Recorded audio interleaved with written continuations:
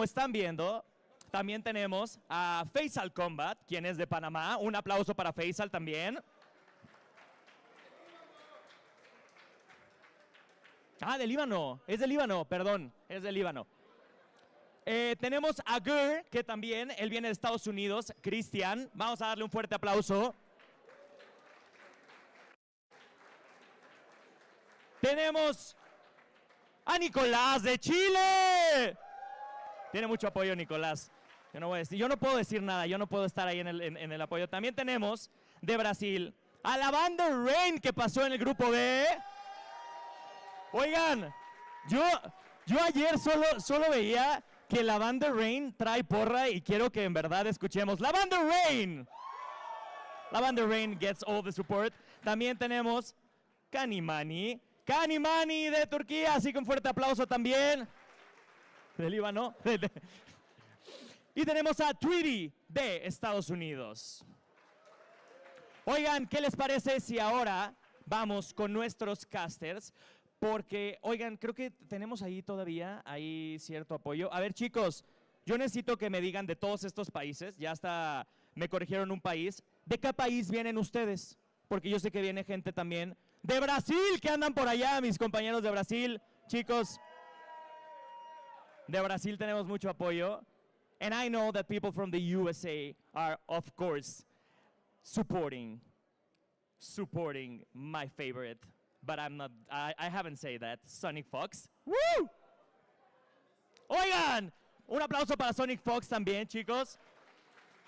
And now we're going to go for the casters. Vamos con sus casters. Y los dejo. I leave you with the USA casters and the English casters, which are going to be Ketchup and Mustard. We are on the other side. Pero los dejo con mis queridísimas Lady, Ishel y Haseo. Así que, amigos, nos vemos en un ratito para entregar este gran trofeo. Ahora nos vemos. Muchísimas gracias. Y grandes palabras, déjame decirte. Palabras, sí. Todos los detalles que da, claro que sí, del trofeo, los pensamientos de Ed Boon, qué sucede con los jugadores. Me duele que alguien pierda, pero es que sí nos va a doler, Lady Excel. No solo podemos tener un ganador. Nos va a doler absolutamente. Efectivamente, acá hay gente que tiene a sus favoritos, evidentemente. Claro. Pero también nos pasa a nosotros que hemos estado durante 9 meses acompañando a estos pro players. Sí. Hemos visto toda la carrera, todo lo que han sufrido por conseguir sus clasificaciones y Wow. no puedes no empatizar al final con la mayoría de ellos. Ayer veíamos, por ejemplo, a Chuleta junto a Nico y se nos partía el corazón. Ayer, por ejemplo, en Chile le tenemos un montón de cariño por todo el esfuerzo que puso para poder clasificar. Entonces, de verdad, en estos momentos nos gustaría que todos fueran ganadores, pero sabemos que esto es la competencia, señores. Esta es la diferencia entre competir y jugar, y acá se va a definir al mejor jugador de Mortal Kombat del mundo y solamente puede ser uno. Perfectamente lo ha dicho Lady Ixel. Ustedes ya lo vieron, todo lo que han tenido que trabajar estos grandes jugadores solo para llegar a este punto. Así que por favor, no se vayan a ir, quédense con nosotros, chicos. No se pueden perder ninguna de las peleas. Apoyen a su jugador favorito y también todos los que se encuentran dentro del público. Gracias por acompañarnos. Espero que sí puedan ver hasta el último punto. Nos tienen que acompañar todo el día porque esto va a estar épico. Estamos comenzando, ya se está preparando la primera pelea que... Oye, primera pelea que nos está esperando. Primera pelea que nos está esperando. It's going to be one hell of an upset. And it's so strange to describe that as an upset with the caliber of players that we have. But we're looking at the fact that, esta es una pelea icónica. Esto se ha dado en finales de there must be. I see the SEO. laughing here. If there's no headphones on Sonic Fox's head, this is probably not a real match. Otros But eventos. it's more the Y fact acá, that I can see Geras. abriendo I'm el not todo seeing 8, Scorpion comienza Fox use Geras here. Who knows? Maybe he's onto something. Sonic A player Fox. of many Vamos con different estos characters. señores. And when the chips are down, it comes down to, again, Antes del Baron Check, ya sabes, una mini pausita. Ya sabes, probando los tibacs. Esa mística danza del arriba abajo es para decirnos, creo que ya están listos mis botones, así que no te preocupes. Es el movimiento clave, el movimiento clave. Eso me encanta porque ve las sonrisas en los jugadores. Es que a pesar de ser una competencia, todo lo que tú quieras, lo están disfrutando, lo están viviendo gracias a Final Kombat. Así que estamos a punto de arrancar. Sonic Fox, versus Scorpion Prox. Contrincantes más no enemigos se llama esto. Hay mucha camaradería entre ellos. Se comparten muchas techas, les gusta mucho jugar juntos y sabemos que lo disfrutan mucho y que lo dan absolutamente todo. Esto está comenzando, gente. Compártanlo en todas sus redes. Esto inicia en estos momentos. Tenemos transmisión para todos ustedes a través de las pantallas de Warner Play Latino y para HBO Max para todo el mundo. Vamos a iniciar con esto. Let's go, Jaseo.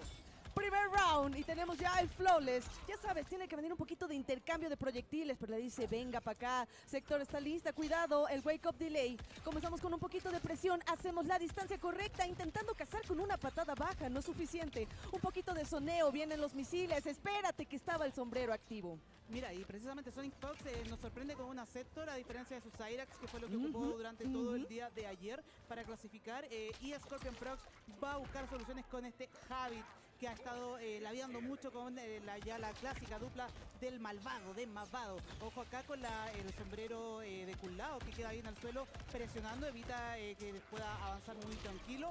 Uy, breakeo bastante temprano por parte de Scorpion Prox, no quiere coger daño, ya no le quedan barras para poder escapar. Cualquier entrada de Sonic Fox podría hacer daño asegurado y ahí la tenemos, Jaseo. Esto va a doler. Teníamos que tomar una decisión y esta fue la correcta. Mira nada más el daño y una vez más nos estrellamos en el sombrero. Hay un punish, no podemos capitalizar. Vamos a intentar cazar a Sector, ya sabes, escapa perfectamente. 1, 2, 3, cambio de lado y con eso ya Sonic Fox se lleva el primer round. Sonic Fox poniendo el primer punto en su marcador, señores, con este primer round.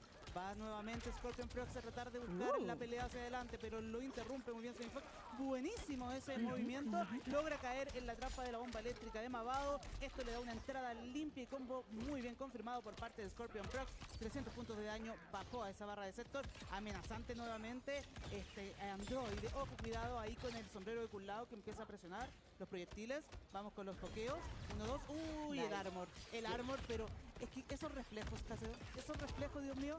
Claro que sí, y ni se diga ese trade. Ambos saliendo, volando, un Flawless. Sí podemos intentar sacar una entrada, una patada baja, comienzan los misilazos.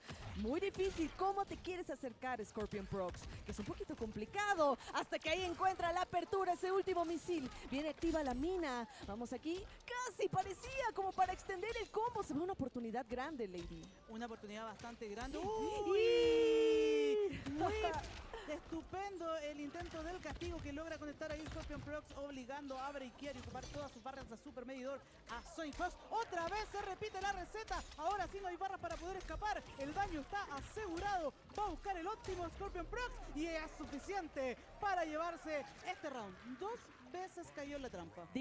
Digno, obviamente, de aquí de Final Kombat. Así que vámonos para Final Round, la armadura. No podemos sacar de su posición a Havik, pero pues sí, podemos intentar confirmar aquí un poquito de daño, trabajándolo. El round start, muy importante. Algo de punish, sí señor, intentando hacer los checks, quítate de encima. Pero vamos con un agarre, muy bien, gracias Mavado. Pero estamos contra pared, cuidado, a ver si podíamos sacar algo en el aire, cambiarnos de lado, esperar un error de Scorpion, pero un poquito de presión y venga el agarre. Venga el agarre por parte de Kulao. Ojo acá con el sombrero también que molesta mucho. Evita que se pueda acercar, pero con Mavado resolvemos ese problema por parte de Scorpion Prox. Había entrado bastante bien, obligado a breakear ahí Sonic Fox. ¡Uy, señores! Esto podría ser todo. Vamos a ver la confirmación de parte de Scorpion Prox. Y ahí está. Tremendo. Punto, entonces para Scorpion Prox, que está on point hoy día. Pero espérate, vamos mucho, a calmarnos, mi querida Lady. ¿Sabes por qué? Apenas es el primer match. Así que con calma, hay que respirar y efectivamente ya tenemos el cambio. Tú lo señalaste. ¿Qué pasaba aquí con Sector? Pues ya queremos a Cyrax, ¿no? Esto es un FT3, hay espacio para poder hacer este tipo de ajustes. Creo que es la ronda correcta para hacerlo. Y Fox va nuevamente a su Cyrax, que le ha dado tantos trofeos en esta temporada de Pro Competition, tantas clasificaciones, así que va a asegurar en estos momentos el round, tratando de asegurar el round con este cambio de personaje. Vamos a ver si esa puede ser la fórmula ganadora. Necesitamos una victoria, vamos a trabajarla. Ahí están las bombas, cuidado, respeta. Poco a poco, haciendo su distancia, Scorpion Prox sabe que no se debe de acercar tan fácil. Cuidado, la neoplasia alta, interrumpiendo en varias ocasiones Sonic Fox solo con una patada baja. Totalmente, estaba tratando de jugar bastante seguro, iba por el agarre. Uy, bueno, ahí el Armor, tu brazazo, señores, 2 veces, porque teníamos barras suficientes.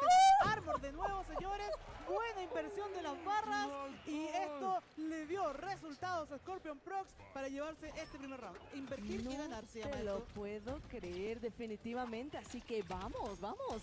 Excelente, leyendo ahí a dónde crees que va Cyrax. Así que eso nos va a permitir una confirmación del brazazo bajo, un cambio de lado y que viene muy bien. Buena paciencia por parte de Sonic Fox. Ahí está, viene la bomba. Quedamos atrapados. Un poco de juggle por aquí, por allá. Que sigue porque ahí está Madame Bo, la botella. Sí está ya, aquí va. Una vez más, el setup.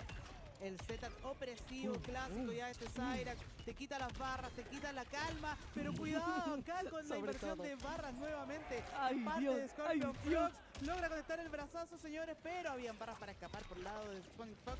Breakeo de inmediato. Entramos con el low, con muy poca vida ambos jugadores. La tensión se siente en el ambiente acá en Pro Competition Ciudad de México. Fatal Blow disponible. Podría entrar con primera Fatal, señores. Sí, acá está. Esto es death. Esto es muerte, señores.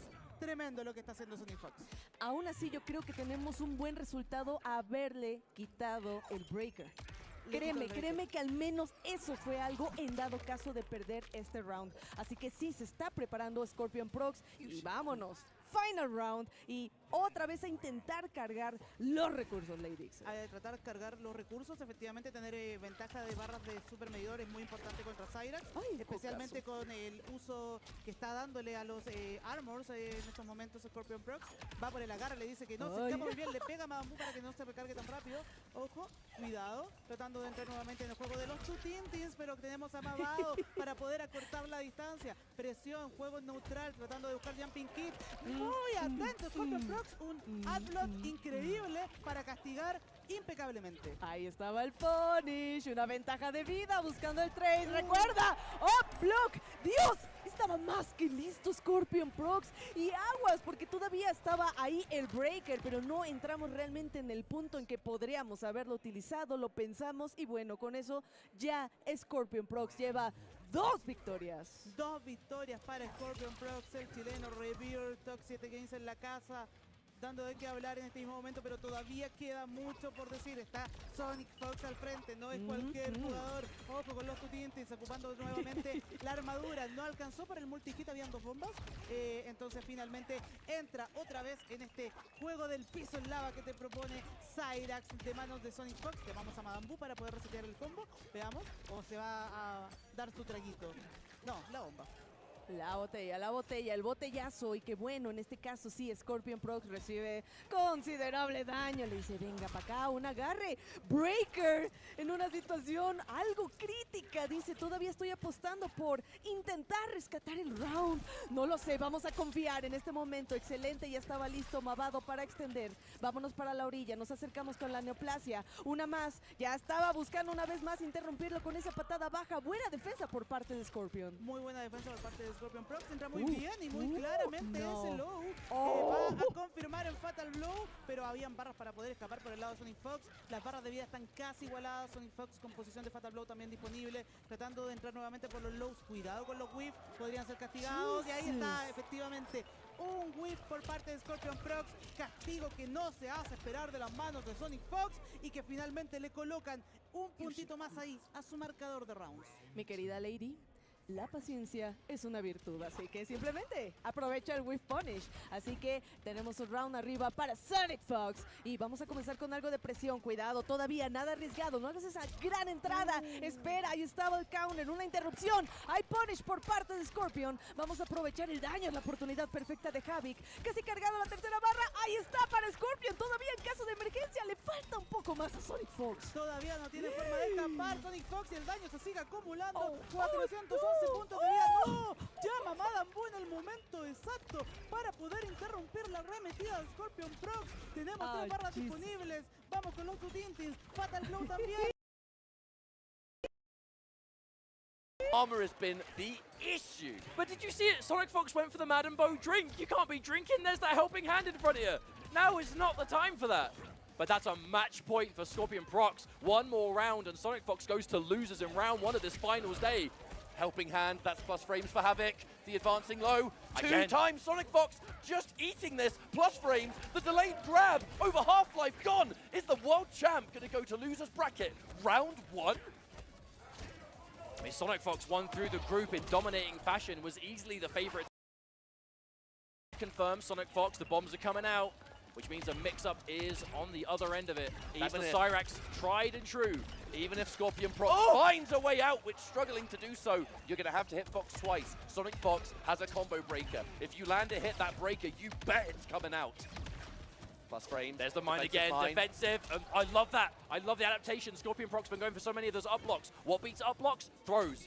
And there it is, the mid confirmed. That's going to be the game for Sonic Fox. There's no way Scorpion Proc builds a break. And there's also no way Sonic Fox is dropping that combo. And just like that, 1 game on the board, 2 more of those, and it will be a reverse sweep. You cannot count out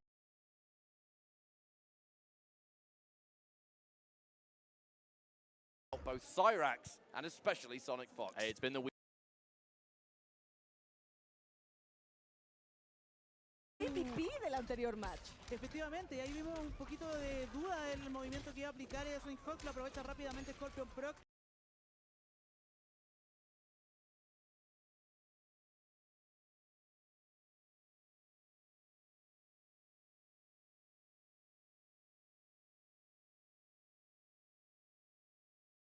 Para poder entrar con un combo de 400 puntos de daño, está buscando los óptimos cada vez que lo...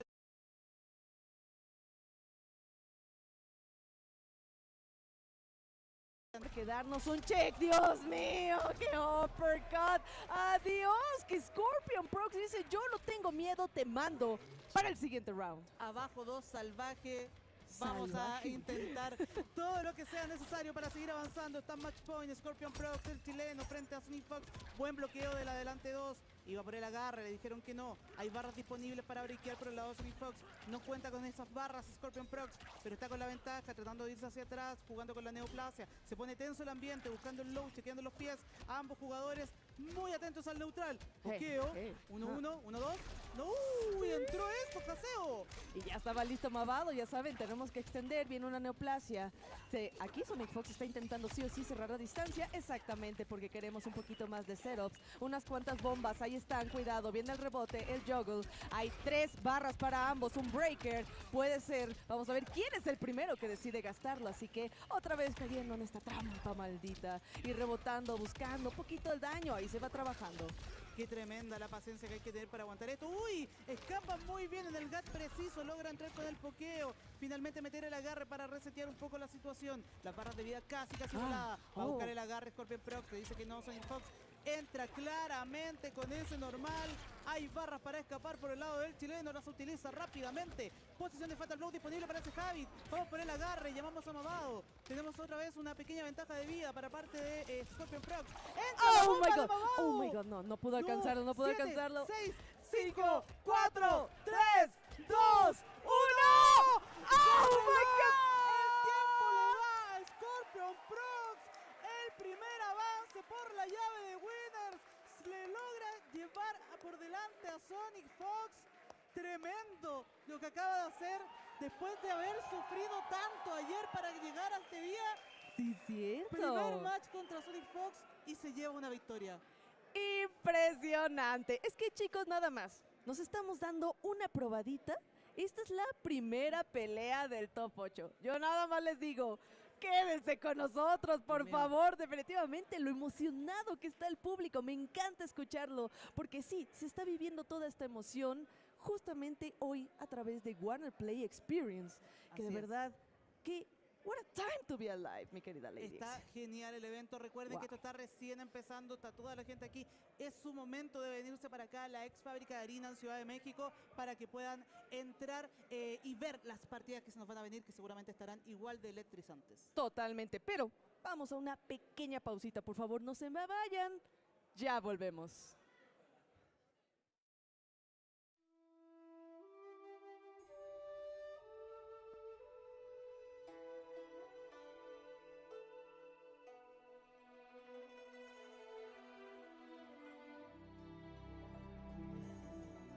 That shit just inspired me to hit the gym even more.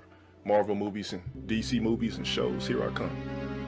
I know you bitch ass niggas will be commenting on my fucking Instagram and all that kind of shit hating. Suck my dick. You niggas gotta research. You niggas gotta research me in the first place to come comment on my shit. Suck my motherfucking goddamn virtual cock. And let the motherfucking Matrix net dribble all over your fucking lips. Bitch ass clowns, get off my fucking dick.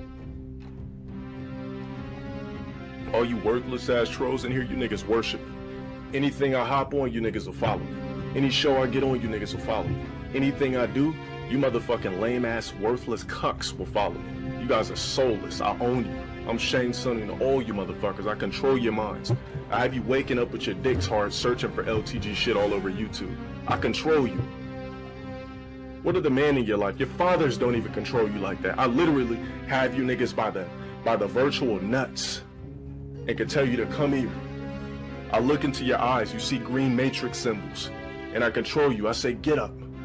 Research LTG shit. Google it, search for me. Make your day, because I control you. Your whole mind is wrapped around the aura and soul of me. You can't even function unless you're thinking about me. Anybody that comes in my streams and trolls, I own you. I control your well-being. You are nothing but a worthless peon that's taking up time slots for people that really belong to you. You don't even deserve the air you breathe. I control you. I tell you to bend over, you'll tell me how far. Because I'm going to stick this virtual dick all the way up your ass, twist it, spin it around, till you bust a virtual matrix nut, motherfucker. Cucks.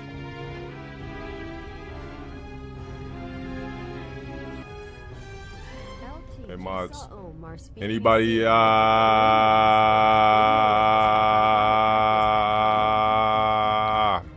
anybody thinking that troll shit is funny, we just gonna ban you. Thank you. I work at McDonald's. Shut your ass up, nigga. Shut your ass up, you ass nigga. Shut your ass up. Fucking ass obsessed, nigga. Shut your ass up. You guys know I can turn that shit off, right? I don't have to have the alert box on. Shut the fuck up. Damn, this nigga's obsessed with me. Shut your ass up, bitch. Yourself, nigga. Shut the fuck up. Your text message threads, if it's a bitch you're trying to figure out, you don't know if she's into you, send me the threads. What's up, Dale? Elena wanted me to tell you that she cried tears of joy. Shut your ass up, gay ass nigga. Stop with the gay shit, cuck. Stop with the gay shit, nigga. Stop with the gay shit. Stop with the gay shit. Stop with the gay shit. Stop with the gay shit. Stop with the gay shit. Stop with the gay shit. Stop with the gay shit. Stop with the gay shit. Gay ass nigga. Now, let's take a closer look at the two men involved in the main event of the evening. I'm really getting sick of you simply seeing women through their books and encouraging them. Shut your bitch ass up. Shut your punk ass up. Shut your bitch ass up, punk ass nigga. Shut the fuck up, bitch. Shut your punk ass up, pussy. Shut your bum broke ass up. Shut your pussy ass up, bum. I don't even hear what the fuck you said. Suck a dick, nigga. We'll block your fucking punk ass donation.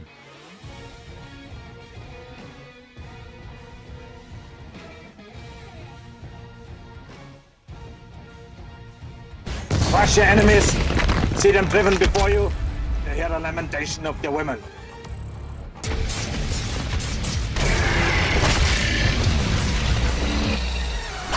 My eyes have been opened. Let me help you to see, Slayer.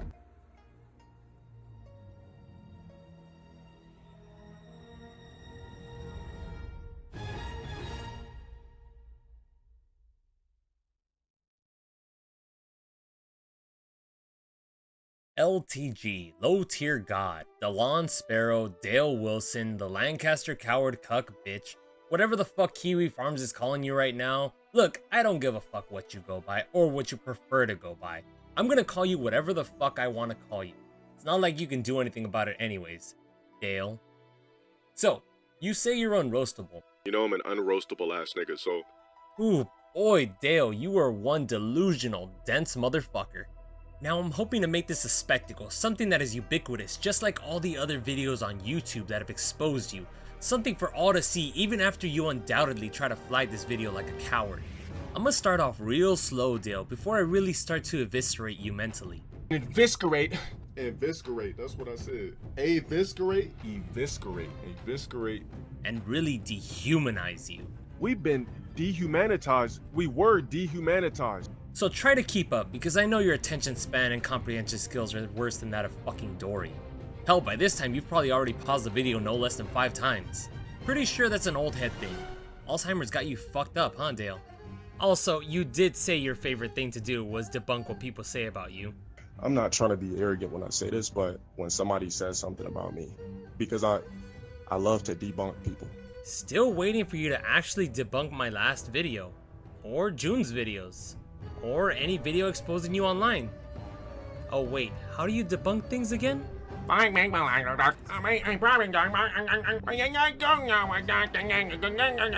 Spoken like a true scholar, right? Alright, let's get this out of the way early.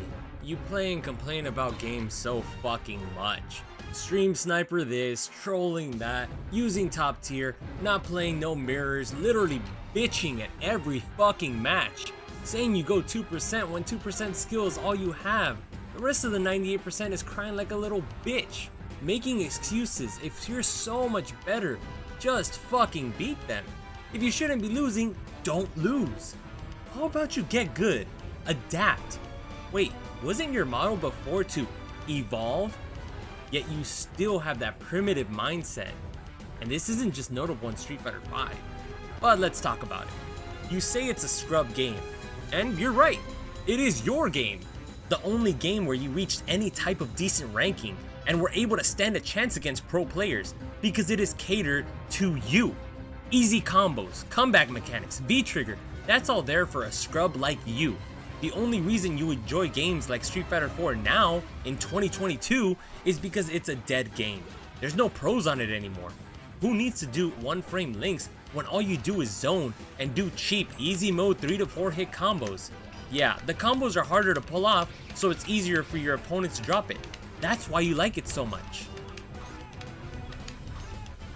Hold on, I'm getting ahead of myself. What's all this about? You will never see me rage in Street Fighter V because it's an actual fighting game. When I played Street Fighter V for those weeks that the beta was up and shit, it felt like a breath of fresh air because I got grabbed and I got right back up. I got swept and I got right back up. This game, I'm always in fear of blocking. Seems like you love hating on a game when it's popular, and you're just gonna regurgitate the same old shit when Street Fighter 6 drops. It's the same old fucking shit! God damn! Then we get to Fightcade. My god, see what happens when you play a real fighting game? You get fucking washed in Third Strike. It's too real for you, dude. Take your bitch ass back to Street Fighter V, scrub.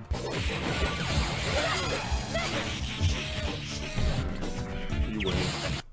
Better yet, you'll probably just go use more cheats on single player games to make yourself feel better. You know you lack skill, that's why you had to cheat in games like Elden Ring, because you can't beat games legitimately.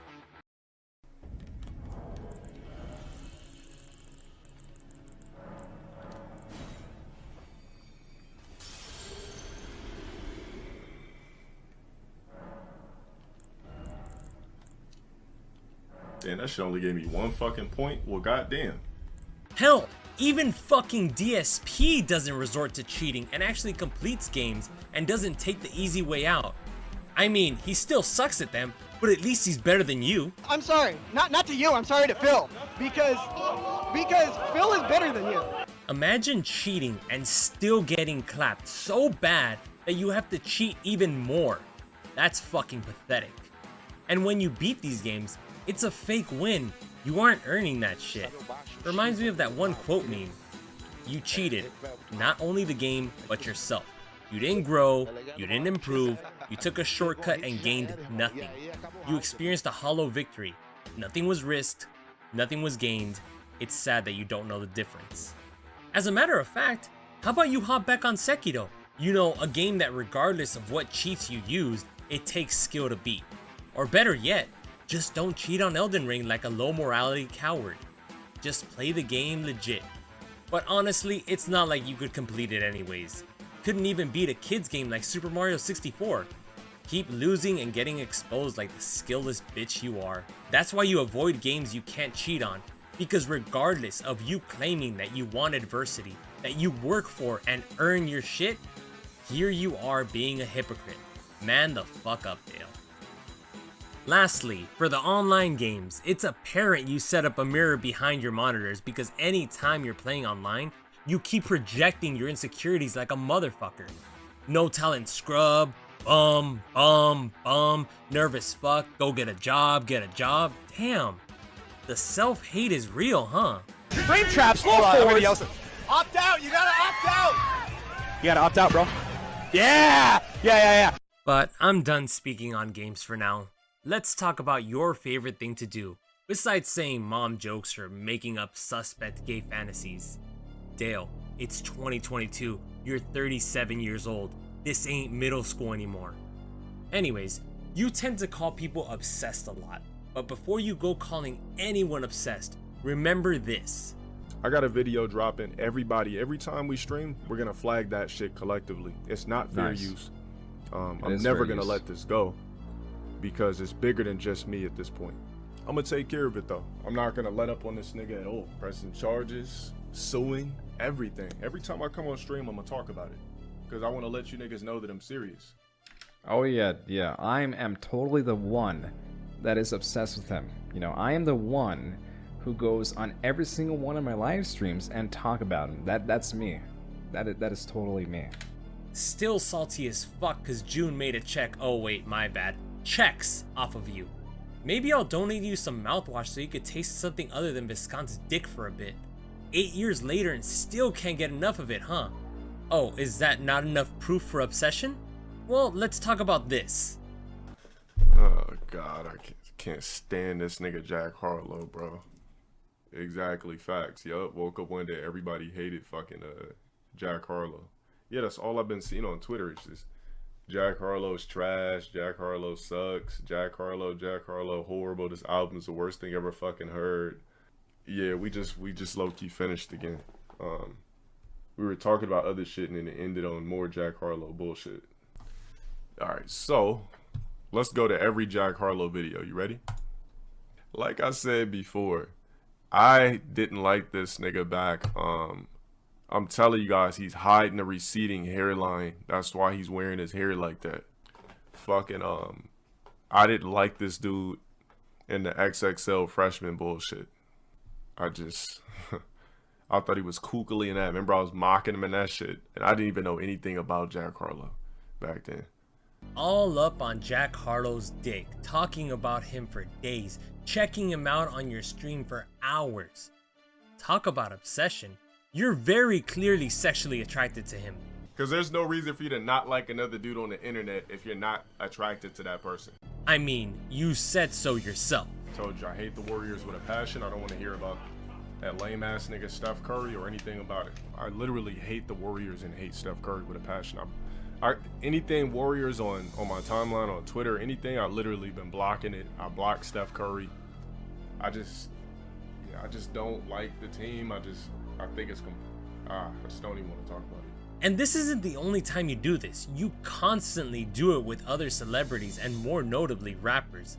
But I think I've proven my point. So as a public figure, you want people to follow you on all socials: Instagram, YouTube, Twitch, your 4th Twitter account after getting banned 3 times. Really seeking that false validation, huh?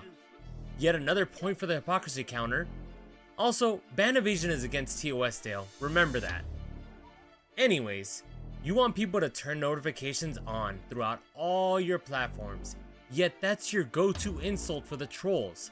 That they got notifications on, following you everywhere, just waiting. You're only making fun of your obsessed brain-dead fans that constantly dick ride.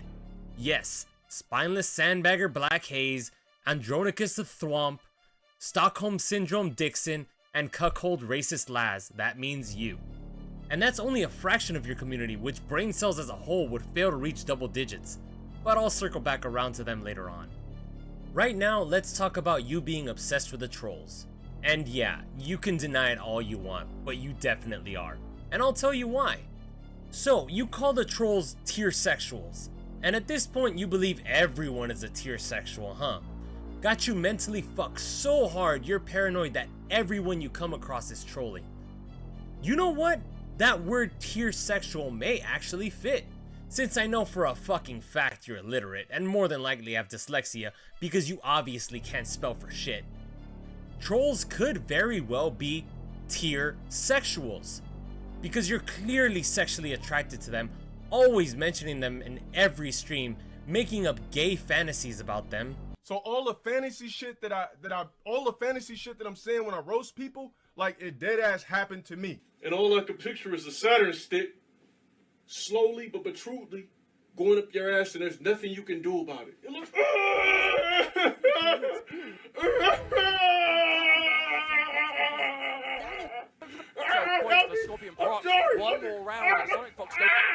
And they make you tear up as they tear up your mentality. I mean, I know they live rent-free in your head. That's why you have sub mode on constantly and cry behind that cam 30. What happened to mentally untouchable? And you private your Twitter every time you get ratioed or when you get your feelings hurt, or hell, just being called out makes you run and hide. Now, to be fair, I did private my IG when you doxed me, but you gotta remember, I didn't have a platform before, especially not one with an army of brain-dead cucks like you do. But you know what's worse? Now that I do have a platform to fight back on, you try to silence me and every other channel by false flagging videos for exposing what a toxic bitch you are. Now, you do realize you are only famous because of the trolls, right? The troll community is the only reason you are known at all. Look, the people you are after are the people you depend on. Do not fuck with us. You're not an entertainer, you're a clown, a fucking circus act. And you'll never be like Etika. He was actually entertaining and would play parts that were necessary and own that shit. But you're just a laughingstock, a fucking failure. All that pride, yet you literally have nothing to be prideful about. More importantly, Etika was a beloved content creator that was always upbeat and wouldn't berate his viewers or fan base, or tell someone to kill themselves, especially if someone he looked up to had taken his own life. Dale, you are by far one of the biggest hypocrites with the platform. It was you that called other YouTubers expert clout chasers. Something like about your career as a professional clout chaser. Because to me, that's exactly what the nigga is. He's a professional clout chaser. This nigga dead ass will just steal popular people's videos, run ads over it, and talk about it. You don't have no talent, don't nobody know who the fuck you are, and it's crazy because this nigga has a solidified fan base. Like a solidified fan base for a nigga that literally just steals people's shit. A couple things here. A very large portion of low-tier God's content is talking about people who are way bigger than him as well as viral clips. Yet here you are making topic videos. How very fucking original. Still barely hitting 10 to 15k average views though. Guess those subbots to get you to 100k didn't do much for you, huh? You are the only person that I know of that constantly speaks in all caps. And I don't mean because you're always yelling. I mean because you're always fucking lying. Speaking on topics and giving your expert opinion on shit you have no business speaking on. Your method of analyzing any given situation is half-assed. Coupled with illiterate reading, with little to no research done, you couldn't even do a quick search to see what Kevin Samuels' correct age was before making your video to leech off of his passing. 57 years old, Dale. Took me 5 fucking seconds. Do I consider you an expert clout chaser? Fuck no. Bottom of the barrel lazy fuck clout chasing and unoriginal ideas sounds more like it. Dale, you are so stuck in your own simulation, you can't see that you're just a knockoff, blue-pilled, EBT, MJ Get Right. And you tried shitting on red pill channels when you literally regurgitate the same shit they say. Again, such a fucking hypocrite. You also challenged KSI to a sparring match. Extreme desperation for a piece of clout. You are so fucking delusional to think that a YouTube celebrity with 23 million plus subscribers would ever give you the time of day. You found it so funny that he reacted to your rage videos, yet when a smaller YouTuber does it, you try to berate him. Imagine if the roles were reversed. You would be all up on this guy's dick trying to clout chase, and you'd berate KSI. The fuck you setting up this shit? This nigga got his whole setup to talk about me. All right, Spook, let's hear it. Everybody that's not black, this is the prime definition of a worthless nigga in society, a worthless nigga in America. When you hear about these cop stories, if it's one of these niggas, don't feel sorry. He wasn't doing shit anyway. Take the bonnet off, nigga. Fuck you. I don't give a fuck if you think I'm funny or not, monkey. And in reality, why even challenge people to a fight? Look back at all the people you ducked already. Stop thinking you're tough and threatening people you think you could beat in a fight. You know, guys like Viscount and June. You're not a man. You're a certified bitch. And before you tell me to pull up again, remember, you're the one that said you'd pull up to deliver mail. I'm still here. Where's my mail, bitch? Now, before you Dale sexuals start pulling up to the comment section and mindlessly try to defend this broke, simp, racist, closeted, homophobic, transphobic, bitch-made coward, I want you to know this. He does not care about you, only your money. And I'm gonna just let you niggas know, I see the people that refuse to resub on Twitch, but will be in this stream with $1 pledge. I see you bitch ass niggas. Just know that. So if you randomly end up banned in my Twitch chat, you know why. If this is what you're doing with your spare time, and you're black, and if you're watching my stream, you should be ashamed of your motherfucking self. Like, there's gotta be something else you could do with your life. Yeah, like this is ridiculous. I only interact with people because I'm gonna have to. He has not changed. That's all fake because the day before he got his Twitch back, he doxed Trevor and myself for the 3rd time. Trolls expose him because he is a shitty person that doesn't deserve a platform. And before you say, you have no life always trolling, who's the one tuning into all of his boring NyQuil ass streams just to get berated? I only occasionally watch troll videos here and there, which are morphed into something that's actually Sir, are you fucking Indian? I entertaining. killed you. I don't have time to waste I'm money killing on you some now, scary sir, people. because you're Indian. As for the stream stats, Sir, I'm killing you because you're I don't see how they're Indian. wasting Sir, time. are you I Indian? see. I'm killing you They're actually a team now. player. I'm They're killing you. enjoying a game Are you Indian? all day long. Because I'm killing you. So much so. Does that it make it's sense? intersexual. Do you understand, sir? You're being killed because you're Indian. By me, of all people. Sir, How long my if you weren't Indian, I wouldn't be killing you. But you're Indian. I'm killing you, so you're Indian. Which, let's be realistic, it's all just a list of people he can't beat in a video game, so he chooses to avoid them. ¿Cómo estás, everybody? Welcome back to Final Kombat 2025. Sorry for the downtime, but we are back and ready to continue with this tournament. We just saw our first match of the day where Sonic Fox was sent to the losers bracket by none other than Scorpion Prox, one of the lethal twins from Chile. 3-0.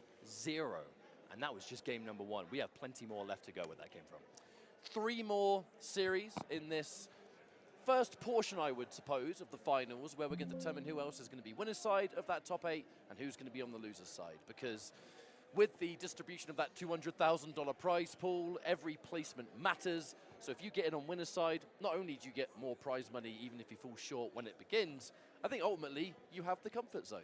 And a comfort zone somewhere like this is irreplaceable, especially if you manage to make it all the way into grand finals, where you have less work to do than your opponent does. And that's the name of the game. You know, we are trying to crown a true, like, just unquestionable world champion in the world of Mortal Kombat 1. For those of you who just joined us during the downtime, welcome. This is Final Kombat 2025, the World Championships for Mortal Kombat 1 in competitive. We are here at Mexico City for the first time ever with, I mean, a World Finals event of this caliber where we have whittled down the countless players who entered events throughout the world, whether it was online, whether it was one of our major events in person, down to 20 for the groups this weekend, and now down to 8. So, still plenty to play for. $200,000 on the line, and the title of world's greatest Mortal Kombat player hanging in the balance. So, with the other players we've got ready to see today, are there any highlights that you are particularly looking forward to seeing? This isn't just because I'm EMEA. Genuinely, I'm excited to see two players in particular, Kanamani and Faisal. That's definitely biased, but I am also biased, so I agree.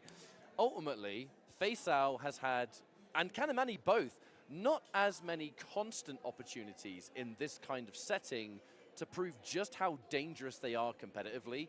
Kanamani in particular is the undisputed #1 European player right now. Kanamani is yet to fight Sonic Fox, but Sonic Fox has been sent to the losers bracket of this top 8. If Kanamani makes it through on winners, we might not even see that matchup still. But it's a nice blend of players, right? And then from the North American side of things, we have man like Tweedy. Yeah, we have Gurr, we have Tweedy. On one end, you've got Gurr, who basically traveled to like every single offline event he could go the world over. You know, we're talking almost 10 international trips this man took across Europe, Latin America, obviously his North American tournaments as well, and managed to qualify in the end. And on the other side, Tweedy. You know, Tweedy, who went to not a single offline event, just won the online regional finals, and with a single tournament was able to make it. Although, speaking of Gurr, that is going to be the next player. Actually, quite appropriately, it's two players we were just talking about. Final Kombat, our resident Shang Tsung and T1000 player, and particularly the Shang Tsung was doing a lot of work in groups. Faisal dominated his group yesterday to make it out. Completely undefeated in Group D, taking amazing wins over some of the very best international players, and was able to qualify for finals day. Gurr as well just played out of his mind. Was in Group A. You know, Gurr was the first player to play of the day. Faisal had to wait until the end, and both of them still managed to make it work. But really, the story of Gurr in MK1, the Gearus master, the true specialist, just plays this character to a level of success that no one else can seem to replicate. Gearus, very difficult to pilot at a high level. You know, has a lot of interesting utilities. On paper, very strong, but just takes the right mind to piece it all together in a real match. And Gurr, he is a true student of the game when it comes to competitive NRS games. And has just been dedicated from day one to now, and his reward is being here on this world final stage. Although Faisal plays a few characters, one of them is Ghostface. Does seem to bring him out, I guess, more uncommon than the rest of his characters. And for those that are watching that may be unfamiliar with Mortal Kombat 1, yes, that is the Ghostface you think it is. Fully playable. A bit of a demon in this game, to be honest. Oh, very aggressive. So. Really scary. But I'm imagining this is most likely just a button check. Yeah, button check. That's what you want to do. Again, for the new viewers out there, shouts to anyone watching on HBO, watching online, whatever it is. We are live on many different platforms right now. Yeah, a lot of different archetypes to go to. You know, Ghostface, very aggressive, always want to go in. But we are going to button check with just making sure your buttons are working. You can change them around to be the way you want them to be. And you don't want to be in the middle of your match and then find out that your buttons are wrong. You know what I'm saying? Not at this event. Either. Here we go. This is the exact matchup I wanted to see. When was the last time we got to see Shang Tsung versus Gearus at this level? Oh, we're in for a treat. You are really two players that are, at this level of play, considered the greatest with their characters. You're very much looking at the greatest Shang versus the greatest Gearus, and let's see what this series has in store for us. Immediately, understanding that the Motaro Reflect is coming out, the ground skull bypasses that. Thing is, though, you're saying two players who are definitely known for being, like, arguably the best with their characters. Oh, the punish! Wow, hang on a minute. That sends a message, you are not allowed to triple skull me in this matchup. But that snap, that time stop, comboing off the fireball, incredible stuff from Gurr. But both of these characters, you know, as to finish my point, very difficult. High execution characters for sure. But with two players like this and put in the time, we'll see it. Ooh, okay. Try to go into old Shang in the air. That is the point of Shang Tsung. He's going to morph between young and old. Hang on a minute. This combo, look at the damage.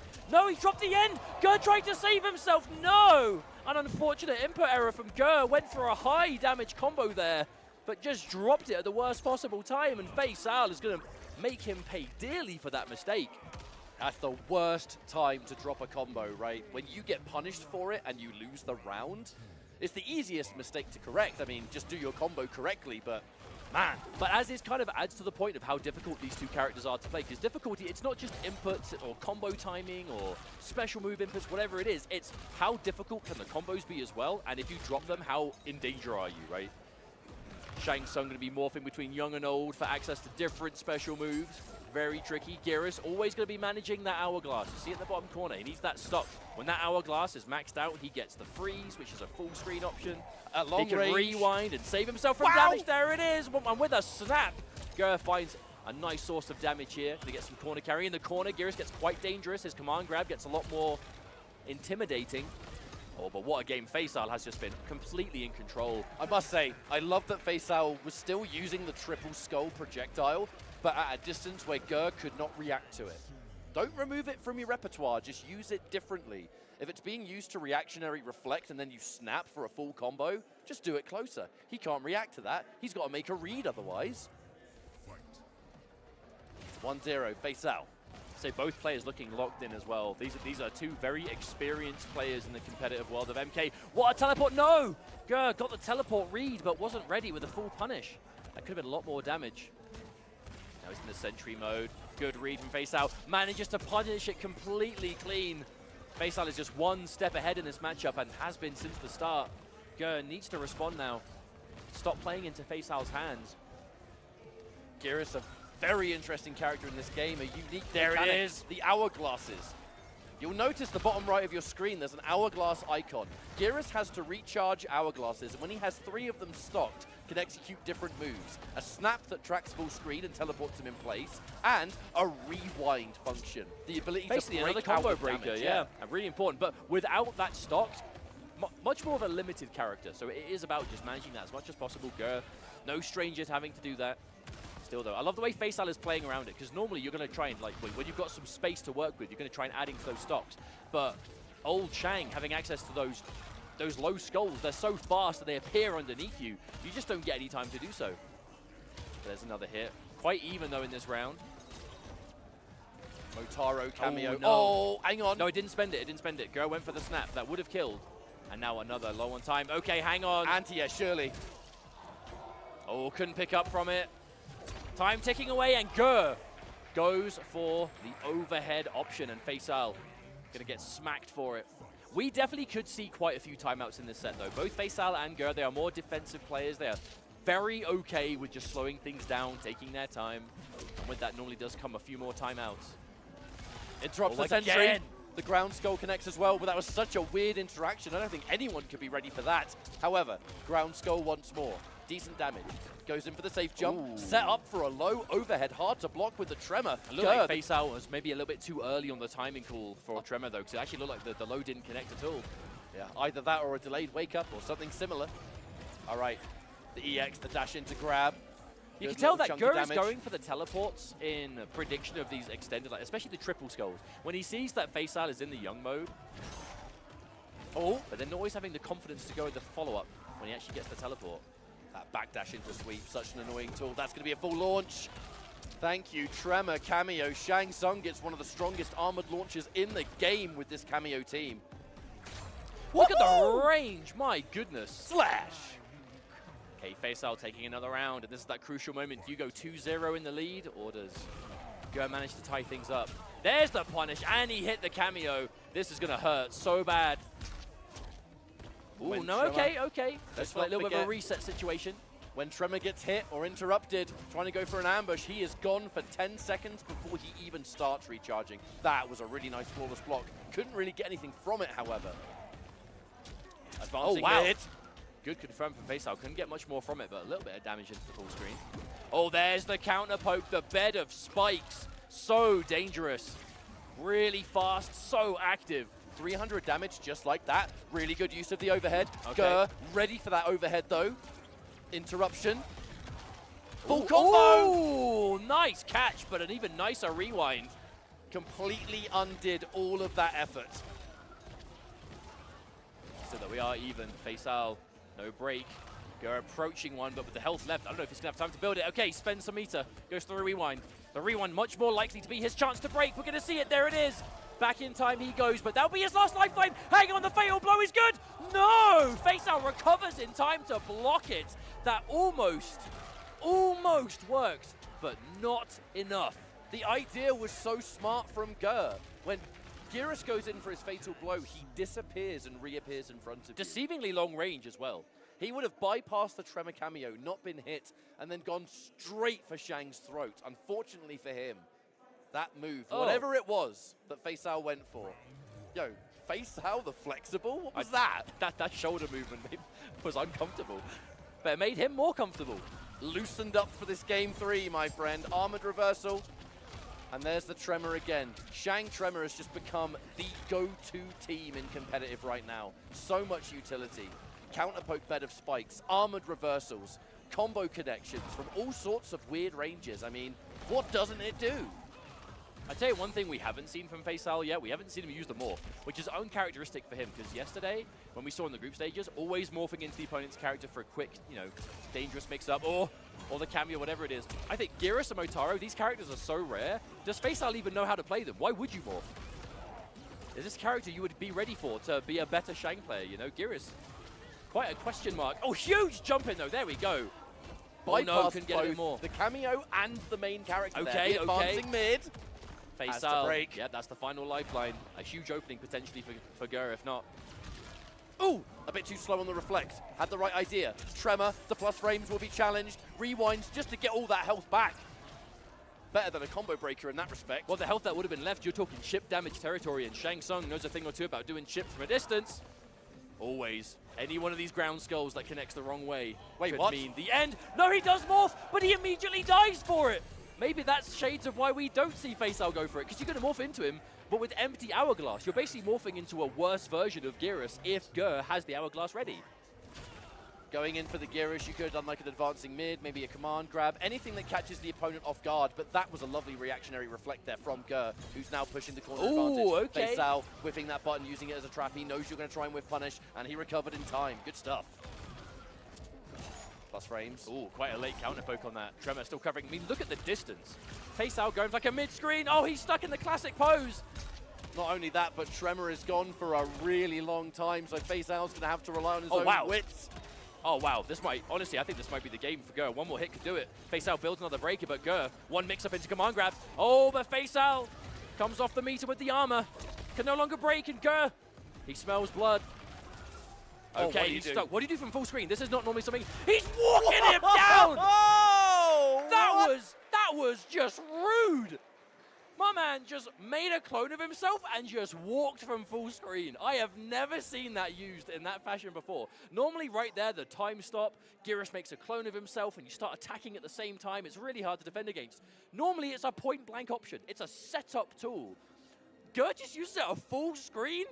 That was absolutely disgusting. But the sign of a true master, because it worked. It worked immediately. Something tells me he's been in that situation before, but wait. Okay, this wait is a minute. Considering how the first two games went, I wouldn't assume that Faisal would change. But Faisal, a very intelligent player. If there is an element of this matchup that he believes will give him the edge for Ghostface instead, then that's what you have. He's up 2-1. He has the safety net. If this doesn't work out, he can always go back to Shang.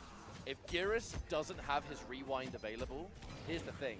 You get hit by Ghostface, and you get mixed, you don't have the opportunity to get the Hourglasses on deck.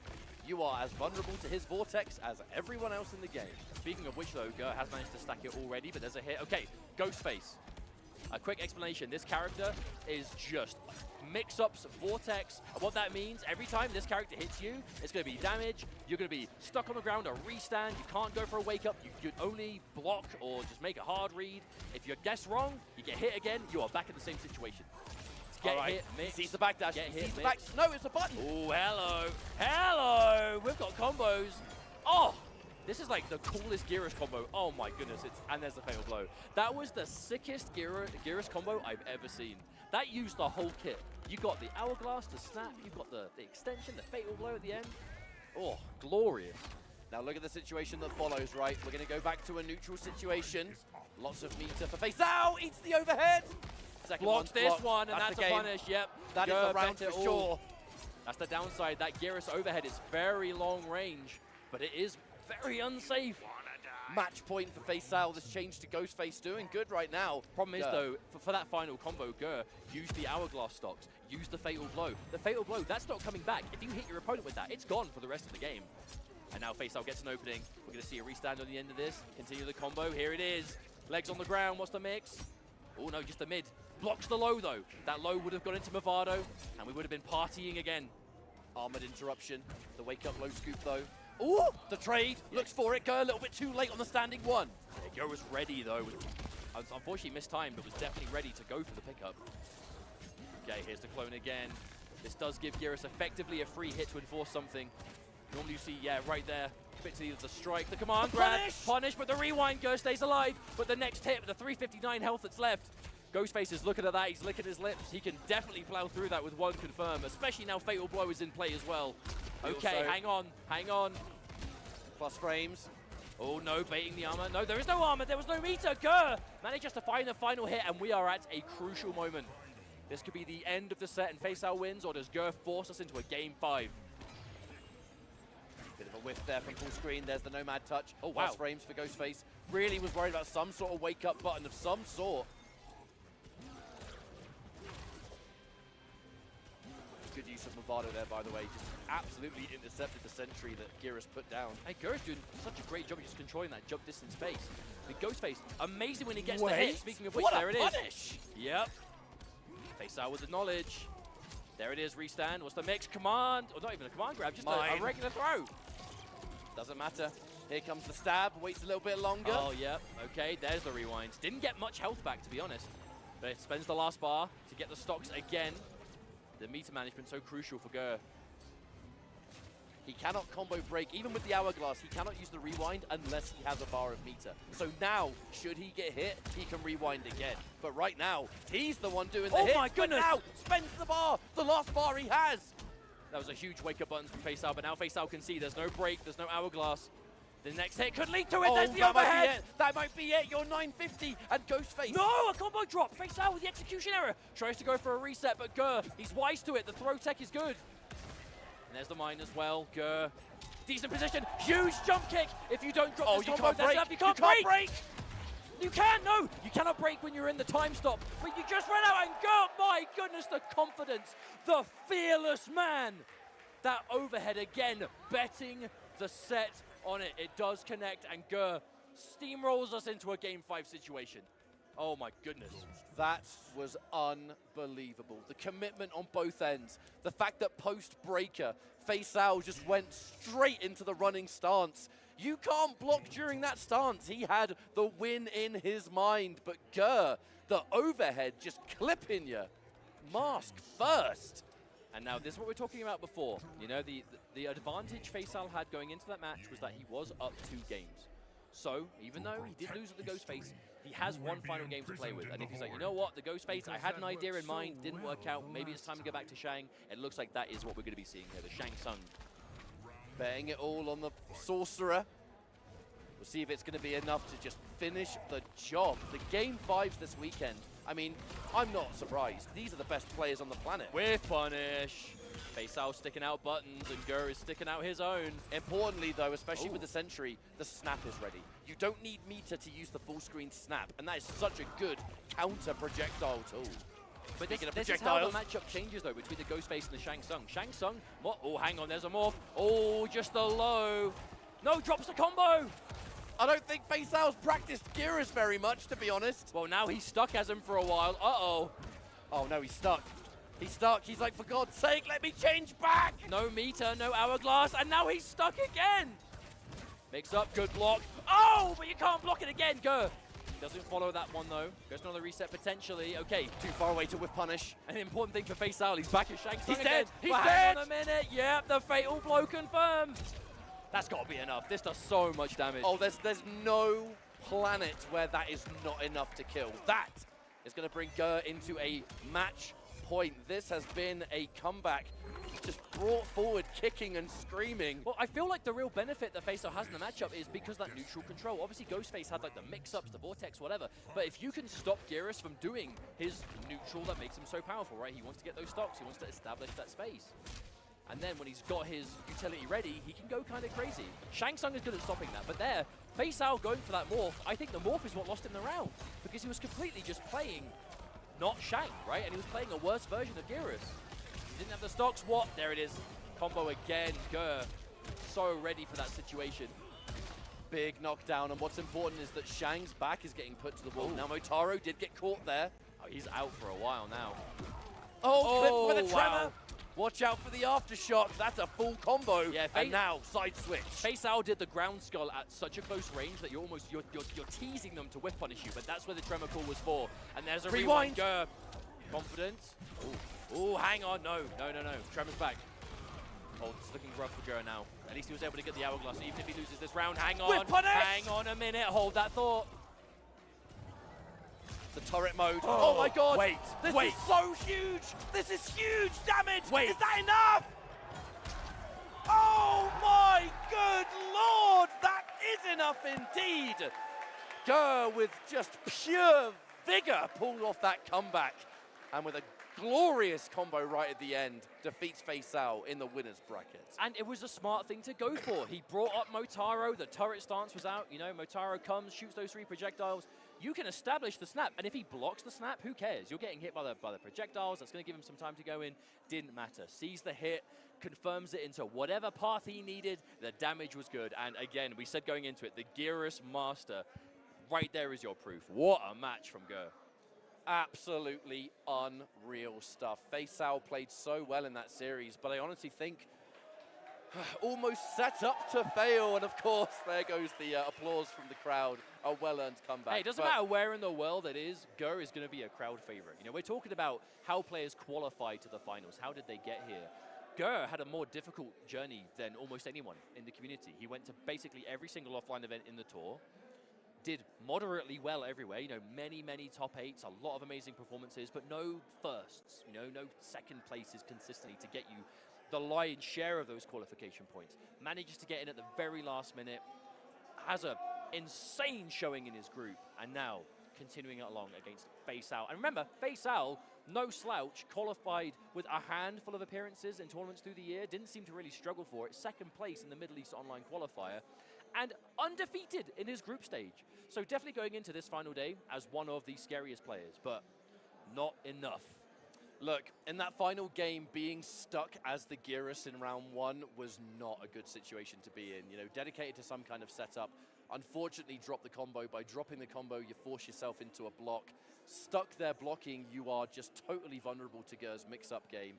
And it's not like Geras Tremor is a particularly common team, if at all. So you put yourself in a rather unoptimal situation, and then Gur, I mean, cannot deny the man's clutch factor, has consistently had that on deck for 2 years, and now we'll be going into our next matchup in this winner's side of this 8-player finals. Now, it's, if I'm not mistaken, Lavender Rain versus Nicolas. I cannot wait to see how this one goes. I think it is, yeah, but we'll find it momentarily. Oh, it is exactly that. You are correct.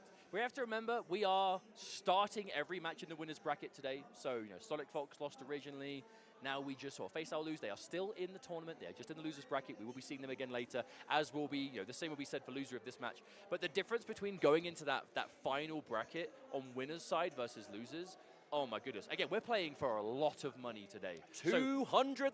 Yeah. But so look at it this way. If you make winner's side of the final bracket, that's minimum 5th place. You can't do worse than 5th. If you get winner's finals, that's minimum 3rd, right? And that's where we're talking big chunks of that money. But if we're talking impressive players, especially the group stage, I mean, both of these, right? Lavender Rain, Nicolas. Nicolas, I feel like, doesn't get anywhere near enough credit.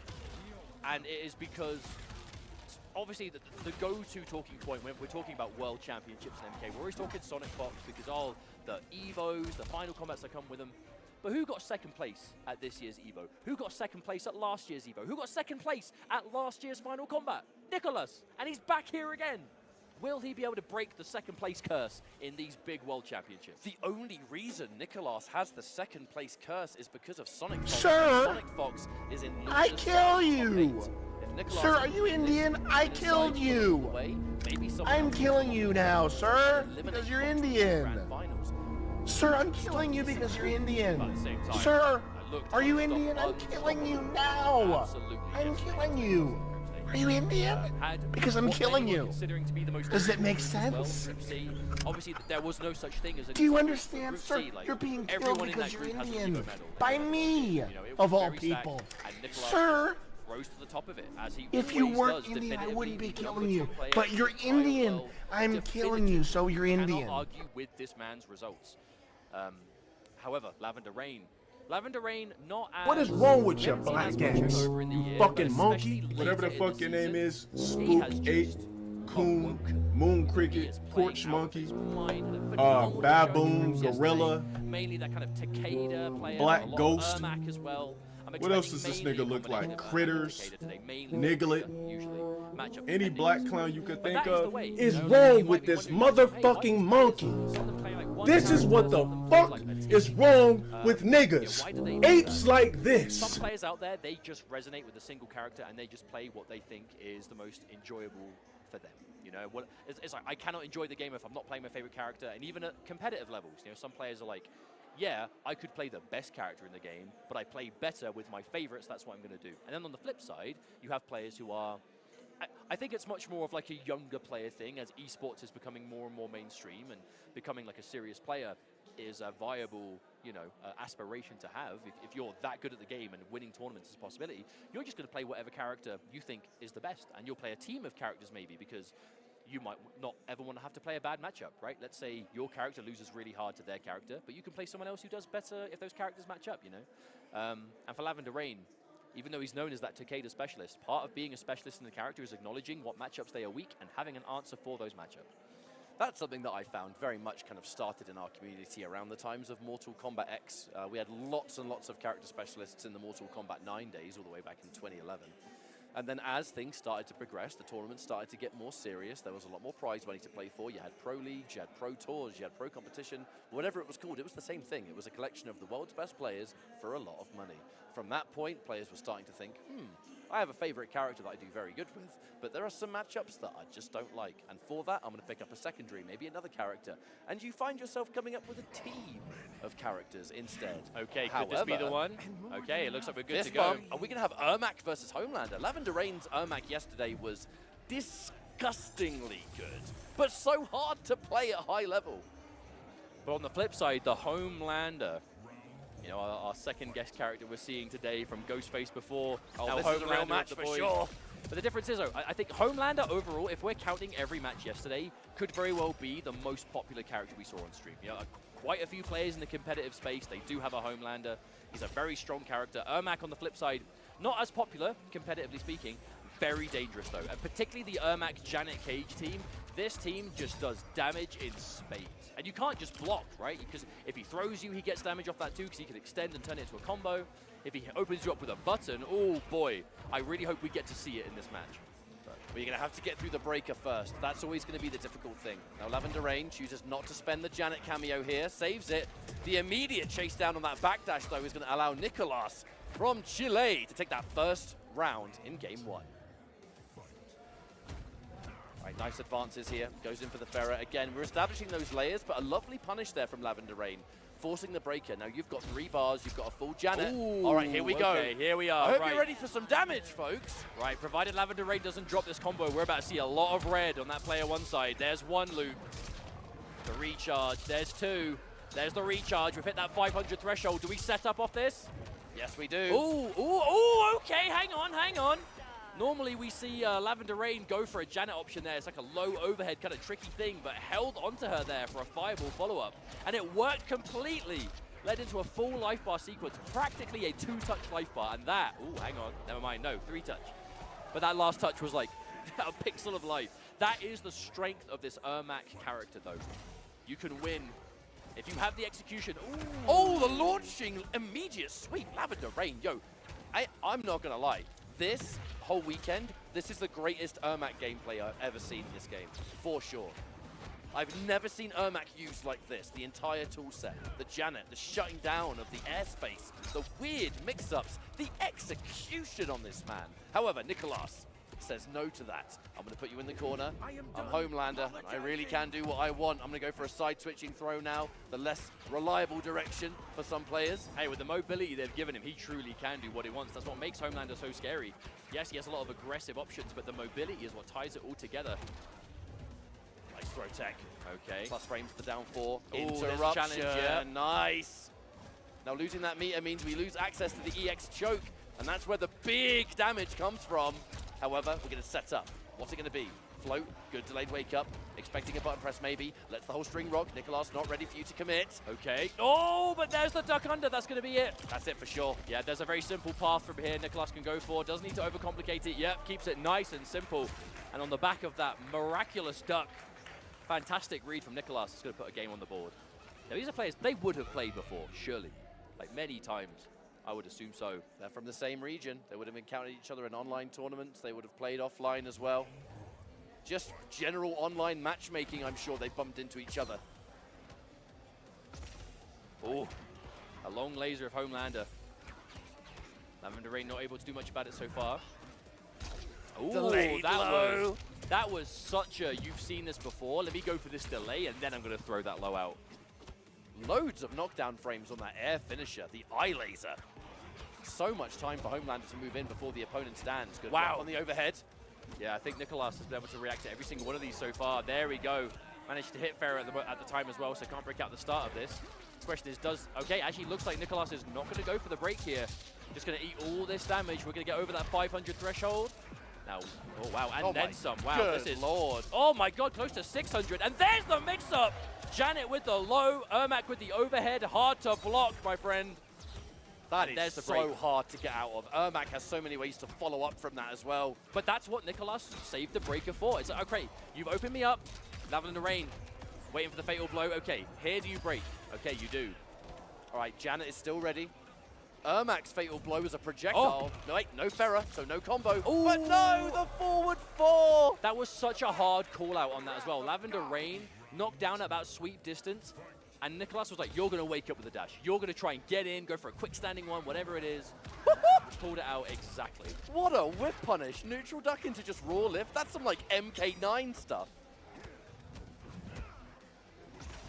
Oh, that's adding too. It's got great range, but it is a high.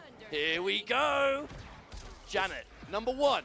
So by the end of this, we will see the breaker built. So should Lavender Rain go for reset again, Nicolas will have the same situation as last time, be able to break out the follow-up. But that's if he goes for reset. He can always cash out for damage. He is going to, okay. Oh! So not only does Lavender Rain have the setup, you can still use Janet to cover if they block it. That's actually so disgusting. I mean, you've already done 500 damage. That's half their life. Speaking of damage. Homelander in the corner. Okay, Lavender Rain will approach a break by the end. Never mind! Spends a bar on the armor. Goes to that reversal, extends a little bit. And now Nicolas in a bad spot. Okay, good blocks. Okay, reversal grab. This combo's not going to kill, but the situation afterwards is going to be dire for Lavender Rain. You may not even have time to build a breaker. Lovely tech. Okay, yep, covering all the screen at once. Again, using both Janets on the same thing, but Nicolas is not biting. Good duck on that grab. And the clutch from Lavender Rain. Not only a clutch duck, but going for the guaranteed throw punish to side switch. Such an important round. Are you going to make it 1-1, or is Nicolas going to take things 2-0? We saw a little damage. Saw an enhanced cancel there from Lavender Rain that does recover a little bit faster. I've seen that Nicolas is not really going to interrupt these cancels too much, so just going for a bit more massive jump in. Doesn't have the meter to confirm into the Janet this time, though. Oh, okay, hang on. Different setup. Haven't seen this. Oh, wow. Avoids the whole thing. Wow. Yeah, Lavender's going for something not quite as traditional there. Just a mid-screen puppet mode. Being able to call out the Janet and go for weird mix-ups and stuff, but Nicolas just found the escape. That's it. That combo's done, for sure. Now, Lavender Rain, do you stay as Ermac, or are you going to go to Takeda? Your winner's bracket life depends on it. Okay, we are going to character select. Although we have seen Lavender Rain in the past, we've seen him pull out the Liu Kang, we've seen him pull out Baraka. Plays pretty much Jack's cameo with everything except Ermac. The question is, what's he going to do here? Now he is down 2-0. This is his last opportunity to change. Whoever he chooses now, and it's looking like it's going to be to Takeda, is the character he is locked into for the remainder of the set. But Takeda is the character he's played the most. We were saying in the group stages, but I'll say it again for those of you tuning in just today. Lavender Rain was almost single-handedly responsible for putting Takeda on the map. If we're talking competitive NetherRealm, or competitive Mk1 specifically, sorry, has really been like the Takeda player of this game to watch. And particularly with the Jax team as well, just a terrifying combination. But definitely a hill to climb here. on this comeback against Nicholas. Thing is, this team just does so much damage. And it's not just damage, it's crazy levels of setup. Okay, Lavender Rain. No, a drop. Those openings. Takeda Jack's a particularly high damage team. So you can't really get those drops. But Lavender Rain still able to keep momentum going with it. Didn't expect the ender of the string. The overhead whiffs. All right. An opening now for Nicholas. That will no doubt be a side switch, and of course it will be. Lavender Rain back to the corner. Why is the corner so dangerous if you're defending? Ultimately, you just have less defensive options. You can't move back. You are vulnerable to their offense point blank. It's so good to be aggressive there, but if you get cornered, it's miserable. Quite a few characters actually have a much higher damage combo pass as well in the corner. So usually, you have to break this. We may have seen one of them right there. Homelander definitely one of those characters, and there's the mix-up. Only has to come off. Oh, actually, no, gonna spend the Fatal Blow. You know what? I feel like there may have been a route there that didn't require the Fatal Blow. Oh, you know what? Fatal Blow 1000% guarantees it. Minimal execution required. You have to go for the Fatal Blow in that situation because one thing, Jax, he gives you 100 extra health. Takeda has more health than normal. The Fatal Blow, you know it's going to work. Now, match point for Nicholas. More damage punishes the up block. If you grab an up block, it does deal increased damage. It is counterplay to a really good anti-air system. Energy wave of Jax trying to stay safe. Nice throw. Less predictable throw direction, keeping us mid-screen rather than throwing you towards the corner. Much harder to tech that way. Speaking of throws, here comes another, and here comes Jax. Gotcha! Big knockdown. What's it going to be? Do they wake up? So good at dealing with those safe jumps because it stops the jailing jumping into whatever mix-up they want. It's been so difficult for Lavender Rain to open up Nicholas, though. Especially with this Takeda matchup. There's the low again. Lavender Rain just about to build a break, but is he going to have to do it again? Maybe not on this combo, but the follow-up. Oh, hang on. We're getting tricky. Manages to find the poke, but a throw tech. Man, Nicholas just has so much momentum. Everything is working out.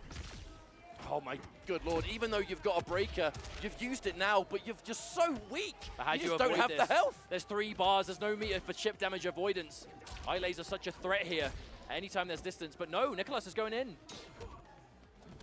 A grab, the tech, saves your skin in this match, but you have so much work to do. It's not over yet. 10 seconds ticking down though, with the defense true. to Lavender. That's not been able to break through. Again, the reaction on the overhead. You don't have time. There's no time. Have time to make it happen. And there it is. Fatal Blow just in case, but even if that hit, it still wouldn't have been enough. That would be a clean sweep there from Nicholas, 3-0. Moving on in winner's bracket, the sigh of relief, the comfort zone is obtained. Lavender Rain down but not out. Crazy to think that the Takeda Master, the greatest Takeda on the planet, it was the Ermac that did more heavy lifting in that match. But that's probably why he didn't go with the Takeda choice right from the get-go. You know, we were saying before, if he's got experience versus a lot of players here in the bracket, he's going to know where maybe it's the right thing to bring out versus other characters. But I got to say, splendid performance from Nicholas. And what a fantastic showing consistently good. For the twins. They made it. Both Scorpion Prox and Nicholas are in winner's side in the remainder of this bracket. You know, with dominant wins across the board. This, you know what? Maybe it takes a World Finals in Latin America to give Nicholas that first place win that he has been chasing ever since this game came out. Maybe this could be the day. You know what I love about the fact that both of the Chilean twins are sharing a top 8 winner's side here? With the caliber of players to get through, you had to make it through the stacked group stages. You have to now win on the winner's side, which Scorpion Prox sending Sonic Fox to losers to do so. Game 1 of the stream. Scorpion Prox, like Nicholas was a smooth sailing into Final Kombat. Scorpion Prox had a much rougher ride. Scorpion Prox did not have the same success throughout the year, did not have the same results, and through this tournament was able to do it. Now, we'll talk about that later. We have a big match on our hands. Kanamani, Europe's #1 player, versus Tweedy, a long-lasting legend of the scene, all the way back in Mortal Kombat X. But this, believe it or not, in 2 years of Mortal Kombat 1, is Tweedy's offline debut. And you can't have a more polarizing journey to making this finals. You know, Kanamani, dominant all year round, did win the online regional finals for EU West, which is quite a competitive region, you could say, but didn't need that necessarily to make finals because Kanamani Evo finalist, champion of Viennality, champion of Brussels Challenge, pretty much unstoppable in EU, but has traveled a lot this year, been to a lot of tournaments, has succeeded pretty much everywhere he's gone. You know, top 8 minimum, at least, you know what I'm saying? If not winning the tournament, being in top 3, top 4, whatever it is. Tweedy just entered online. Has not played for a few years. You know, once upon a time, Tweedy was around you know, the kind of like later portion of MKX, mainly in Justice 2, we saw kind of the real breakout of Tweedy and then saw success in early MK11 as well. But for the last few years, has taken a pretty significant hiatus from offline competition. Does a lot of content, a lot of streaming. Still plays the game quite a lot, but doesn't, you know, hasn't been grinding it the same way. But when T1000 came out, Tweedy was like, you know what? I'm really vibing with this character. I'm going to enter the online things because why not, right? I play all the time anyway. I stream, may as well enter online. Found his way into the regional finals and just steamrolled to do so. You know, with massive wins over community favorite players, you know, the likes of like Mighty Unjust, Ninja Killer. You know, shout outs to those players who have been at the top of the game in NetherRealm for years. But Tweedy was able to rock up and just do his thing, and here he is. Not only in finals, but final day as well, top 8. But can he take out Kanamani with this face-off of the guest characters? We've got Homelander, we've got T1000, the advanced prototype himself, with a striker. This is cops. This team is cops. Certified cops. Now, Kanamani's going to be having a lot more, I would say, consistency going into this. Because if you've only entered one online tournament for pro competition, and it did qualify you here, there's not been as many tournaments to build that consistency. I mean, yeah, I guess making finals, you're 100% consistent, right? But in Tweedy's shoes, he said it himself when he arrived. His offline practice games here is no joke, the first offline versus matches he's played since this game came out. But looking at the way he was playing yesterday, you would never assume he hadn't missed a beat. He has been on the top of his game at the moment. He's just one of those reliable players. And again, T1000, very much his character in this game. He is so good with this exact kind of archetype. You know, the kind of the built-in mix-ups, the real decent normal options, but really aggression, right? You can play from the gut, you can go for those mix-ups, and he's so good at it. Immediately, the wake-up up block, I think that might have been, either that or it was just T1000's blocking animation. Immediately having to watch out for those instant floats of Homelander because they are all overheads. If there is an attack while Homelander is in the air, it is an overhead for the most part. Good block as well, lovely read on that. The splat, T1000, so many mix-ups of his own, but so many of them unsafe. You need Striker to make them safer. On the flip side though, Kanamani, again, another player of a number of characters, but Homelander Farah really has been his kind of go-to comfort zone, his main for the most part.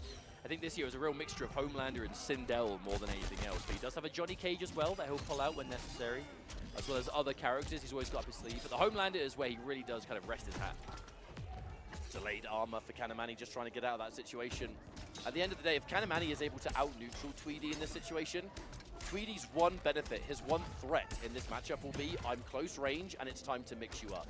So if Kanamani can do anything he can to keep you outside of T1000's magic range, he is in a much better situation. There's the breaker, have to go for it. Kanamani though, equipped. And there's the range. Striker saves the day. A trade combo. Beautiful pickup from Tweedy. There is work yet to go, but he is doing a good job so far. The grenade not quite close enough to catch there though. Tweedy doesn't overcommit. These blade normals, they go so far. Leads in such a dangerous string to defend against, but Kanamani is ready, and there we go.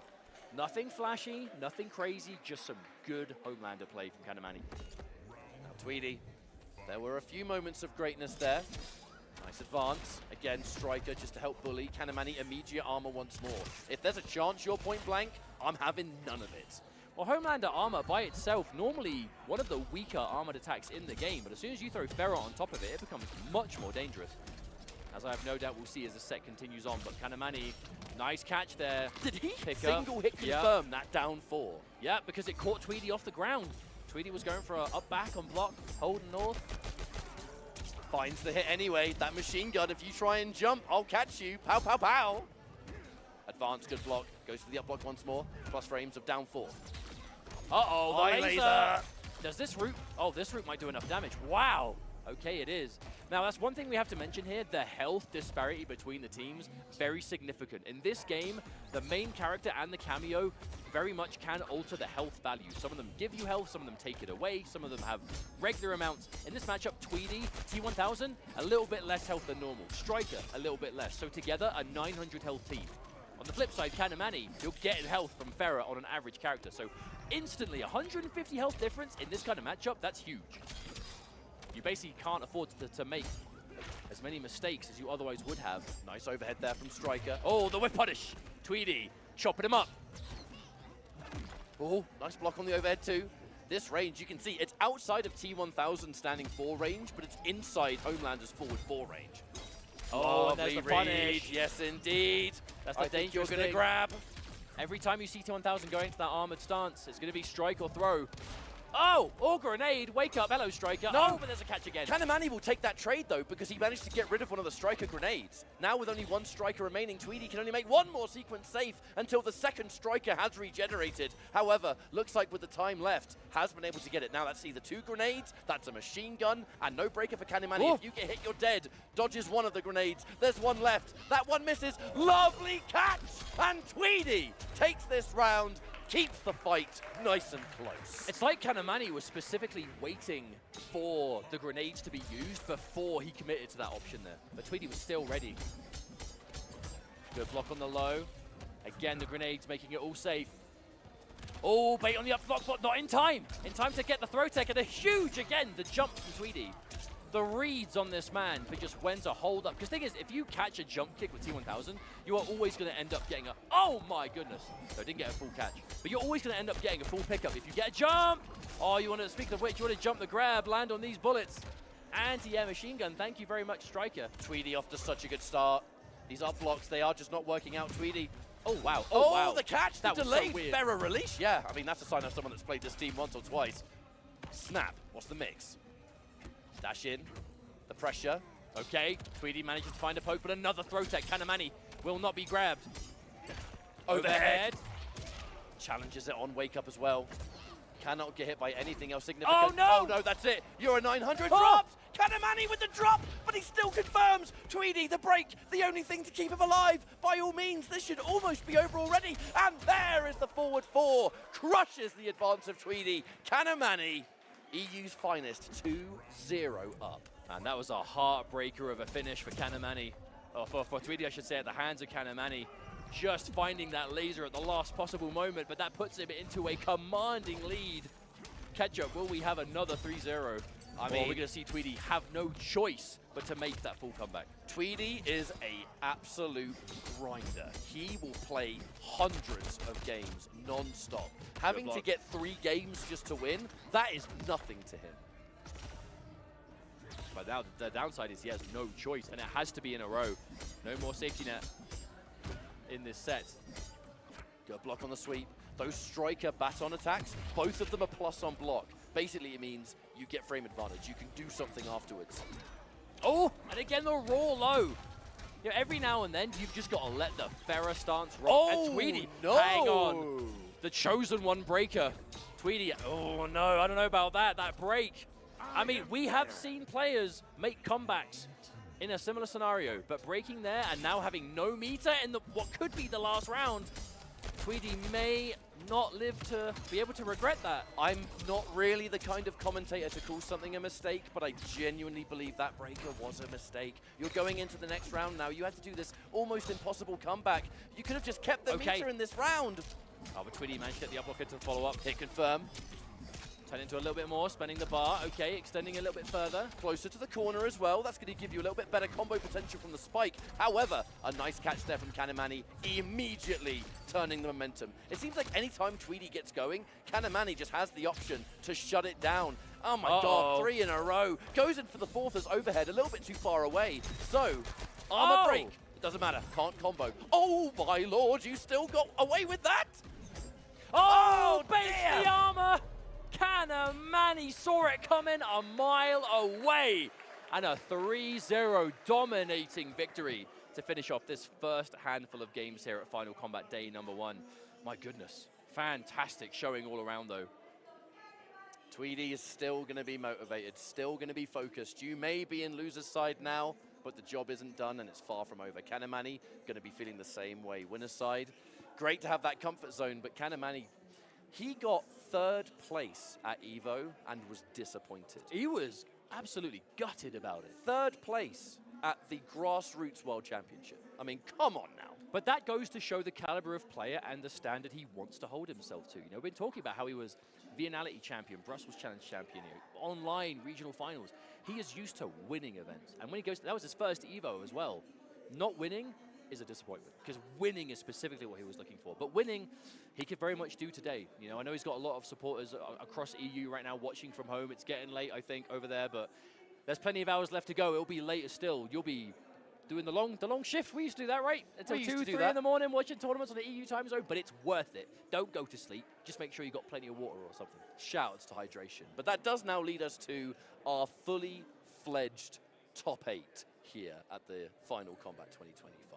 We're in a situation now where everything is just going to be working out, but you've got to get through the winner side, loser side. While we set up for our next break, as we kick things off, I'd like to let the lovely people at home know that you can get a hands on some official Mortal Kombat 2 movie WB Shop. Hang on. WB Shop, my Check friends. it out.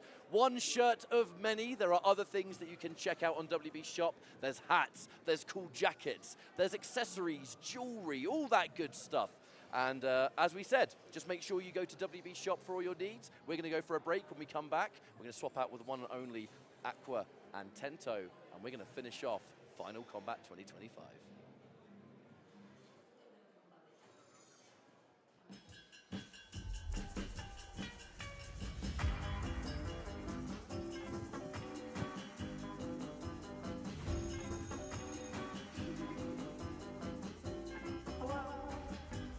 Hello? Oh, hi. I'm Rich, by the way. Will.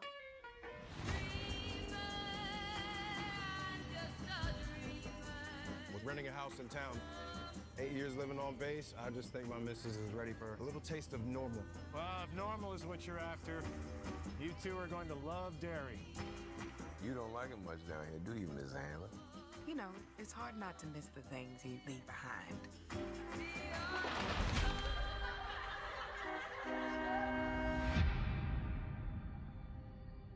We're getting into the swing of it, though. Starting to feel like home. Things happen here. We don't really talk about it. I do, however, love the insults you all try so hard to use. For instance, job. Job what? Do you need a job? Are you asking me for a job? Oh, you want to know my job. Well, I could mention the properties that I own and manage, and that's not just in Cali, plus how much I make a year. Spoiler alert, it's way more than Dale. But there's no point in it really. You won't believe me anyways. That's how mentally fucked Dale has you. You want to believe that since I choose to roast that piece of shit, or people choose to troll, that somehow our lives are anywhere near as sad and pathetic as his is. Even when trolls like Gucci flex, you still choose to believe that we're all broke. You don't have to be famous to make great money. It's all gamma money too. This ain't nothing. This ain't nothing, G. If you think this is money, come on now. Hey, Dale, you bitch ass. Also, I could really roast some of you Cuckanet members for the numerous instances of fatherless behavior that you have displayed. And believe me, there's plenty. Bam! I never claimed to be a saint after all.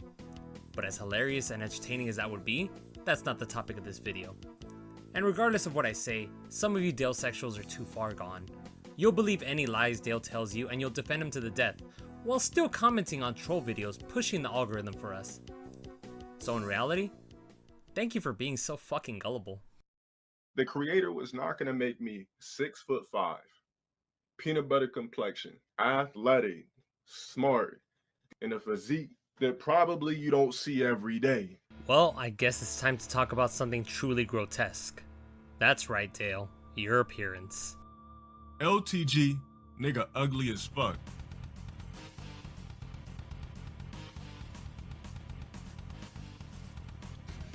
What? I'm ugly, my nigga? Put your clothes on. Nigga, in what multiverse am I ugly? In every last one of them. But since you're so fucking delusional, I'll break it down for you. So, you're 6'5". They still stack shit that high? That height is irrelevant. But all of that's oblivious. And you know why? What the fuck has that gotten you? You're not an athlete. You don't play basketball. You don't play any sport professionally. So what good is it? It just makes you an overgrown failure. And God Angel Gene? Dale, you know those deformed shoulder blades don't mean you're going to sprout wings and fly, even though it's a medical term called winged scapula. Let me spell it out for you though. Your back is fucked up. Must be taking the wrong kind of steroids since you plateaued years ago. Being damn near 40 ain't doing you any favors with your shitty, ill-proportioned physique. And how is it ill-proportioned, you say? Oh shit, the chicken legs. Oh fuck. Ah yes, those chicken legs. You top-heavy 90s cartoon Johnny Bravo mutation. You stay avoiding squats and leg equipment as much as you avoid fights. What's that you say about those stilts? And my legs never run out of gas because they not that big. They don't hold oxygen. Yeah, apparently they don't hold muscle either. Walking around DT's room like a cockroach. You be skipping leg day as much as you skip dentist appointments. And seriously, what the fuck happened there? Did somebody stick a piece of dynamite in your mouth? You must be related to Baraka. I bet you could eat corn on the cob through a fucking fence. Hell, your teeth are probably the reason you left LA. Anytime you smile, they look like you were throwing fucking gang signs. And seriously, what the fuck is up with that Nasher ass tooth? Is that like a can opener? How about you make yourself useful for once and open me up a can of pozole? Nomás no te comes el metal, pinche cara de duende. Your picket fence teeth are hard to miss, that's why you Photoshop them in your thumbnails. But when that fails, I guess that huge bottom lip tries its best to hide them. Must be praying for the day that Chapstick releases a spray so you don't go through 3 tubes a day. And how's that Etch-a-Sketch beard growth coming along? Even minoxidil couldn't fix that fucking mange on your face. I know mange isn't supposed to affect humans much, but since you qualify as a bitch, I guess you get the full effects. Then you also dress like shit on top of that. Remember when you tried roasting my wardrobe? Your whole wardrobe is retro video game shirts, retro anime shirts. Was that meant to be an insult? The shirts I wear are vastly superior to any shitty, low-quality merch you have ever produced. Here are some examples of that horrendous wardrobe. Endless Under Armour tees. Lost in the Supermarket Manchild. The Bully Magnet. Pride Parade Dale. Wannabe Thug Dale. How about the Covenant Glory Hole mask? Or the self-proclaimed Cuckold? And who can forget Wannabe Miguel? Some fucking wardrobe, right? And you call that style? Wait. No. Oh, hell no. Oh, hell. What the? Hell no. This motherfucker is cosplaying Dumb Donald?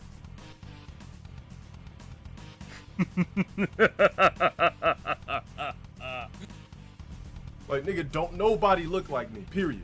I'm a one of a fucking kind. I'm not one of these normal looking ass niggas. Nobody look like me. Nobody look like me. Nobody look like me. I'm a one of a fucking kind. I'm a one of a fucking kind. I'm a one of a fucking kind. I'm a one of a fucking kind. I'm a one of a fucking kind. Now let's talk about the peanut butter complexion. Dale, you have like 8 different shades of complexion by the looks of it, and not one of them is Skippy or Jif. You have what I would after losing to a decisive 3-1 against Scorpion Prox. And then we also have Face-Off falling to Gur. Gur's also going to be that winner side top 8. And man, it's been really intense. 3-0 victory for Kanimani over Tweety, and then the victory of Nicolas over Lavender Rain. I believe that was also 3-0. Yes. It has been absolutely insane thus far, but we're here for the long run. We're going to find out who the champion is going to be for Final Kombat 2025. That's right. I mean, dude, already a tectonic shift in what hasn't happened in a world finale yet, which is Sonic and Losers relatively early for, you know, what we know Sonic Fox for.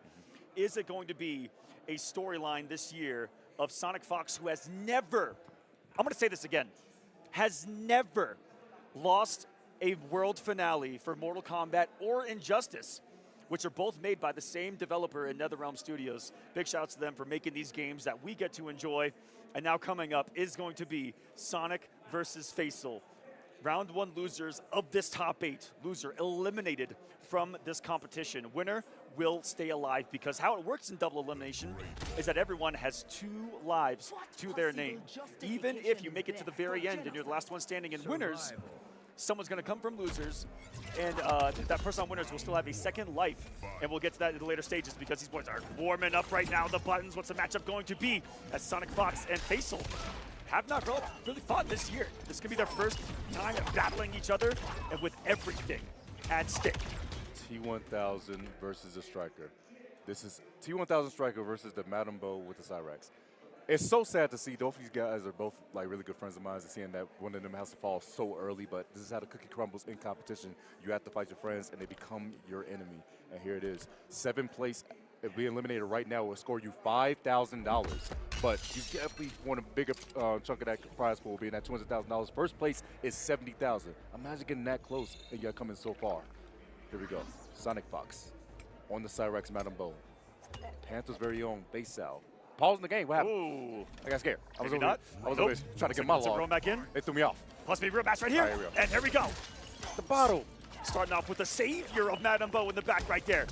An excellent pairing. This is Madam Bo, always going to be chucking bottles, assisting the bombs, assisting the setups. That Cyrax is going to naturally set up, and here we go. Bombs ahoy, bottles ahoy, and avoiding it with the jump back as Faisal gets started. Played the T1000, Liquid Metal on full display, becoming a puddle. Going to be playing really hard to get in this matchup. Probably going to be key to success to stay away. And when it's got Striker, the offensive firepower of this team that's been on display all weekend, from the likes of Faisal and Tweet that we'll still be seeing in later on, has been sensational. Beautiful stuff all around. Goes for the low. Going to get the punish on that man. They made that really minus in this last patch. You guys do not know in this game, you have cameos and you have your regular characters. The 2 characters you see right now are the ones that control them, but in the background, with that circle that's next to them on the side of their health bars, that is the cameo that they can choose to come in to assist at any given time, as long as their picture is lighting up. Oh my God, Faisal, oh my God, the launch there with the Shao Hammer. Backed up by the grenades, definitely has a chance here with Fatal Blow in hand. Has to get the breaker off of Sonic, speed of throw, gonna put him near chip territory here. Is anything gonna save him from, it's gonna be a quick up. Yo! Oh, try to go for a double jump right there, but unfortunately there's a down one, and you check the down jab. Checking that man as he tries to rise up. One thing that Faisal will take away from us is got position right now. Sonic Fox back to the corner, but what a micro duck into the stand 1 to get the Cyrax started here. What's it going to be on the bombs? Going to choose. Tosses the bump. You know, just using that to get more bombs on the screen right there, applying more pressure. But like I said, that T1000 can be pretty hard to get, and it can have some great mobility built into the toolkit himself.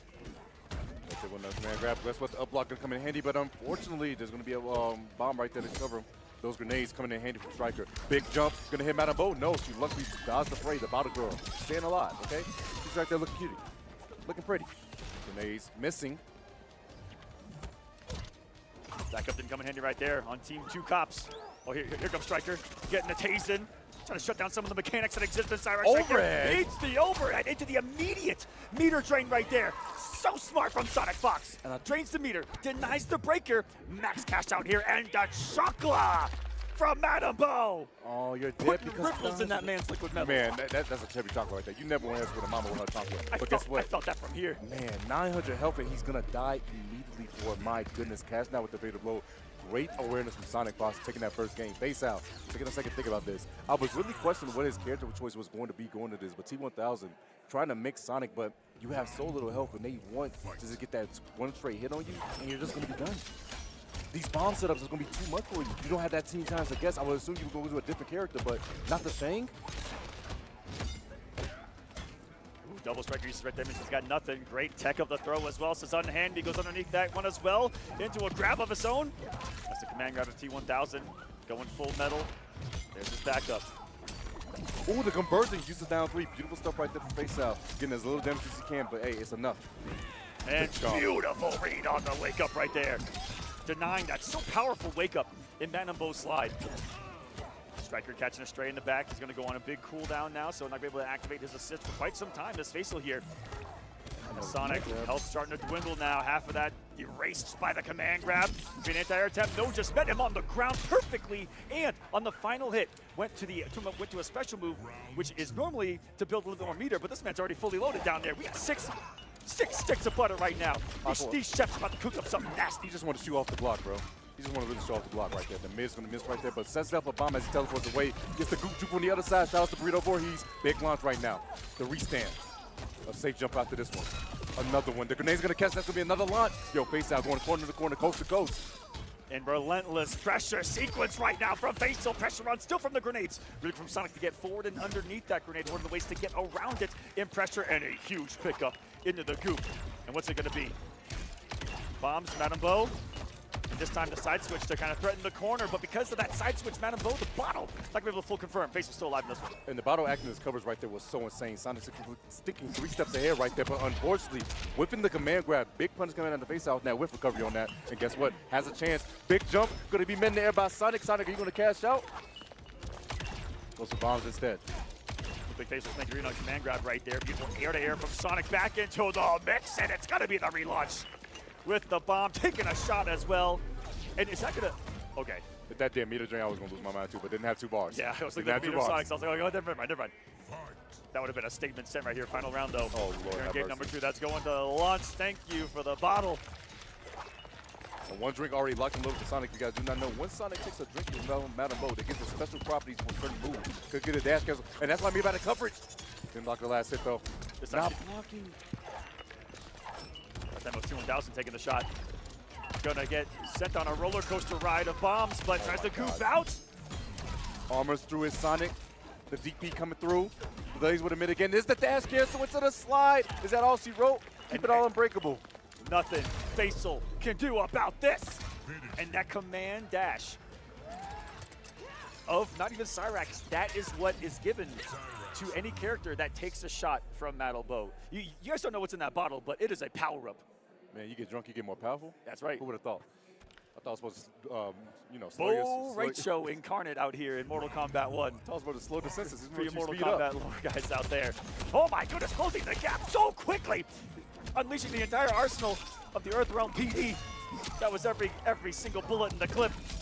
To close the gap, pressure is on. Oh, the invincible wake-up coming out again. Faisal wasn't ready for it this time around. Guess what? Another full combo and more bombs. Ting shout out to John on Spanish commentary coming out. And guess what? You try to poke, it's never your turn. Faisal, a tough spot here. This is corner time. Oh, Lord have mercy. And now is there going to be a grab? Sonic, no, just putting out a roundhouse of the Cyrax, watching him menacingly just get exploded by the bomb right there onto a match point here for Sonic. Trying to go with it again. Command grab going to come in. No, got hit by the last 2 shots. Who would have thought? Man, Striker really hit me out that clip. That's a lot of bullets right there, man. Spin the mag. Sonic didn't count him correctly.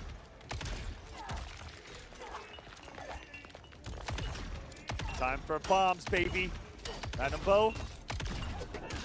Ready for the anti-air. Facel's been trying neutral jump to avoid some of these scenarios so many times, and Sonic reading them. After that first game, time and time again, the interruption even caught the Striker, and this is looking lights out right now. Faisal gonna need a miracle. Can he perform it?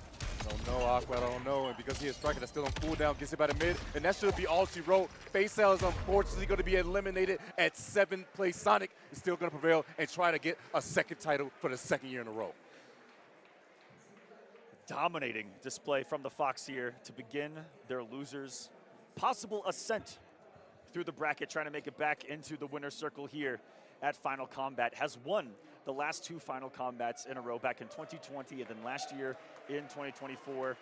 There were a couple of years where, of course, there was no Final Kombats. That was, during COVID, not a lot of offlines happening, but great to see it still come back strong last year and here for these players that have continuously played these games since its launch. Looking very strong as Sonic on the run, and now we're getting to the other side of the losers bracket. It's going to be Lavender Rain versus Tweety.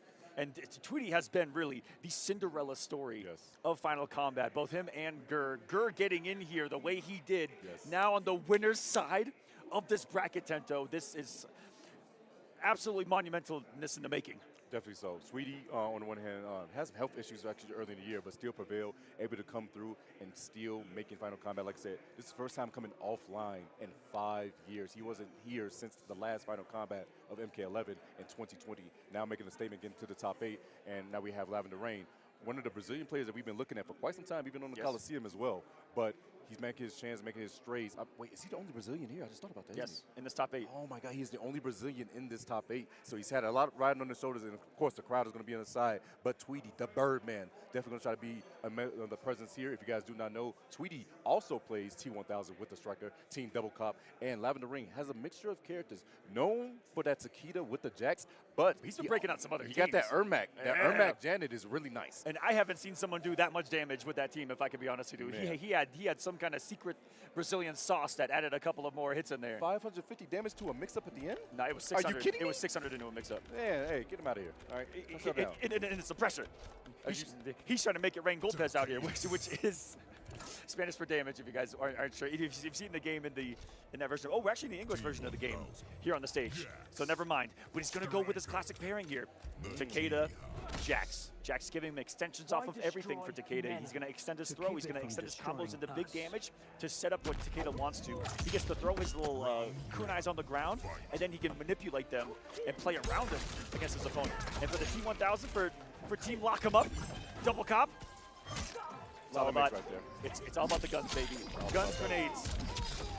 Well, yeah, big thing right here. You guys do not know. They do button checks to make sure their controller's working. People's like, wait, why are you checking your buttons? You know your buttons. Hey, would you want to double check your buttons for $70,000?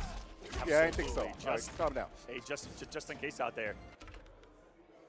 And a lot of these players have different settings on their controls as well. You know, there's little things that change how your directional inputs affect your special moves, you know, shortcut inputs as well. A lot of little things you can do in the controller settings to change up the gameplay. If you're struggling with something here or there, definitely look into that. But we're going to begin Mortal Kombat here in this next match. Oh, I thought he was going to go back though, but he went for the low instead, got under the high move. Guess what? Because striking grenades, baby, we love the police, huh? That's here. Right. Saw that sequence before. Such a safety net in a lot of these setups. It's those striker grenades. There's a kunai and a beautiful spacing, but there it is, his homie. Big damage here. Now, I was about to say, Tweety's been breaking a lot when he's been low on health because he really believes in it. But here's the thing about that. If you guys do not know, different cameos give you different health values as well. And Striker giving Tweety minus 50 to 900 health on his end. Big hit right there. Scores the fatal. This will be breaking coming out of Lavender for sure. Huge mental victory there for Tweety. Get him off the meter no matter how this first round transpires. Still doable. Jax, good about the ground. Wait, unblockable right there and gelling into it. He's still active. Oh my goodness, actually hit him at the right time. Jax was about to hit him with another unblockable. Trying to chase him down with the liquid form. Can he get away from this? Underneath, but he still gets hit. Almost with the complete avoidance. Aqua, he still has his fatal blow. What? He didn't lose his fatal blow. He still got the fatal blow even though he did that. That's so, what? Oh my God, if you guys do not know, that move right there is when you go under 30% health, and once you use it, it usually goes away. But because it did go through the full animation, he still has it. Oh my God, he still has all those resources. That's insane. Lavender Rain right now on the oppression. Double down one, expecting to poke afterwards. I mean, a special afterwards. No, you can't do that. And the absolute master of planet Earth in Jax usage. One of the moves that Jax has is the ability to be summoned, and you have to choose kind of where he goes. There's a far and a close version. If someone uses their cameo and it's on the screen, you can send Jax to their location, grab him, and beat him up.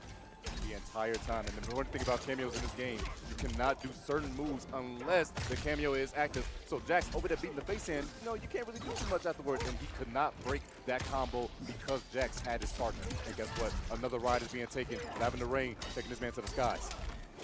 Let's see if Tweety has the audacity to break late again. This time saying, nah, I don't know about all that. I'm gonna take the meter into the next round, so I got some firepower in this one.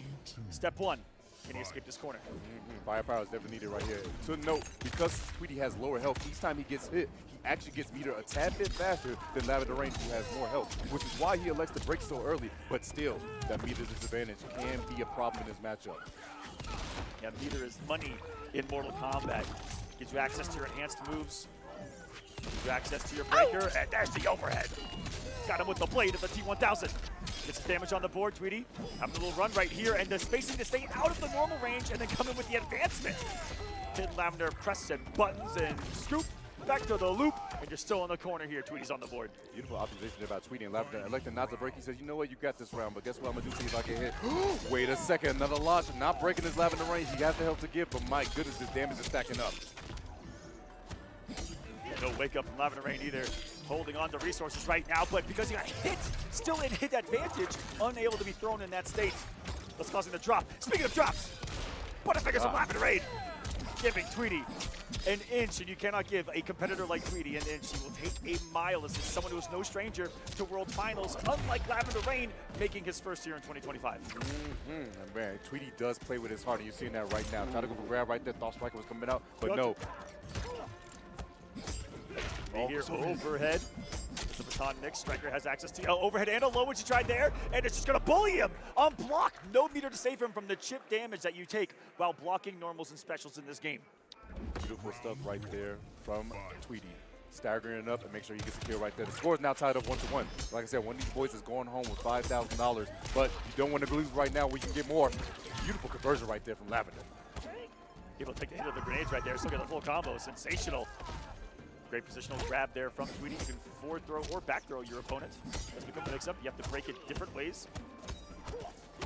LeBron gets some breathing room. Got head to plus frames right there, but the jump out of there from Tweety, but overcommitted to the spikes out of the puddle. He's going to pay the price for it. Oh, sets up a kunai as well. Oh my god, never mind. He just wants the damage. Hello? 447 to a setup? Can you stop? Oh my And that's what I'm telling you guys about Takeda right there. Putting the kunai on the ground, and he can throw, he can activate it to do the enhanced low and for a pop-up right there. Multiple mind games he can play around it with mix-ups, with overheads. He's got him in exactly where he wants to be. A knockdown in the corner. Didn't have a jack for the extension. Oh, could get the kunai, but he's still back. He hits kunai in his face right there, Tento. Oh my god, the setups from Lavender and awareness have been insane. He's always been down 2 in these situations, so he can call Jax and get a full combo. And Striker got hit right there, so that was a little extra damage. Now, Tweety down the breaker, down 3 bars. Can he make this happen? He has fatal blow. And how was he so ready for when Striker was going to come? The Jax usage, like I told you guys, I have never seen someone this optimal with him, even on those down 2 trades like you were talking about earlier, to get the extensions, to get the combos, to continue the pressure on the health bar of his opponents. Right now, it is Tweety on a life deficit right now.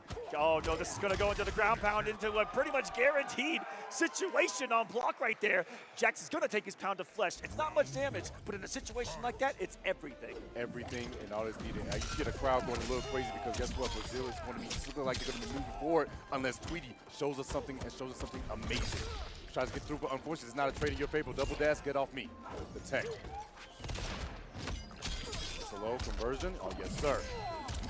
Like that Tweety was unafraid to take the risk right there. As that low spike gets the punishable on block, but becomes a launcher in the corner. Striker getting beat up. Still getting punched. That poor cop. Who would have thought? And every punch that Jax has on the opponent's cameo takes a little bit of health from the opponent. You want to know if their cameo got hit. If you see the character that's playing just turn red slightly, that means that they actually got hit by the cameo. You know, because no, Jax was close enough. That would let something nasty right there. Tweety surviving one. Some good frames up even over to that. Oh, baton. He immediately grabs. We're in double fatal blow territory. This is scary. So many resources on the screen. It's gonna be a grab though.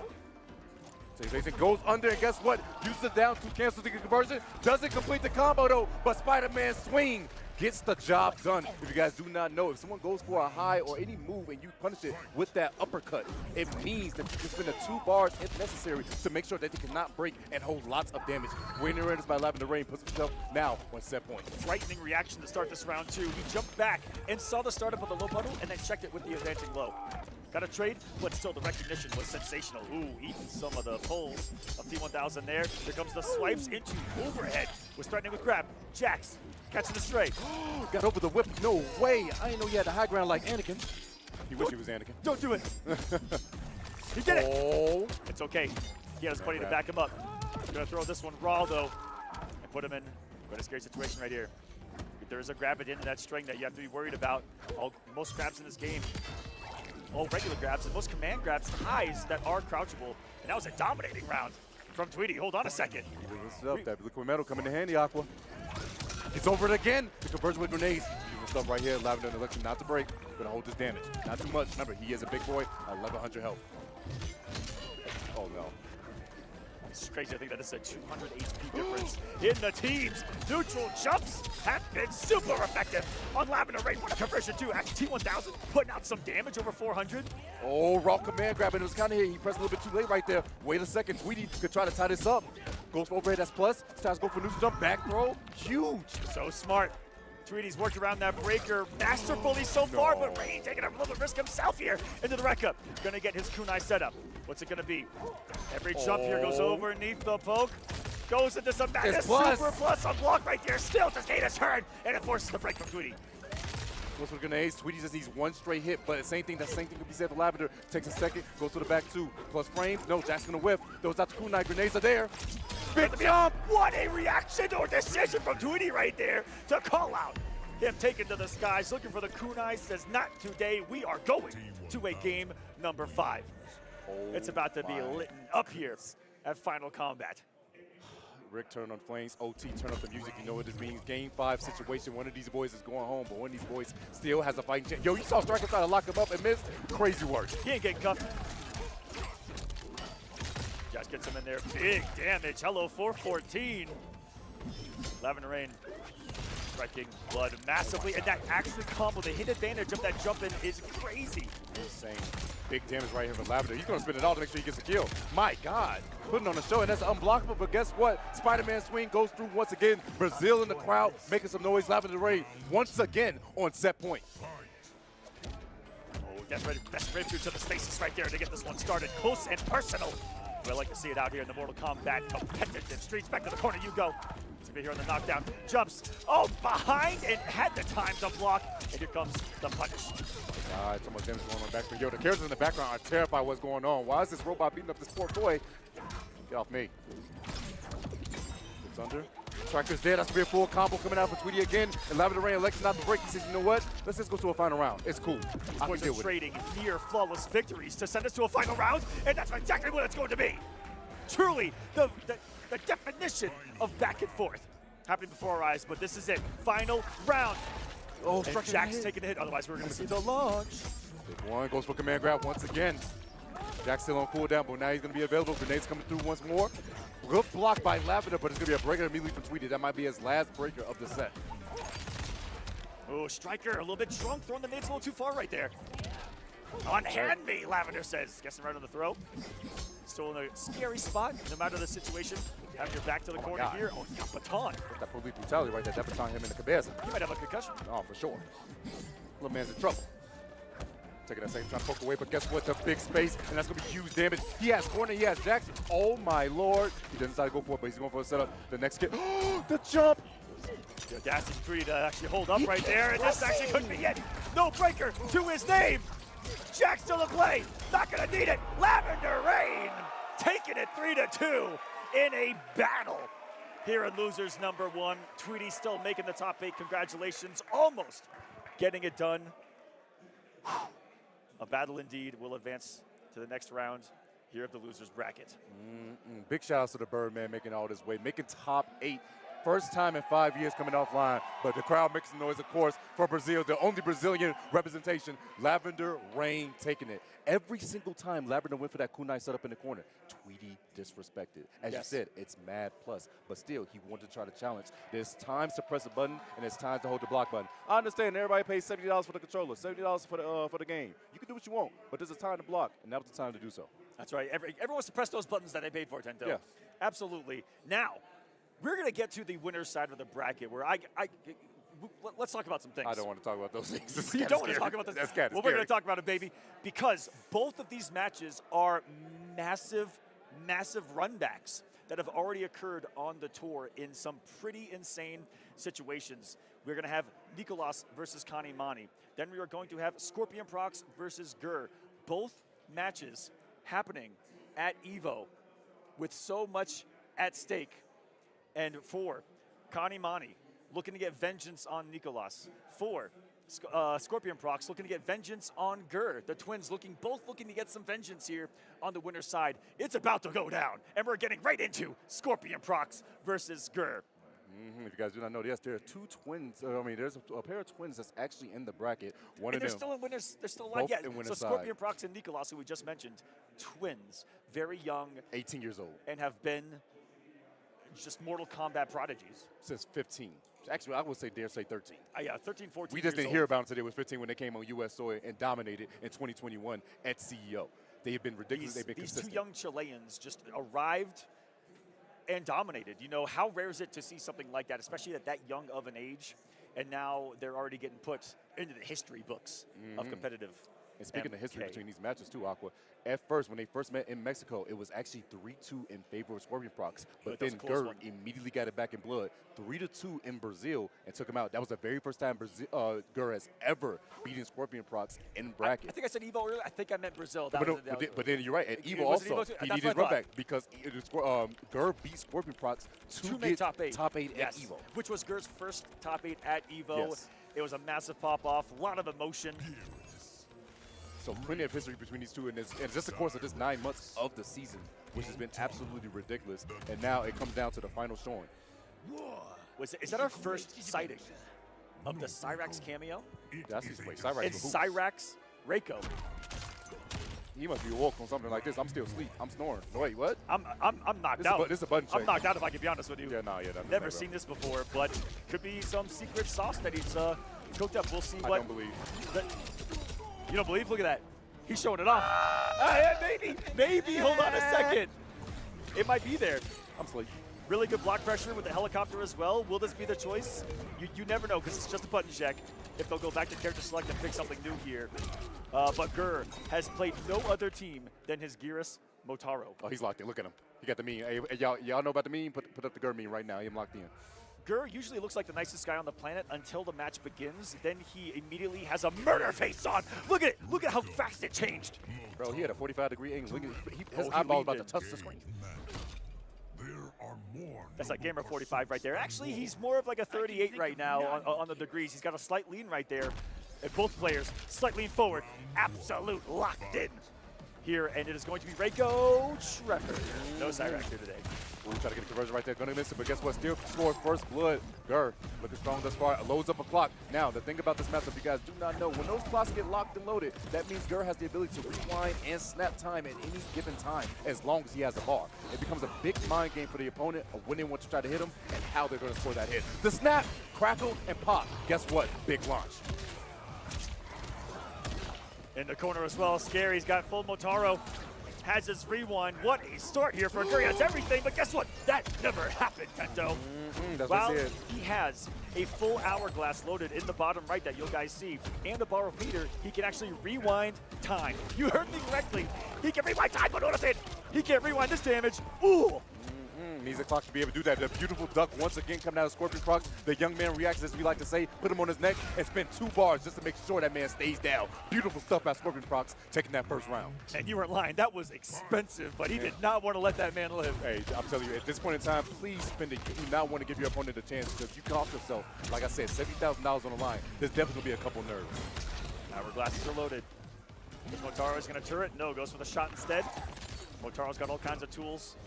The pair with the Geras. Good duck right there. Does not mean to extend though, so just going to get the string, but that string does an awful lot of damage on the tackle. Speaking of tackles, a slide tackle right there. Goes on the knees, checks him. That's plus very stupid. Oh man, just waxing the head of Geras right there. Oh, finding the straight hit. And Gur getting damage. Side switch. Oh, there it is. Oh, he's dead. Scoop. Oh my God, the optimization by Gur, 447. Now, granted, the last time they've been playing, it was actually Scorpion Prox on the Havoc. So this is the first time I've seen him actually with the Reiko against this matchup.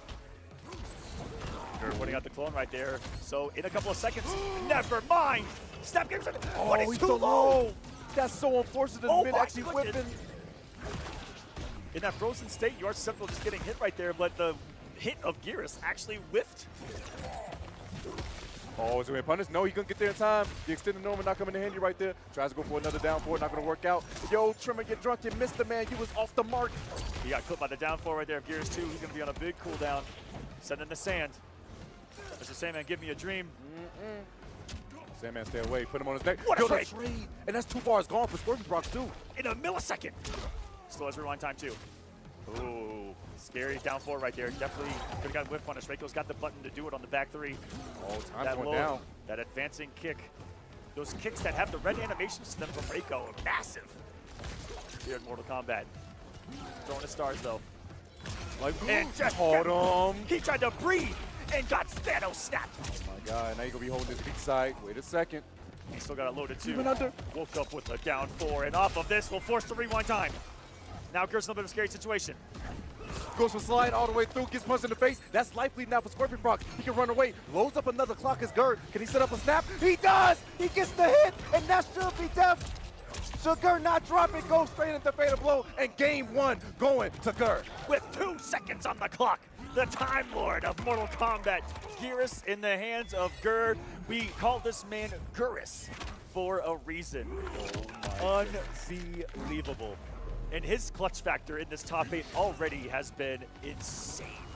Winners finals for Gur would be insane. Guaranteed top 3? I think that's guaranteed 20,000. It's guaranteed top 3. That's a lot of money. That's guaranteed 20,000 if he gets top 3. Now, when he sets up the turret, he is already just today 3 for 3 on catching someone walking once he's activated the turret. Oh, another one. Back to back? Back-to-back command grabs? Are you kidding me? 357 just like that. And look how much help is gone. Dude, he's already halfway gone. Oh my god. The safe baseball slide. You're going to the playoff season anyway, I understand. Safe. Look at the range of that tail shot too. Oh but my called god. out by another slide. Boom. Gert forgot to block him on Twitter. He's sliding into the DMs, but you can't even move. Well, he's got the snap available. Tried walking, simply walking backwards right there, but the speed of that snap really catching opponents on their toes. Oh, clone time. Now it's going to be a 2v1. 2 Gerases. Blocking? You blocking? One of proc, course not. and it's going to work. Oh, doesn't go into fatal blow. The sexy goes for his command grab instead. Just going to back up. Plenty of time left on the clock for him. He has a clock locked and loaded, but the problem is he doesn't have bar quite yet. Command grab coming through, but guess what? The turret saving him. Goes for slide on wake up. Are you kidding me? Scorpion Procs feeling the pressure, I think, from the deficit here in the match. Taking the risk. Hey, risk need to be taken if you want to make these good decisions right now. Beautiful up block, but guess what? It didn't happen. Speaking of a lack of risk, I should say, that really didn't happen. Overneath the slide, that's one way to deal with it. Another clone activation, like how active Gur is starting to be with all the tools that this team has. It actually ate all the damage of the stars too. Decent trade there for Scorpion Procs, but that's going to 2v1 again. Can you survive? Multiple mixes, and he beat him up. Luckily, he took the hit that sent him flying and not until the full combo. Like that overhead coming through once more. Gur has a slight health lead right now. Goes for another low shot and looking strong thus far. Tries to go for, oh no, went for a sweep, but unfortunately that man was airborne. That's not going to hit him. 324. Command grab? No. He was looking for a button right there on the walk back. Low kick right there. Gur with a perfect reflect of those daggers. Empty jumps. Still cornered. Finally a block of the snap right there. Is that the first block snap? And he's just out of the corner. Yep. It didn't matter. Command grab coming in handy. Gonna rewind. Wait, no, there's gonna be a punish. Unfortunate for Gur. And I believe that just might be death. Is he close? Pixel. He's alive. There's no way, right? There's no way he makes this happen, right? 3.96 HP for Gur. 19 seconds on the clock. He's got full Motaro now. He's gonna clone for full screen. It's still gonna walk down. Oh my god! Oh my! Sets up turret. Are you kidding me? Command grab. He goes. I can't believe. Oh my goodness! If Gur had committed right there, that would have been one of the greatest comebacks I have ever seen. For him to work around every single bit of the screen that he did to give himself a chance. Denied. Procs tying us up at a game apiece. Wow. You know what's crazy? I think Proc was actually reading command grab too, but then got caught by that forward too. Yep, by that forward too. But unfortunately, the haymaker, Gur didn't believe in it, and he could have actually won that. Crazy work. Which it's such a rarity to see him pre-committed to just doing that one normal for a stagger on block or something right there versus just letting the full string rip and playing from there. But alas, we're at a game apiece. This titanic battle of MK interrupting the Motaro too. Easy, big boy. The sun's getting real low. Go to sleep. Gonna be kind of low right there. Just goes for command grab. Opts out for seal 272, and that's a lot of damage when you only have 950. Runs that on. Got more sand. He's got no meter though. Procs knows it. Trying to close the gap as quickly as he can. All right, gonna keep himself safe with the tournament. Beautiful stuff right there. Trying to outspace. Flawless block is beautiful, but unfortunately, Star still made it through past the wall. Oh no, that's a punish. Not gonna get a lot of health back either. Because of the time right there, a couple of seconds back. Didn't take too much. Procs holding on to this lead. And the space game appropriately is right now is Prox. He has the momentum, he has the life lead, he doesn't have to force anything, and the big thing is that Gerd does not have a clock. So this man can actually throw stars a little bit more freely. Prox giving him a taste of his own medicine right here. Says, dude, you gotta come to me. It's not so fun, is it? Chasing somebody down. Oh God, wait a second. Wait. He's chasing him down. Please. And he actually worked. That was a flawless block. And still able to get the pressure on. Gur has him in the corner right now. Look at the raw command grab, but so live because of the rewind time. 13 seconds. Command grab, big jump, beautiful stuff by Gur. The read, big damage on this. Not going to be the kill, but he's going to try to waste as much clock as possible. Read. Oh! And was correct on a 950. This is going to be the round. Oh, no, if you guys do not know, with that fatal blow right there, it is command grab, so you have to guess twice actually right there. He can go for the anti-air one. There's two versions of it, where he can do the air version or the grounded version. And Gert guessed wrong. He thought he was going to go, thought he was going to be holding north, but no, I knew that you knew that I knew. Beautiful stuff right there. Scorpion Prox taking that first round, trying to go up 2-1. The sand tombstone there, not far enough. Oh no! Just a raw grab right there from Scorpion Prox. We are dropping out here. Dropping was become optimals for the other player. Goes for the slide. It's going to be a punish. Only with an overhead. A Chicago punish. We're in Mexico. Come on now. Oh no. He's out of there. Even if he takes a hit while he's in that clone mode or that kind of sand mode that you see, it sends him back to where it all began. Yo, hey, I ain't gonna lie. Scorpion Prox kind of just presses some buttons here, and I love it. Red goes an absolute brawler up close. Really hard to stop him from some of these buttons while you're in the range of them. He's gonna activate once more. What's that movement from the Prox? Don't blown up by the armor. And this will be the full conversion. And this is gonna, side switch. Taste some sand, bro. Turret time again. Sherman's almost locked and loaded. Oh, the trades. Goes to sweep. And yo, he hits Tremor too. That means Tremor's gonna be on cooldown for 10 seconds. This is huge for Gur. Oh no, the whip punish. Reiko doesn't skip leg day. The range of that insane 16 seconds goes over it again and sets it with his chest. The little bump right there to tie us up. Chest bump coming in handy. Gur has a 1-1. This is the decisive game number 3. Taking the lead in the sec is going to be huge when it comes to big jump again from Gur. The reads have been on point. So ready for, gonna get his Motaro back too. Blue 42. Shout out to Yikes. Oh, not blocking on them. Oh God, awkward. Look at this damage. Boom. The armor. Prox not using his tremor right there. It's not going to get a full extension, but the range forcing Gur off of his overhead. And because Motaro has a teleport that can move you full screen, this is all Gur right now, and he's going to take the lead 2-1. If there's something that Gur is not unafraid to do, I think given any circumstance, it's throw the overhead out. At all. That man. That overhead is unsafe Just a front flip in a dream. It is unsafe by itself. He has Motaro to take for coverage for, but that move, if it's blocked, can be punished. Gur right now, one match away, as you see him locked in. From winner's finals. Guaranteed top 3, guaranteed 20,000, I believe. That is insane. Oh, tried to snap it. Unfortunately, he slid into the DMs right at the right time. Tries to go for the air command grab, not going to work. But guess what? I can snap again. Big damage to set up another clone. Overhead block directly, tries to go for the slide. Still, you hit the clone, so it doesn't matter. You got to hit the real body. Nice slide. Beautiful punish. Lost frames on the overhead. Still his turn. Goes for the dome. These again and goes armor through that command grab. Scorpion Prox holding this lead. Doesn't want Gur to get comfortable. That's why that quick armor was there to kind of stop him from taking a turn. Armor on special moves, allowing you to absorb a hit and simply power your way through it, bully your way through it. It's something that is really Mortal Kombat specific out there as far as prevalency in the gameplay. Try to stay in that range. Scorpion Prox try to get that stand free. Not going to work out too well. Gets a teleport on the other side. Loads up a clock. Not going to be in time. And unfortunately, you're going to die for it. You live by the clock. You die by the clock.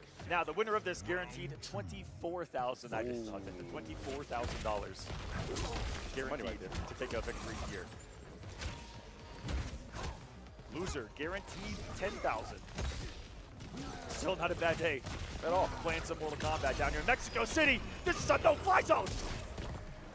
Okay, maybe it kind of was. Gur with a big drop. Oh, goes for stand 3. Unfortunately, didn't believe in it. Command grab was rather late. And yo, Tremor actually missed. Who would have thought?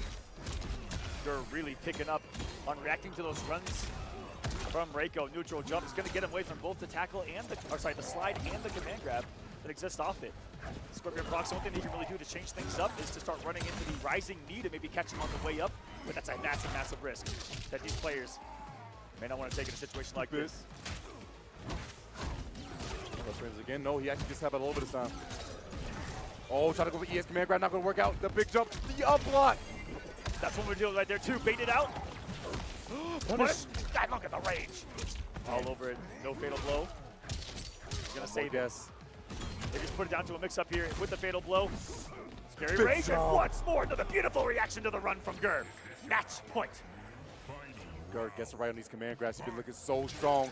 On the verge of possibly ending this right here, right now. Another. He's not deterred to go for the overhead. If it ain't broke, don't fix it. This man Gur, who has had the longest, most grueling grind of a season of Mortal Kombat that anyone has had. Traveled to all 10 offline events in 10 different places in the world, and is now here, one game away from a top 3. Scorpion Prox need to come back. Can he close this gap? It's been great keep away from Gur. His best way in the run, but Gur's shown the options for it. So trying to stuck in his tracks right now. Scorpion Prox dealing with these walls, dealing with this pressure, goes for the slide. Tremor luckily misses, and Tremor got hit too. That means 10-second cooldown. Oh, Gur's awareness and reaction to the situation to get the hit on Tremor every time in the cooldown, sensational. To give him less resources here while they're dancing right now. Hold on a second. Another wall, he's looking for that clean hit. He knows he has snaps. That's going to be a punish. But guess what? The rewind, it never happened. 30 seconds left on the clock, and Gur doesn't have a clock. Doesn't have any meter to build it either. We'll have to get the old-fashioned way. Multiple loads, and how many grabs has Gur avoided in the last mere couple of minutes here? It's a kick with no commitment from Scorpion Prox. Oh, the sweep to punish this. No, this is a left on the clock, Aqua. Yo, he hit him in time. Wait. He's going to have a couple of seconds here on wake up. Not enough. That took a lot of time off the clock. Gur needing a miracle. Nice. Goes for the grab, and Prox denies it as time expires. Scorpion Prox sizes up and sends us to a game number 5. Says, how does it feel, Gur? How does it feel to lose in a timeout? Man, how does it feel to lose by a command grab? Going for the neutral jump, knowing the command grab was coming right there. Oh my goodness, I was really surprised. I thought Gur might have was going to go for a wake up fatal blow right there because he did go for the slower mid with that 4-1, but he stayed composed. One of the few things that Motaro gives you, only a couple of cameos do it in the game, but it gives you a different fatal blow startup, and the fastest one in the game happens to be with Motaro. So really good at checking little situations like that. As it comes to play. Prox draws first blood, draws second blood too. Is he gonna get a third? He just might, and I see the delay right now coming out of Prox, going for the run into the delayed knee instead of command grab, just to throw off Gur's timing. Run a man. Waited it out. I think looking for kind of a run right there with the down 4. Prox, that Tremor's coming back mighty quick right now. Might be a real definite for Gur. Gur's got to be careful with these sand pillars. He's been getting punished a couple times at some of these ranges. Oh no. Trying to walk him down. They get there. Culture, wait a second. Damage for Gur. Not going to be quite the life lead for him, but still, damage is damage. It's a start. Gur so gets this net, kind of checking him on the wake up there with the Motaro shot. Wants those plus frames, but finally a tackle works out for Prox here. Massive risk to get out. He's holding the health lead. He's one, eats another overhead though. Gur, like I said, unafraid in any situation to let it rip and do a flip. And now it's time to guess. 2v1. The side switch, body blocking, but what a sequence there for Prox to stay alive. You don't know how many another one right there. Wait a minute. We're back down to under 10 seconds, Sento. Goes to wake up down 1. The life lead is in favor of Scorpion Prox right now. Has the claws block, teleports out, still in favor. The snap! Are you kidding me? Gur, once again, still in for Scorpion Prox. It puts himself on set point. 3 seconds on the clock, a snap of those fingers, and it was over. Another one. Goes for the low. Got space. He's breathing it down 4, but mighty far though. And has he got the full conversion? No, just a couple of straight hits from Prox, but there's a pop-up from Trevor into the DDT. Command grab coming in handy once again. The flawless block is looking real clutch. Throws up yet another wall, and this is great damage right now thus far. Wait a second, Gur, look for that clean hit, and he will. Wait a second, no. Wow, wonderful conversion there from Prox into another one, 425, and a shot at the title still for him. Stupid. Overhead coming in handy. The crowd on their feet making some noise. Scorpion, Prox, and Gerd. This is to get top 3 and get some more money indeed. Final 24,000. Gerd getting crazy, spending 2 bars a meter to send the clone, but he's one of the hourglasses. He's so greedy. Was it for another man? Low shot to be plus. Face him out and gets over the low grab. No way, Gerd. He's playing on 5th level. Command grab. Not going to do too much because he grabbed the clone. Interruption of the 4-2 right there. Almost caught the head of Reiko right there. Now he's dealing with some of the flurry that this man can throw offensively. The backdash got him out of the range for the punish. Forcing the rewind time from Gerd. But guess what? It also put him in the corner. This is huge. Overhead. Oh, no, just a regular tackle, too. That wasn't even a meter on that one. And he didn't even have trimmer to back it up either. That was just all risk from Scorpion Prox here. The final round. Armor with the safety back up just in case it was blocked right there to teleport. Now, Boy's running at him, goes for the slide instead. Oh, no, gets hit, but no, he didn't have the lasso. It's a teleport. Wrong extension of tremor right there. That actually could have been close to the kill. It definitely would have knocked him down. And quite a scary situation, Gerd. Gonna need a big hit here, though. Needs to take 570 HP left. This man's health bar. Oh Gerd, my God, about a combo away right now. This is scary. Back to the center, and he gets what was meeting and waiting for him. What's the Ninja Stars? Yo, he hit Tremor. That's still huge right there. Goes for the big haymaker. Not going to work out. Plus frames. Command grab. Wait a second. 15 seconds on the clock. Would you go for overhead? He goes for another one. You bet not go for the back one. He can go for the kill. Down force, down force. Chip damage is adding up. Wait, waste the bar. Goes for the cinch. Wait, no, wait. Command grab can be there. It's still there. Gerd. What can you do? Another one. Command grab. Overhead. Not going to work out. Scorpion Prox. Surviving battle of the top 8 so far with a 1 HP difference. Post blocking that in a situation that was going to be grab again, overhead, or low. That's a 33-33-33 way mix-up guess situation for Scorpion Prox, and the young Chilean says overhead's coming, blocks it correctly, and secures the victory. That was literally down to a single hit, Tento. That was a classic battle here in Mortal Kombat. My heart is pounding right now. My goodness, young By Scorpion God. Prox. Guarantee himself $24,000. Scorpion Prox, the young prodigy, looking real strong right now. Gerd's not out of it quite yet. Going to go down to that loser side of the bracket and still has that fighting chance. That last decision for that delayed wake-up. When you're working against time, you better use all your options to make sure you can use that much of that time as possible. Smart stuff from Scorpion Prox and scoring himself that dub into top 3. Very, very comfortable place to be here. Top 3 winners side. Gerd going down to the losers now. Has lost his safety net in his second life. Now he's going to be down there fighting with the demons of the losers bracket. And there's nothing but demons down there. And before we get to the next one, I want to give a quick shout out to these wonderful Funko Pops.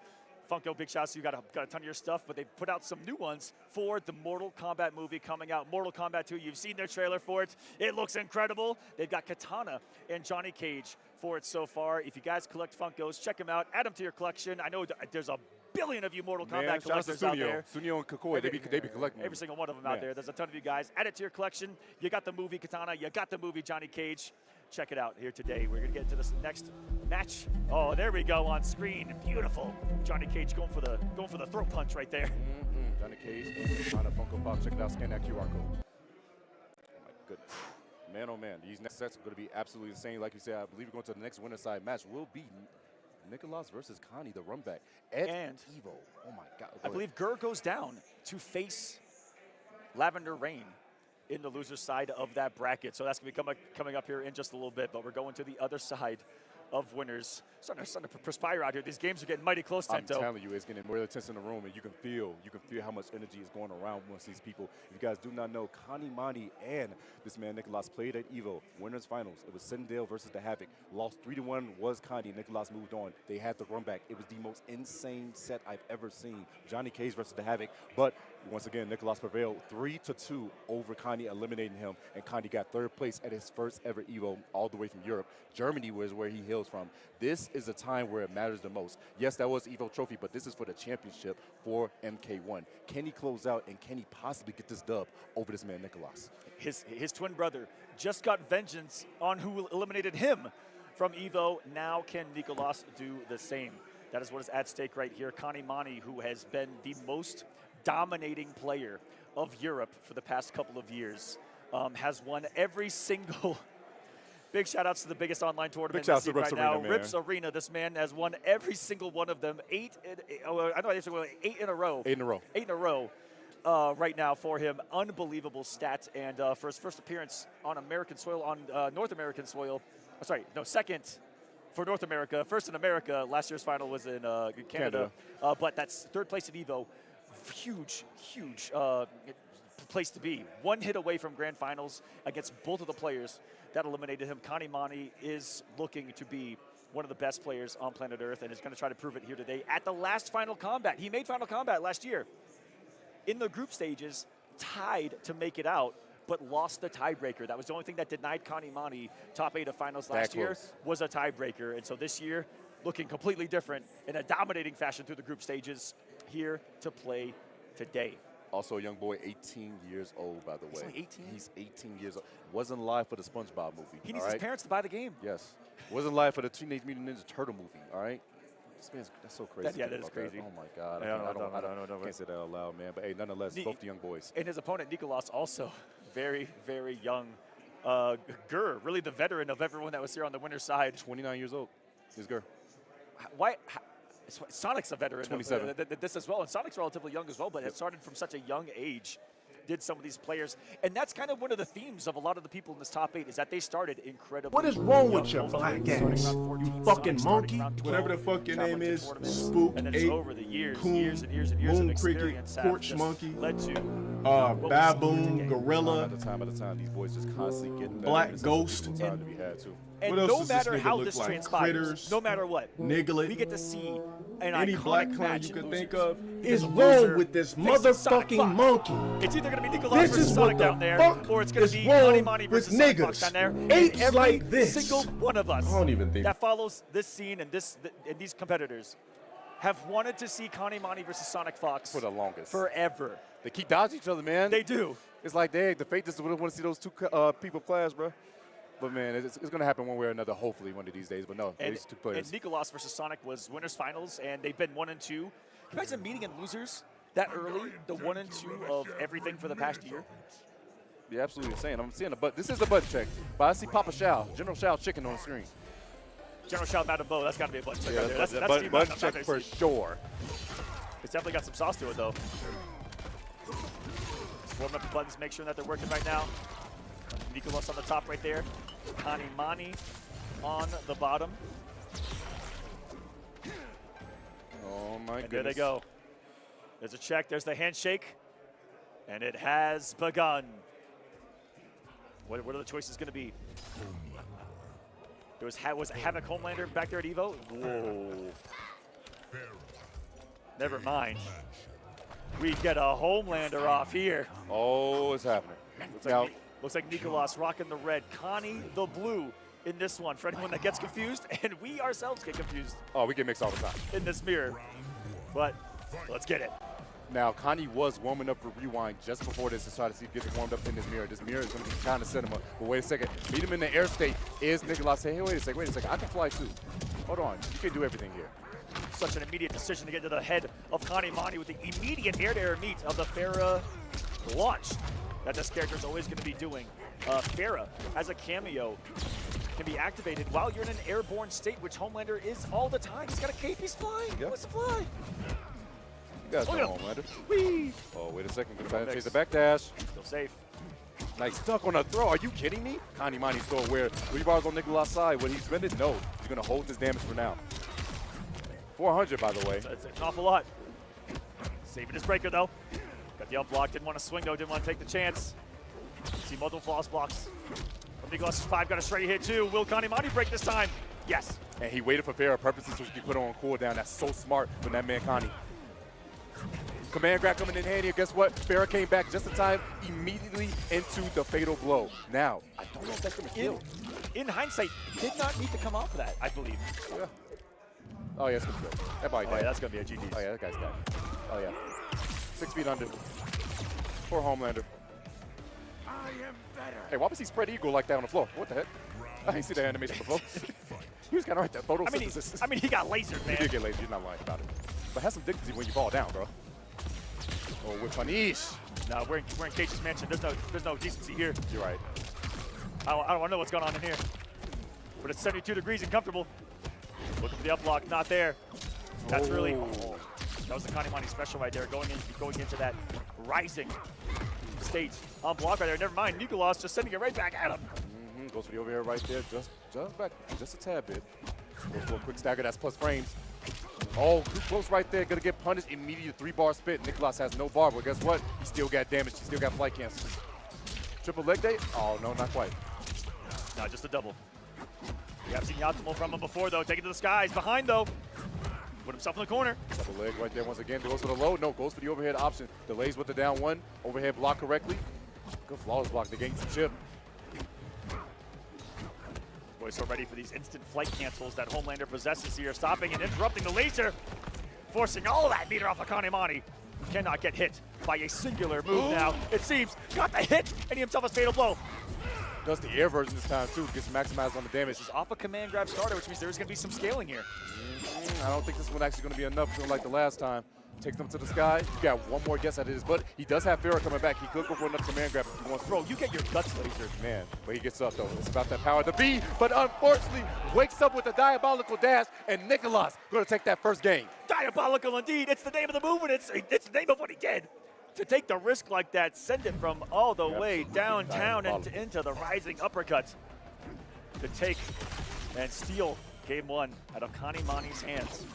Oh my, the jump back fadeaway into a big punish? Are you kidding me? Nicolas, the awareness, taking us to the corner yet again. Choke him out, might as well. Of all the Homelanders that we've seen here today, I've noticed that Nicolas has kind of that on his belt compared to others, where he jumps back and just react with that dive bomb in and get some crucial punishes. Beautiful stuff right there. The awareness. Try to go for whip punish, but unfortunately they're not reaching the time. Beautiful flawless block right there. Reversal with the diabolical dash. Try to go for extension. Not going to be there. The up block is going to be there though. Nicolas forcing Kandi to spin those 3 bars.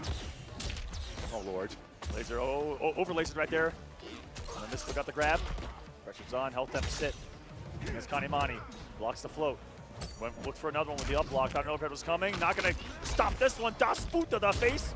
And Nicolas. Another round on the board, and so far dominating a mirror against someone who you're not used to get dominated in a mirror like this. My goodness, Kanimani has his trouble worked out for him. I always said, Kandi has always been so dominant in the EU. He's definitely #1 player in the EU and shown his stuff against the best U.S. players. The problem is he did not have too much South American experience, and I've always said this. Every match he had at EVO went down to the wire against everyone that was from South America.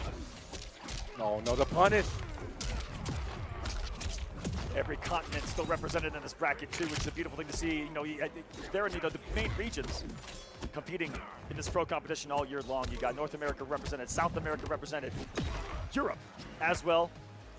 And shout out to our homies in Madagascar as well too. Heck yeah! Shout out to Madagascar. There's a big scene out there. Yes. On that little island. Love them so much too. And truly everywhere in the world, there seems to be a Mortal Kombat community. Shouts to every single one of you out there. And if you yourself play Mortal Kombat, if you like what you see, if you want to get involved, find one near you. Reach out to us. We got you. There's multiple things to get involved, whether it's on Twitter, whether you want to join us. There's a wonderful forum called testyourmight.com where we keep track of all the tournaments going on, all the locals going on. Definitely join us here in competitive Mortal Kombat. The water always warm, baby. Oh no, but unfortunately going to get a big extension off of this. Nicolas should be able to close out with enough damage. Choke him. I'm the true Homelander after the command grab. 2-0 up is Nicolas, looking like he wants to go to Winners Final and meet his brother. Would it be the twins in Winners Finals? We haven't seen that in a minute, actually. We actually haven't seen that in a minute. If Nicolas wins this, their household is guaranteed top 3.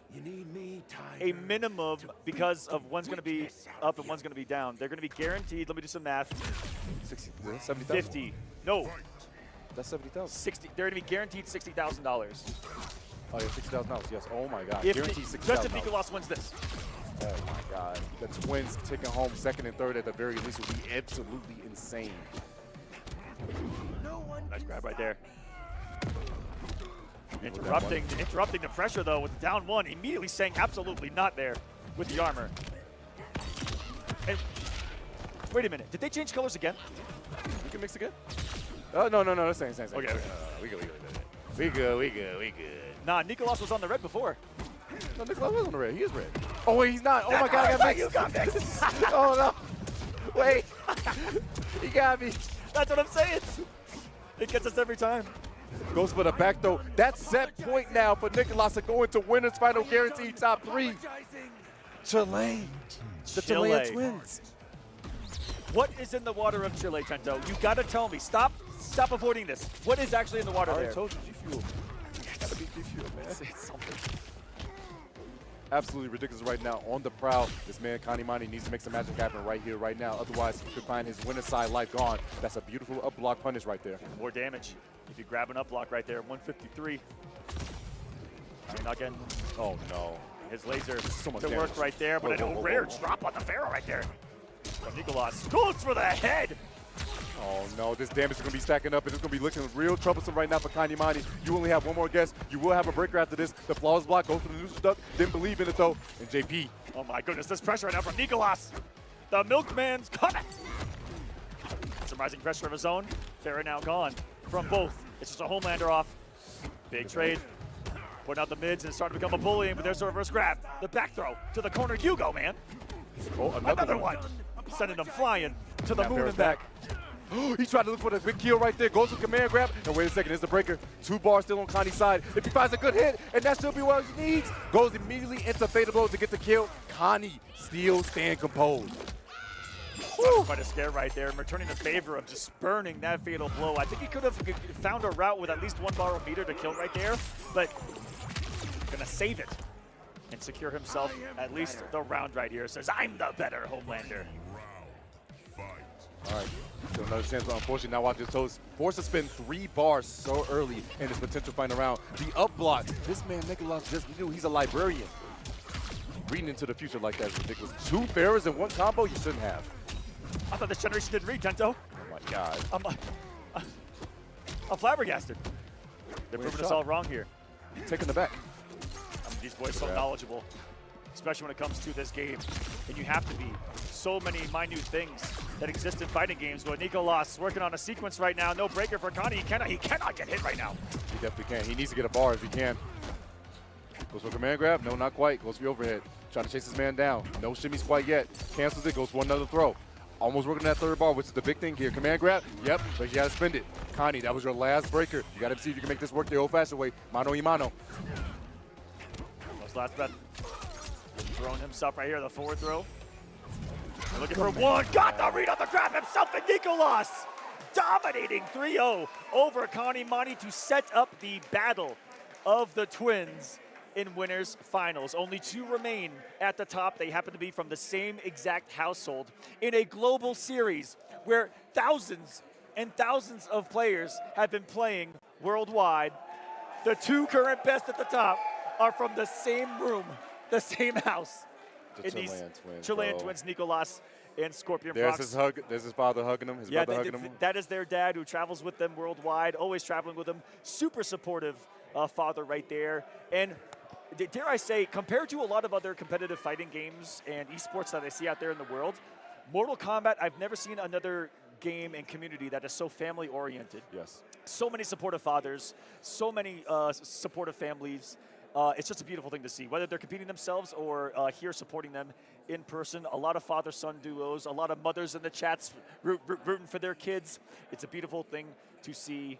There you have it in winners finals. Prox, Nicolas, Chile looking strong and setting up what we have never seen before. I'm so happy. This match, both of us have the biggest smiles on our face because, and I know people watching at home do. Yes. We finally get to see it, guys. Kanimani versus Sonic Fox. Everyone's been asking for it. Kanimani, again, the most dominant force in Europe. Everyone says that this is the kid that can take down Fox. Now is the time to prove it. #1 in EU versus #1 in US. Going to go at it later on. That is going to be absolute cinema, absolutely incredible. I can't wait. Yep, and then Gur versus Lavender Rain after that. All of them on some insane runs here at Final Kombat. I think Gur took out Lavender actually at EVO. It was either him or Michael Seraphin, but I know Lavender lost to a Geras when they have fought, which is absolutely insane to think about. Oh my goodness. They met at Brazil. And it was 2-3 in favor of Lavender Rain. Yep. Still close Game though. 5. That is who took out Gur down there. It was the hometown advantage down there in Brazil. Now we're here to neutral ground. That is Mexico City for both of them. I don't know, that Brazilian crowd was still, it was kind of loud back there. They got a nice little section here. Oh yeah, there's quite a few Brazilians here. Gur is a fan favorite for a lot of people. We are in Latin America. We are, as Americans, against the grain here. They're rooting for their Latin American boys. We get it. But Gur, still a fan favorite. Everyone here's been going crazy for Gur just because they know the story, and he's an impossible man to hate. In and out of the game, in the game, probably arguable because of his playstyle. Yeah. Gur's like the nice person known to mankind, but then when you play him, you're just like, yeah, you're like, oh, I gotta chase this milk dud around this entire time. Man, I gotta chase a milk dud. Go Gears, you see that he's bald head? I know. That's a milk dud. That's a right target. That's why Reiko kept hitting it earlier. Just hit him with the overhead. he saw the shine off the light in the mansion. Like a cut G. Just stopping that man. That's actually ridiculous. It's for good luck. You're right. It is for good luck. Right? And hey, good luck right there because you got both the twins in the house. So playing for the biggest cash prize you can speak of, $200,000 here, $70,000 for first place, and both those boys are guaranteed combined $60,000. Crazy work. That's a lot of money up there on the winner's side. I'll see who we're going to get here on the loser's side. Are they going to give Kanamani a little bit of a break and we go to Lavender Rain Gur? That's usually how it happens. We'll see how it unfolds on the stage here for Final Kombat. It should be Gur versus Lavender Rain first, but that my heart might explode for that Connie versus Sonic Fox set. Mine's already getting ready right here. It's like, all right, I know what's coming right now, and I can't wait to see it unfold. It's just it's such a rarity in a setting like this with all these players that have been traveling consistently to see a match that hasn't happened yet. Oh my, it's going to be absolutely ridiculous. And even some of the matches that we didn't see offline, we have seen online before. This one, no. Okay. Have they even practiced together? Have they even... We're going to find out in due time. But before we do that, we're going to go take a quick break, and when we come back, we'll have more MK action coming this way. Don't go anywhere.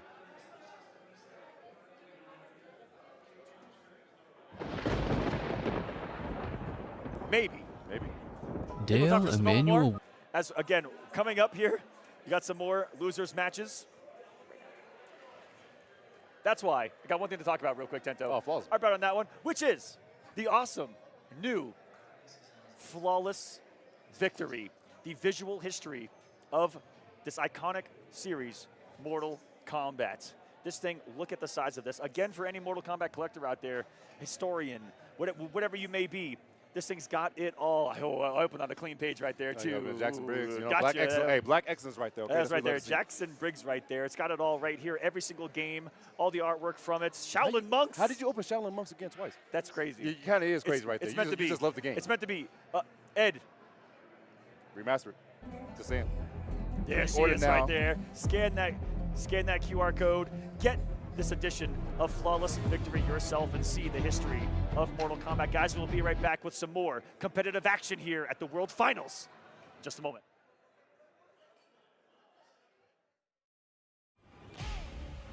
Yeah, guys in their 20s. What kind Wilson, a man who needs no introduction. He is the jug-pissing, disability-mocking, rage-quitting... Fucking...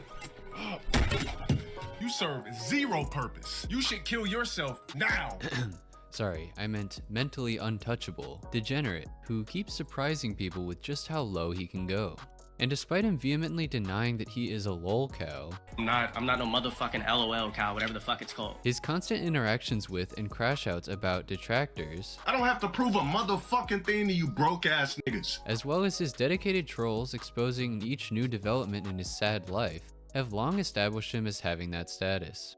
A while ago, I covered Dale's career and controversies, including many instances that contributed to the garnering of his loyal troll following. In that video, I went through an interview that had somewhat recently come out from No Jumper, in which Dale claims that many of these moments in his life were simply due to an act he put on to become famous, and that he was in many ways moving on from this persona. And since then, many things have come to light that have pretty much definitively confirmed that this was, well, a crock of shit. I'm sure many of those who watched that interview or my video would have been able to see that even back then, but I guess it didn't hurt to have a little optimism. Unfortunately though, since then many things have come to light, including the alleged grooming of one of his long-term girlfriends, refusing to raise or pay child support for his daughter, being in mountains of debt, and having a restraining order against him for domestic abuse. Things that, even if you didn't have a problem with his former controversies online, are real-world instances that make it undeniable that he's a terrible person. And thanks to the large number of extremely persistent and perceptive trolls following his every move, Dale is now going viral once again as people antagonize him with real-time debt counters, Section 8 fit checks, and constant reminders of his many failures. So let's go through these instances and explore just how Dale has left behind his old character and truly embraced the new and improved low-tier god. I'm an alien. I don't have human emotion. You guys are gonna witness me fake it. See, humans can't relate to somebody who's not human. Just a disclaimer, many of the things covered in this video are speculative and or alleged, and the purpose of this video is simply to compile significant developments in Dale's story since I last covered him. Alright, let's go. Now, as anyone who knows anything about low tier god would know, he is extremely insecure about his age. How old are you now? How old do you think I am? 29. Let's go with it. 38? I'm not 38. God damn. Wait, you like 30 though, right? 30, I'm 50, nigga. And this could be for many reasons, such as that he's ashamed of constantly raging at video games, or of not having accomplished many of his goals. As we also know, thanks to a video by Shang Tsung, Dale was born in 1984 and is well into what the kids would refer to as Unk status, or depending on your generation, an old head. That is the World Finals of this game. We got just a few players left. We are getting to the tail end of this competitive journey that has been an entire year long for these players. We're getting this next one on the loser side is going to be Lavender Rain versus Gur. I believe with a little bit of a short break, we may go back to the top, but we'll see how the cookie crumbles down there on the loser side. I think I see They're getting Sonic loud Fox. out there. I think that's Sonic Fox. It is Sonic Fox walking the stage. Oh, Lord, have mercy. Oh, man. Make it Connie. Connie Monty right there in the shorts from left to your guys' right. I was backwards on that one. Cameras are a weird thing sometimes. Yeah, cameras are weird. Yeah, reflections are weird, okay? Mirrors are weird. Vampires can't see them, though, you know. Sucks for them. Poor guys. Oh, here they come in. Oh, my God, it's happening. The Fox and Connie Monty. This has been years in the making. They have never met in a competitive setting. They were both at EVO, both top 3 at the only tournament that they went to, but did not play each other. Never crossed paths. It was one singular hit away in the Connie Monty versus Nicolas match, but denied by the Chilean, who's currently sitting back comfortably and is just going to watch the rest of this losers bracket unfold. And for the first time in quite a long time, we get the twin battle in a finals like that, which hasn't happened really since their first year of coming onto the tour, where we had like 4 of them in a row. Yeah. It was pretty early and dominant for them, but then afterwards, when other players start to rise up, and we just see the consistent placing, especially like shout out to Bandinos taking down Scorpion Procs at that combo break in 2024. We start to see like separation. We start to see more players growing, but now looking like they're both locked and loaded and ready to see if they can actually, one of them could take it. Yeah, but they both came into Final Kombat a little bit different. Yes, they did. From what it looks right. Especially Procs, because Nicolas has always been consistent. Scorpion Procs has definitely had a shaky season. He was pretty much the last spot in points to make it in for qualifying. And made it in one of his last events with a really good result down there in Blink. If it wasn't for that good result there in Blink, we might not have been even seen him here at Final Kombat. So when it matters most, he is stepping up. And here it is. Sonic versus Connie is going to be, is it going to be the Homelander? Is it going to be the Cyrax? It's what I'm thinking. Homelander naturally has a little bit of, I don't want to say counterplay, but has something that gets around a lot of the bombs, which is flight. Simple avoidance right there. There are some ways to get out of some of the setups, again, by taking to the sky, activating your Farah, getting your punish. We'll see what Connie Monty has to deal with the absolute flurry that is Cyrax and this bomb pressure from Sonic Fox. That really, since Sonic has gotten their hands on Cyrax, it's been very hard, impossible to stop. Other than down there at Gamescom. Oh, yeah. Gamescom was a different story. But since then, can we look at the match? Since then, picked up the Madame Bo cameo. They're playing. Are they playing? Can we get the match? Are they playing? Yeah, go to match. Go to match. Go to match. They're locked in. That's a game. Can we get the match, please? Go to game. Game, please. By God. Can we get the game? They're playing. They're playing 100%, right? Maybe. Connie's talking to someone. Oh yeah, they are. They're playing. Right. There's miscommunication here. They do something we didn't. Yeah. Y'all got it. They were locked. They were definitely playing too. Oh, Lord have mercy. Taking a look at something here. Give them just a moment. So they're resetting something up there on stage, making sure everything's right for this battle of the literal titans of the game. They were going each other heads. You saw how they was leaned in? Yeah. I was just saying, like, they were actually going into it. I got really scared for a split second. I thought they were going to be right into the match, but apparently we had a little technical difficulty we're going to take care of so we can make sure we ensure that we have the proper experience for everyone all around. Yeah, absolutely, guys. And once more, thanks for being here with us over the course of this weekend. We very much appreciate it. Hope you've enjoyed the action. And right now, just kill a little bit of time before this next one starts. Kanimani, one of the biggest stories this year of also being the online guy, transferring to offline because he got, unlike last year, where he only made it to Final Kombat through the online qualifier, this year had a couple of events, and this tour was so much different. Last year there was only 4 stops. This year 10 stops with multiple stops in Europe. Kanimani dominated them. Vienna Ali took first place. That was a demigod event, so that means that was a lot of points for him. Brussels also took that one as well. First place, but that was a combat event. He actually didn't go to versus fighting. But what was the other? No, but that was it. But the 2 that he went to there in Europe, he dominated from start to end. It was a couple of characters too. He has a couple of characters up his sleeve. We've only seen the Homelander, but he's also got the Johnny Tremor. He's also got the Sindel Tremor that was primarily used at Evolution in that run, and it looked so good. Something about the time between then and now, he's hyper focused on the Homelander here. In a situation like this, these guys know better than us what they need to do to get the victories here. And for Sonic, has also had a couple of surprises. That sector team a couple times. Yeah. They told me that they experimented with that team just a little bit, and I was expecting to see it at least once, and they did, but it immediately got shut down. It does have a couple of cameos with the Cyrax, depending on the situation, but that Madame Bo has such synergy with everything that Cyrax wants to do that I don't really see a change. Similar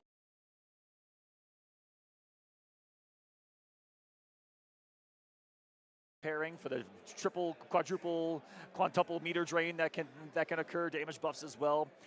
Really good neutral increase with those daggers that the Serena assist can back up there for Cyrax. Not the biggest threat from full screen now with the goop being able to be destroyed on the projectile trades. Just like Raiko's projectile as well, yep.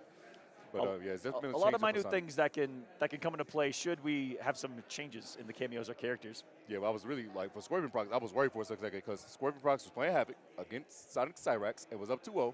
And who else was playing the Havoc against the Cyrax that was up 2-0? Nicolas at Evo, and we got reverse 3-0. I was extremely scared watching that entire match. I still, to this day, think Sonic lost that match. They did. Sonic lost that match, but won the match.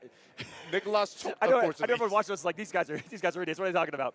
There was, when Nicolas and Sonic played at Evolution, Nicolas had what was perceivably on paper to be a checkmate situation against Sonic Fox to win. And Sonic won. And that's why I still don't know how Sonic did it. Just came back. And this is the big thing we talk about. It's similar to yesterday with the micro duck, by the way. It's called the Fox Factor. If you guys do not know, Sonic Fox has been known to play many fighting games.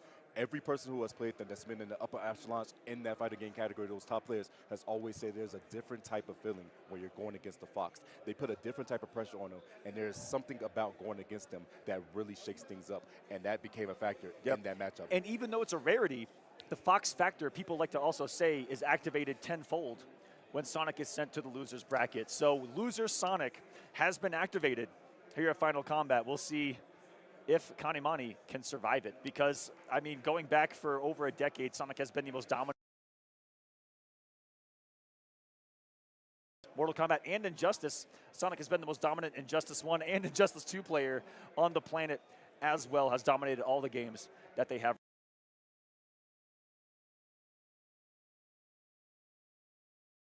Their competitive journey here today. And it really goes to show how much time and effort goes into just competing and things like that, because Sonic really wants it. And like I said, has never lost a finale for NRS titles. Has won every single one for Injustice 2, all 4, MKX, MK11.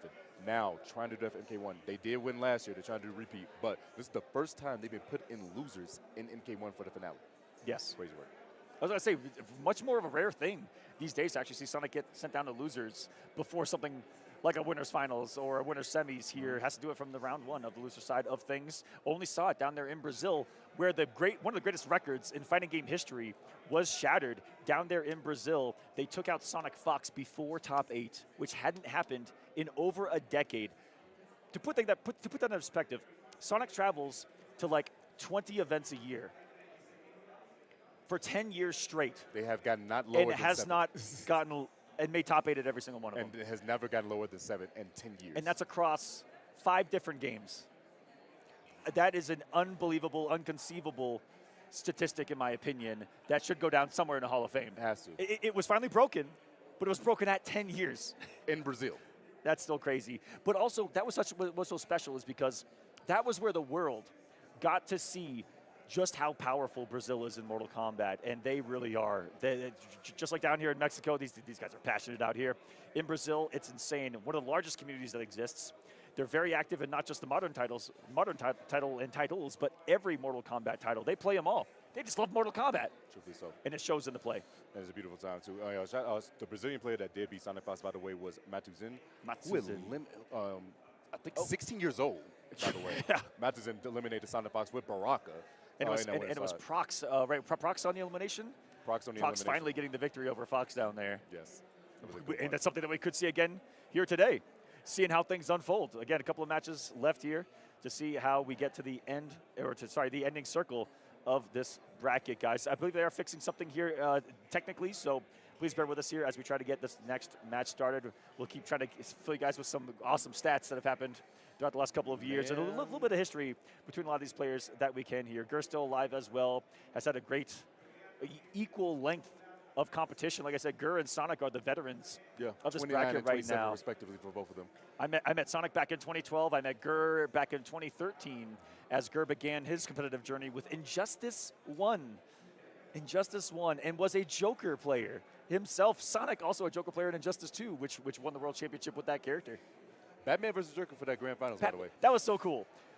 Rewind, who's one of the players here, was in Grand Finals with Sonic Fox of that Injustice World Championship, and it was Batman versus Joker. If you haven't seen that, definitely highly recommend it. The ultimate lore battle when it all mattered most, and that went down to the wire, too. Really Rewind was looking really good with that Batman, and it's going to show all these players are really good with a multitude of games. NRS puts out 2 different Kombat, and they are very, very different. Mortal Kombat block button, Injustice no block button. Injustice no block button, much larger screen, way different mechanics that exist in the game, and they're still able to dominate. It is just, it's crazy to me. It's a crazy thing to do, to go back and forth. You said both those games being so different, and Sonic Fox and people like Rewind too being so good at both games. Tweety as well. Tweety was actually very consistent in Injustice 2, as well as Gur Gur was also in the World Finals of Injustice. Tweety as well. Just always praying, practicing, and making sure they're at the top of their game, and they've been doing it for years. And that just shows, like I said, that dedication and the love of the game that can make you go really far. And then these matchups that you see, like, it's also like, we talk about the matchups of characters, but also the matchups of players. They know their tendencies for how long they've been playing too. Is also a big thing as well. But it looks like here we go. It's locked and loaded here, kinda. I see Sonic and Connie. The game has been rebooted. Looks like we're going back in. In the beginning. In the beginning. If you booted up Mortal Kombat, you know what I'm talking about. I was about to say there was an apple. Now, one of the interesting stats about this Final Kombat compared to just about this Final Kombat to me, is that of the 20 players that made it, 10 are new, but 10 were returning from the last one. That's actually kind of right down the middle. Half new players, half returning players. That's actually really cool to see. Here we go. They're getting their buttons separated. Like I said, in your settings, you can manipulate some things in the game. A lot of people don't do things like input shortcuts and things that can manipulate how you do your grab, for instance. I myself use one that not a lot of people use because I like to do multiple inputs to do a grab versus some players like to do one. Oh my gosh, here we go. We're getting into it. The crowd can feel it. They're starting to get hype out here, ladies and gentlemen. For the first time ever, Sonic Fox versus Connie Monty. Loser eliminated from Final Kombat. Winner advancing deep into this top 8. First hit, first blood. drawn by Connie Monty. Welcome to the corner, grabbing a neck. And it was, like we talked about, was it going to be a secret pick or a saucier pick coming here in game number 1 from Sonic? And it is with this sector, but that was such a good float overneath the Lao hat to get started. Connie bullying 500? Sonic Fox right now. Hello? My God, he put him in a coffin. That was so much damage right there. And we're going to see the other side of the Linkway assembly coming through with the sector. But guess what? The mid-check into immediate float. Connie taking that first round in this loser's quarter. That was a tone setter if there ever was one right there. Lasered him, and you got the hit of Lao as well. Every single thing going Connie Monty's way right now. Laser once again. And here's the big thing about this match that I'm seeing thus far. This man, Connie's make sure he's staying everywhere as much as possible so Sonic cannot set up that Lao hat. That Lao hat is a low, but like we said, Homelander has the ability to float. He can go right over some of these mix-ups. Overhead again. Misses the combo though, unfortunately. That would have been it right there. Should have not been. Oh my goodness, I can't believe for the past few minutes, Tento, for the first time, I haven't seen Sonic Fox get to play Mortal Kombat. Oh my God, goes for another down poke. Doesn't go for anything afterwards. The stage space is praised on the down ones. Goes for the delay mid. Not going to work out, but the 1-2 to check him. Connie striking first blood 1-0 in favor of Germany's own. That was a domination. Now currently lives in Germany with the flag up there. He's from Turkey. Yeah. Laser. And Sonic Fox not making a switch either. With a dominating start like that, I would have had to select Cyrax, but maybe Sonic Fox thinking, you know what I know what you know, and I'm going to counter what you know with what I do, and then I'm going to reach on the battlefield, and thinking that he was more prepared for the Cyrax. But I'll tell you what, Connie's looking pretty prepared for this sector so far, because so far, Sonic still hasn't gotten to play the game. No, not at all. He's been stuck in this corner for the past, 15 years. It's been actually terrible. 15 and a half years. Oh another, my God, another Lao hat just decimated by Connie Monty, just like the health bar of Sonic. Another crack of the neck and a near flawless victory. Almost 3 flawless victories to get started. The man's taken chip damage so far in this match. Unbelievable. Connie's on a tear. And also, big shout out to Connie's family. He wanted to make sure he gets some shout out for all the things they have done for him thus far. For him to get to this moment right here to fight against Sonic. Big hit, scores. And this is the first big combo we're going to see out of Sonic during this entire set. Finally, some damage on the board. Sonic with positioning as well. A little pressure ends off of the low string. Connie Monty really put it back in the corner. Nice micro duck. No break from Connie. That's some belief right there. Oh, and it is because he knew they was going to drop it, but unfortunately did not get the combo. There was a drop on both ends here. Mom spaghetti, but guess what? Back to the corner. Ooh, demonic dashing at nothing right there. Picked him out. Das Boot. The plus frames right there. Still Homelander's turn. Stole another one. No trap for you. You stay in the corner. Down 3, beautiful stuff right there. Good blocking the overhead. Gets a conversion. No, he does not. The down one's a miss. Goes for the little.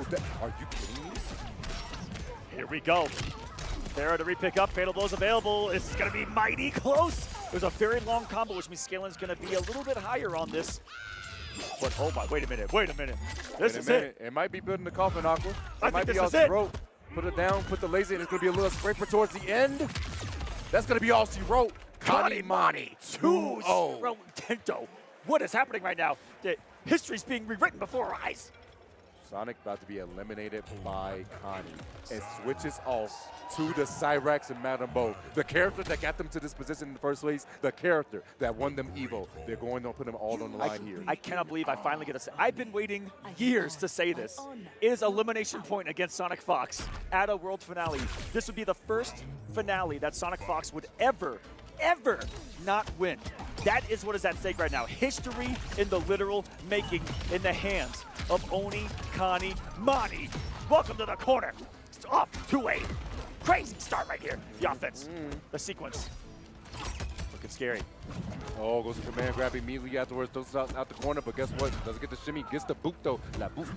Oh wait, whoa. Too much dip on your chip right there, brother. Where you going? He aggressed that one a little bit too close to the sun.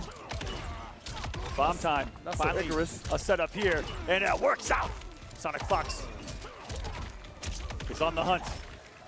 Another one. Oh, he's going to take a shot? Of course. Oh, he's going to need after those first 2 games. That mascot. Oh, shattering the armor too.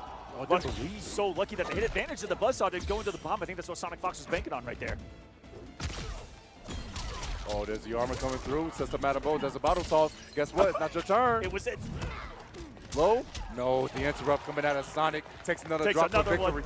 That was such a good call out too of the Rising Farah with the stand 1. Sonic looking pretty too. 2 bottles loaded with the Cyrax here, which means he has access to a belly flop, has access to the enhanced dashes.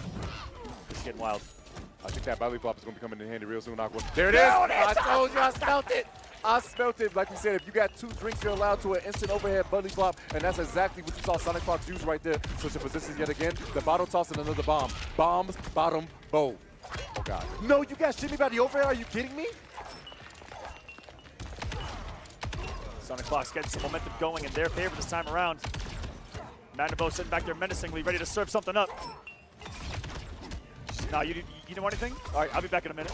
Oh, towards the low. Wait a second. Connie's not out of it quite yet. A lot of help that they need to get past, but it's all possible. Anything is possible. There you see one of the beauties of Homelander, the ability to carry your opponent to the corner off every single touch. By God, from downtown with the uppercut.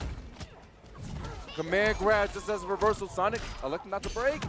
No, they believe in this round. They believe they can take it. Takes one chance. Takes one clean hit. Conversion? Oh, yes, it is. Connie Monty puts himself on set point, elimination point to take out Sonic Fox. Unconceivable that it could be in 3-0 fashion as well. Oh, called not blocking. Who should have thought? Here we go indeed. Yo, it's something about getting your ass beat in front of the princess, and also, you kidding me? That reset. Sonic, what are you going to do right here, actually? Just going for the... perfect timing on the last hit of Manabo right there. So he's squeezing out some damage. Has a bomb down. Good blocks. Goes for the mid. Didn't believe in it, though. Could have been the kill. Nice armor through coming out of Sonic. Scores a knockdown. Oh, the dump for the command grab. Are you kidding me? So ready for it. This Sonic outside the range of the lasers. Right into the grab again and into the Manabo. And oh my God, Connie Monty said, I don't even want to see it. Get that out of here. Let's get into the next one. We know it's over. Connie with a slight little smug smile on their face, meaning that Sonic says, oh, you're feeling the pressure. Let's see if I can turn that up just a tad bit more. Man, that last active feeling, bro. Oh, it's okay, Aqua. I know it's terrible. It's okay. I got you, buddy. I got you.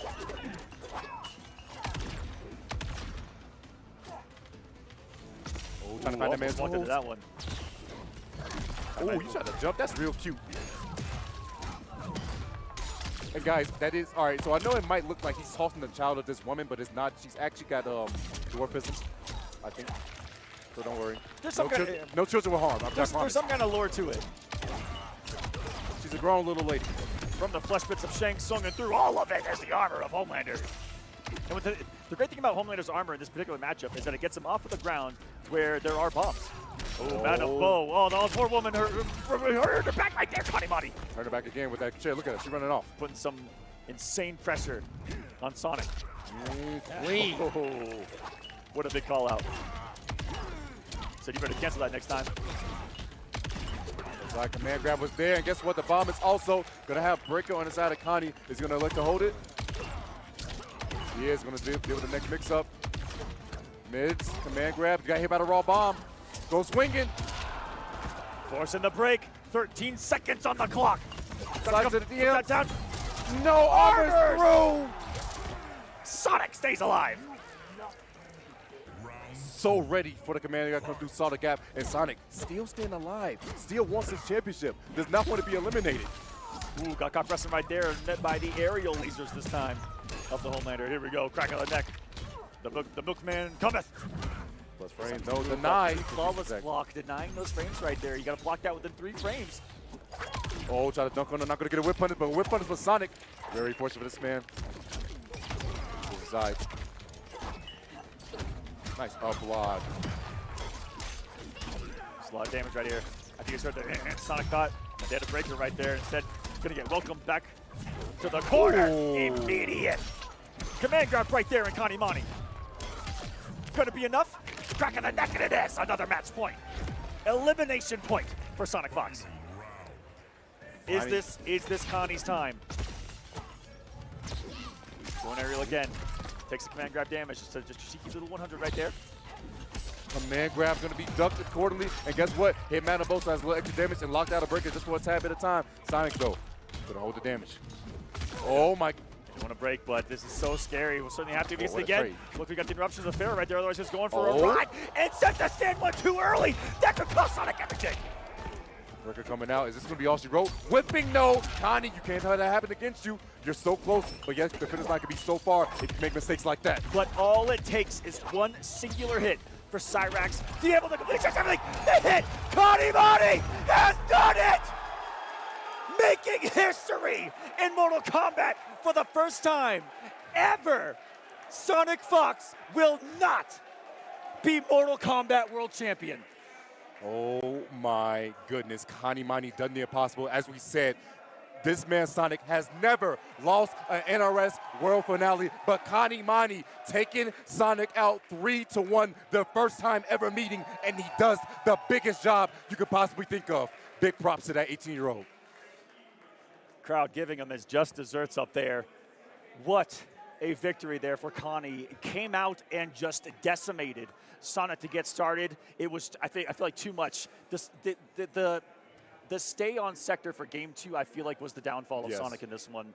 Definitely, I feel like should have gone to the side rack sooner. The way that Connie dominated game 1, yes, Sonic has more belief than anyone on the planet to say, okay, that was cute. I have the adjustment in my head, but Connie never gave it to him. Just kept the foot on the gas pedal there through game number 2, finally forcing out the Cyrax. Cyrax was looking good, but the damage is already done. Down to that final round, winning another classic here at Final Kombat. History being made. I can't believe we're a part of it. 3-1 victory. Sonic Fox falls at 5th place at the finale. Big stuff for Connie Mani right there. That means we're going to have a new big champion. Congratulations to Connie. We'll have a new champion no matter how this unfolds. Someone new is going to be crowned champion here today. And now I feel like the entire atmosphere inside this building has changed because we now know Sonic's not going to win. Because for years and years and years, you come into these and you go, okay, Sonic Fox. Okay, Sonic Fox. It's always said in American soil. Not today. Not this time. NA is unfortunately, all NA last is on Gur. Gur is the last NA hope. Well, not North America, I should say. But, no, actually, North America. The last American standing. That's American standing, yep. North American standing. Yeah. Because technically Chile is South America, so obviously one of the Americas is there. But nonetheless, USA is only being represented by Gur, the man from New Jersey. Who would have thought? Who would have thought? Who would have thought? Gur with that Gearus. We've seen him come up as well. He's going to be facing off against Lavender Rain, looking for some vengeance from their battle in Brazil. Lavender Rain took it 3-2 in their last encounter. How's it going to unfold here today? A lot of people have been winning their runbacks here at Final Kombat, where it matters most. This is it. It's in the name. Final. It's the last one. It's now or never. Now or never indeed, and here it is, Lavender Rain and Gur shaping up. This is still loser side, so one of these boys will be going home, unfortunately, but it's still going to be, honestly, just a classic nonetheless. Like I said, last time they met, it was at Brazilian Games Con over there in Latin America, and it was a great time. Gur actually fell to Lavender Rain 3-2. It was a very close set, but and then Lavender Rain got on, I believe, got 3rd place at that event. Got 3rd or 2nd. Did Lavender get 3rd or 2nd at that event? I know you got top 3 for sure. Great showing for that man. I'm pretty sure as well. Oh! We'll warm up some buttons. Buttons got to be checked. Like I said, you're playing for this much money, $200,000 prize pool. Oh yeah, you're definitely going to make sure those buttons are feeling swell. Making sure all those time dilations and manipulations are working for Gur and for Takeda, making sure those whips, those kunais, are warmed up for this battle once more. The last losers quarters match. Gur and Lavender. Gur getting started by spending his only first bar of meter to get his hourglasses loaded, and then Lavender Rain getting the first hit, giving him another bar of meter. That's how it works here. Both players start with a bar of meter. If you get the first hit, you are given the gift of another one. And meter is money, and money is power. Something like that. You know, you're not lying, because the power you need is to take this set right now. The overhead coming through, Lavender Rain sets up a shuriken. The block, oh, he had a punish, but didn't believe in the slide. But guess what? Full combo. Well, this is looking grim. Gur no way to save himself defensively unless he can arm around the Motaro, but that was so advantageous on a block. It simply wasn't his turn. Lavender Rain looking for the throat on the EX extension is going to be denied. He's going to allow Gur to load up those time resources again. He's got the hourglass, the sands of time at this man's disposal. The wall, tries to throw a shuriken to contest it. Not going to happen. 30 seconds left on the clock. Time becomes a factor in these sets. Like I said, every time you go to Gur, they expect the clock to go down to about 20 seconds. Oh no! Beautiful conversion right there. That's the huge use of Motaro right there. Shooting 3 massive. Whoa! Look at he said, I know you. I'm waiting on snap too. He's dancing. I know you got snap. I'm not about to get snapped on no. Command grab is gonna get jumped, but guess what? Rewind time just like that. Back to square one. Overhead. He goes for mid. Command grab. That's extra damage because he's doing him out the corner. He's not dead, but time. Overhead block, and he's gonna get out of there. 1 second, the kunais are not gonna save him. A little bit of chip damage, but it does freeze the clock, so you'd have to block them all, but you're down to the wire in that one. How many matches with Gur in them go down to the timer? Oh, hey, so someone many. make that stat for us, please. Please let us know that stat. Yeah, that's across gonna the be incredible. whole Pro Tour too. How many times has I Gur feel like had? it's been more times than not. Like I think it's around 60 or 70%. Got to. Ooh, big interruption. Another toss. A clothesline from hell on that one, man. Oh, about to take his head off. Back off. Garrett need to go to the WWE, man. For real.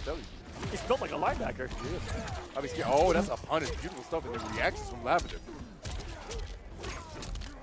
Let's him set up that ground and good. I know it's going to use it for the extension this time. That's a lot of damage right there. The full conversion sets up another one. That was 472. You know, it's a good cash out right there just because you know how low Garrett's health is being 950. Oh, no. Ruh-roh. Here come the clones. Fantastic block on the first one. Wonderfully blocked through that from Lavender Rain. Showcasing, like you said, Tento, the defense of the game. Kind of a rarity. Mortal Kombat known for its offense. I know, showing that the block button does come in handy, but unfortunately, snap my fingers, do the step. I can do it all by myself. This man Gur's gonna spin the fatal blow, try to force out the breaker. No, he's gonna hold his damage. Lavender Rain. Kind of crazy. More times than not, you see someone break that. They don't want to eat this much damage. Lose a health lead as well. But it means that Lavender Rain in his own brain has complete belief that he can still do it. And wakes up buttons because your meaties are looking kind of vegan, my friend. Oh, you got to get him up. And beautiful damage right there for the knockdown. Just goes mid-screen. Beautiful stuff from Lavender Rain. And man, this is a long game one, but this is going to set the tone for the rest of this set. That it is. Another corner two. Never mind. I lied right to your face, Sento. Oh, hit advantage.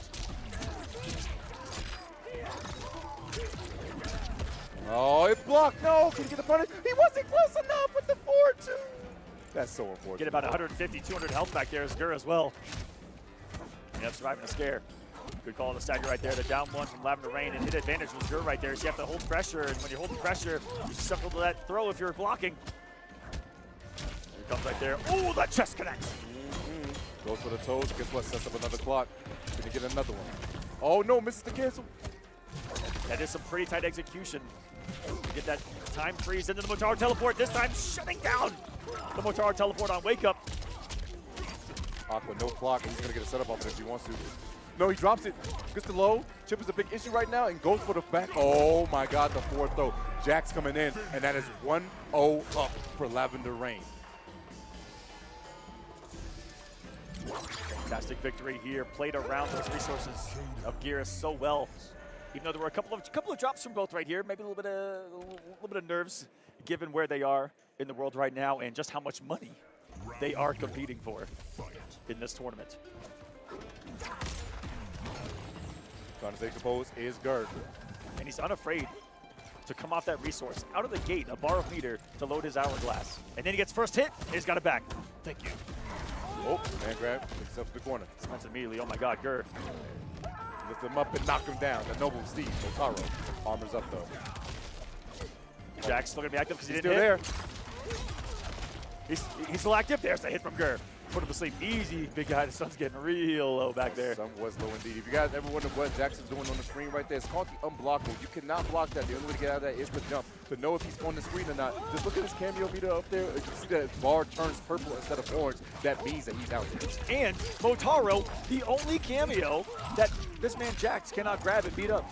Hey, he's done every bicep day, every chest day, but you can't lift up that building. That's a big boy. Man, it's a big boy right there. You can't do that. There he is. Look at him. But all it does is it just puts him on a longer cooldown, and that's why Lavender Rain does it. So good at, even though it doesn't get the full Jax got you grab extension for some more damage, etc., it's still able to keep him at bay. Oh my God, he put out the full turret and got the grab as well. Shutting down the turret and so prepared. Dropped it. Goes for armor, command grab, goes for mid, drops the combo, goes to tackle afterwards. Blue 42, big shout out to Yipes. Blue 42. Hike! What a victory. Ooh, gets whipped in the face though to get started in this one. Overhead, good blocks. Stand patient. Gets under, but guess what? The downfall coming in handy. Lows up. No, he's just activating Sand Clone. I got a twin if you didn't know. Yeah, he went to Rainbow. He did him. He's just going to return back to his normal form here. There we go. It transpires. Thought that the Motaro shot was going to come. There's the mind game now that they're starting to play around when is that Motaro going to come, and is Rain going to make the read on the Jax grab?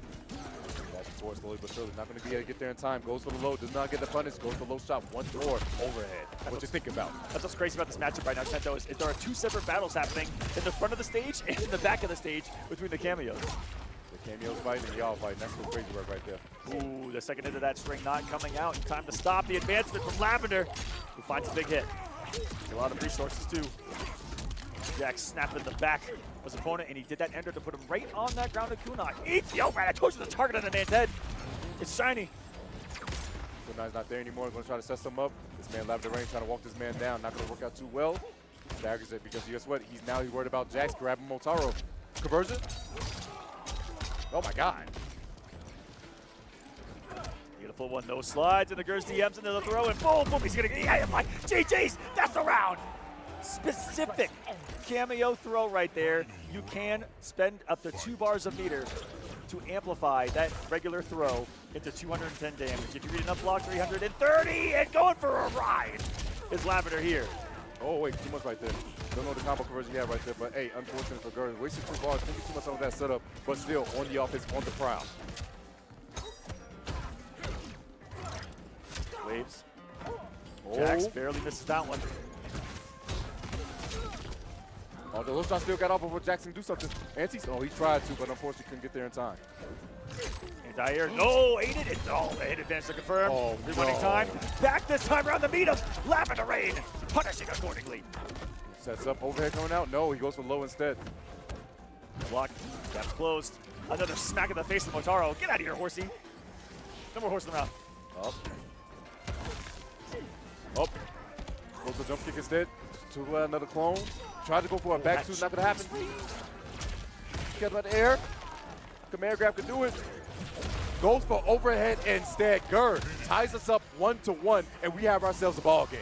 Oh, we're battling. With a snap of those fingers. Ooh. Gur, after every game, I'm gonna join you, buddy. I'm gonna take a swig of water too. Hydrated, guys. Stay hydrated. Mr. Aqua telling you guys to stay hydrated, man. That's how I got the name. Yep. Hashtag water boys. Oh no, he got caught while flipping too. Look at him. He's in a fetal position. No conversion from Gur though. Expensive still, no. Oh, overhead coming through. Ready again. Oh, try to go for sweep. Not going to reach it in time to sand.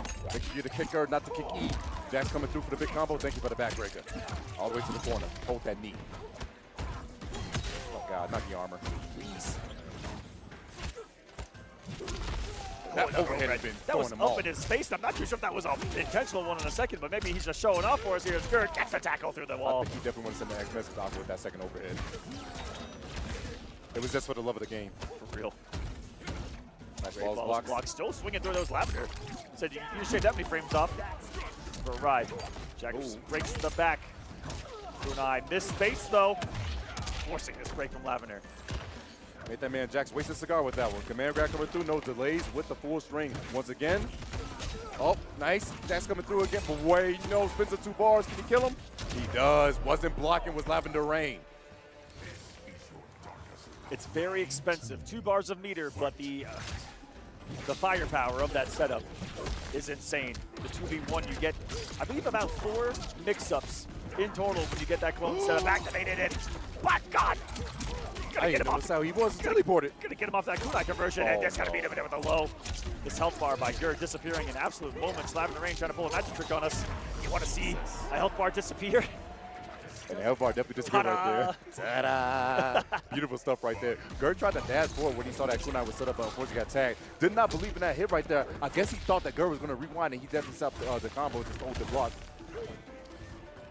Both whipping pokes right there. Gur going back to full screen and dancing. Always makes his opponent want to come to him. Has plenty of tools here, full screen to play with. Oh, he got interrupted though. That slight walk by Lavender in that range, really everything. Oh, but dropped the combo, unfortunately goes for the big 1-2. Oh, wait, it's a knockdown. You're kidding me. Goes for NCA, not gonna happen. Doesn't get shimmed. Nice balls block from Gur. Negating that chip damage. Big back throw, gonna be tech. That stagger. Interrupts the advancement as well, gets the frame advantage, denies. The Jack's right there, using the gap with armor. Like I told you, that armor, you can absorb a hit as long as there's a time to start up an armored move. Oh, it was for the low. Doesn't get thrown this time around. Another mid check, and guess what? Command grab coming in handy. Goes for another one, but unfortunately a foot was met to the face. Back to square one for Gur.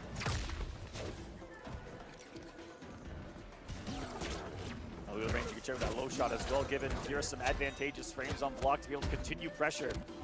Always is that Makaro shot. Huge reversal of position with the back throw. Jacks with the grab. 16 seconds. The Gur can do anything to stop this. Should the execution be here? On the second, Jack's not even going to be needed. Lavender Rain striking back and forth with his opponent Gur right now. In the last losers quarters match of the tournament. He's smoking a stogie back there as his boy Jax. The cigar actually coming in handy. Gur always said that Takeda matchup was one of Geras' worst matchups. He hates playing this, but he is a loyalist and he knows how to figure it out. He's done it before, he can try to do it again. Here we go. The winner of this, making top 4, will face Kanimani next. And up next, for your guys' viewing pleasure, it happens to be that winner's finals, the Twins. So strap in. A whole lot more combat still left. Great checks and balances here. And the pressure and defense. Good flaw spots right there. No huge hits, just singular. Right now, nickel and diming the health bar. Slowly dwindling. There's a clean hit. Never mind. You thought it was clean hit, Aqua? Nah, he said, never mind. You get the time on my side. It's actually kind of dirty. Speaking of dirty. Oh, no, it doesn't work. I'm honestly not doing fast enough. Yo, the full string right there, who would have thought? Over it. I like that Gur recognized that it was on hit, doesn't come up to teleport. No! Use it to fake out a command grab this time. Super effective on Lavender Rain. Single hit now. No way, right? This is big. Huge, actually. Setup time. Oh, 2 of them things? Overhead afterwards. Got the jump in, said, wait a minute, what's going up overhead? The foot to the back of your cranium. Gur said, screw this, I'm out. I'm out for real. I see what you're doing. He's out two kunais stuck between his rock and the hard places. He said, nah. He said, I'm out of here. Down poke immediately. Good blocking that overhead right there. Oh, back throw, switch positions. You're in the corner now. It's not so fun, is it? Oh, never mind. We didn't care about none of that. Good blocks. Oh my goodness, some people in and out range of Takeda from Gur right there. Now he's in his face, has the lead. These normal throws are actually working out really well. These back throws, Aqua. Another one. Does Gur have the audacity? The balls, the stones to do it again. This time goes for the low. Got him in a state where he had to read blocker, no block, grabber, no grab. Beautiful duck, beautiful punish, but guess what? Had a bar to rewind, it never happened. Goes to a big swing of the haymaker, missing. Swing and a miss there on the whip.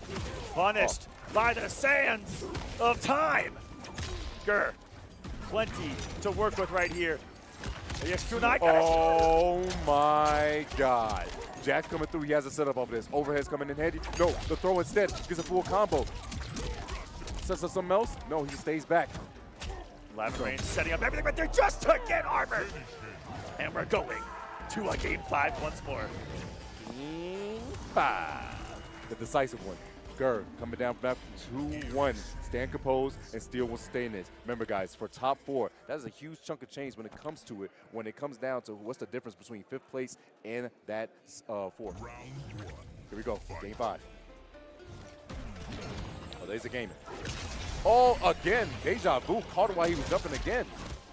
Ooh, DDT from the top rope is crazy. Are you kidding me? $6,000 difference between the winner and the loser of this one. Great time to swing clear from Lavender. He's had a lot of success on reading when Gur's going to stop those staggers of the forward 1 string, where he says it with his chest, puts out the little sand tombstone, and you still have to worry about the back and forth at the end. 3 parts of that string that are so detrimental, and he's going to be there to meet him. Where are you going? I'm in every timeline, here to beat you down.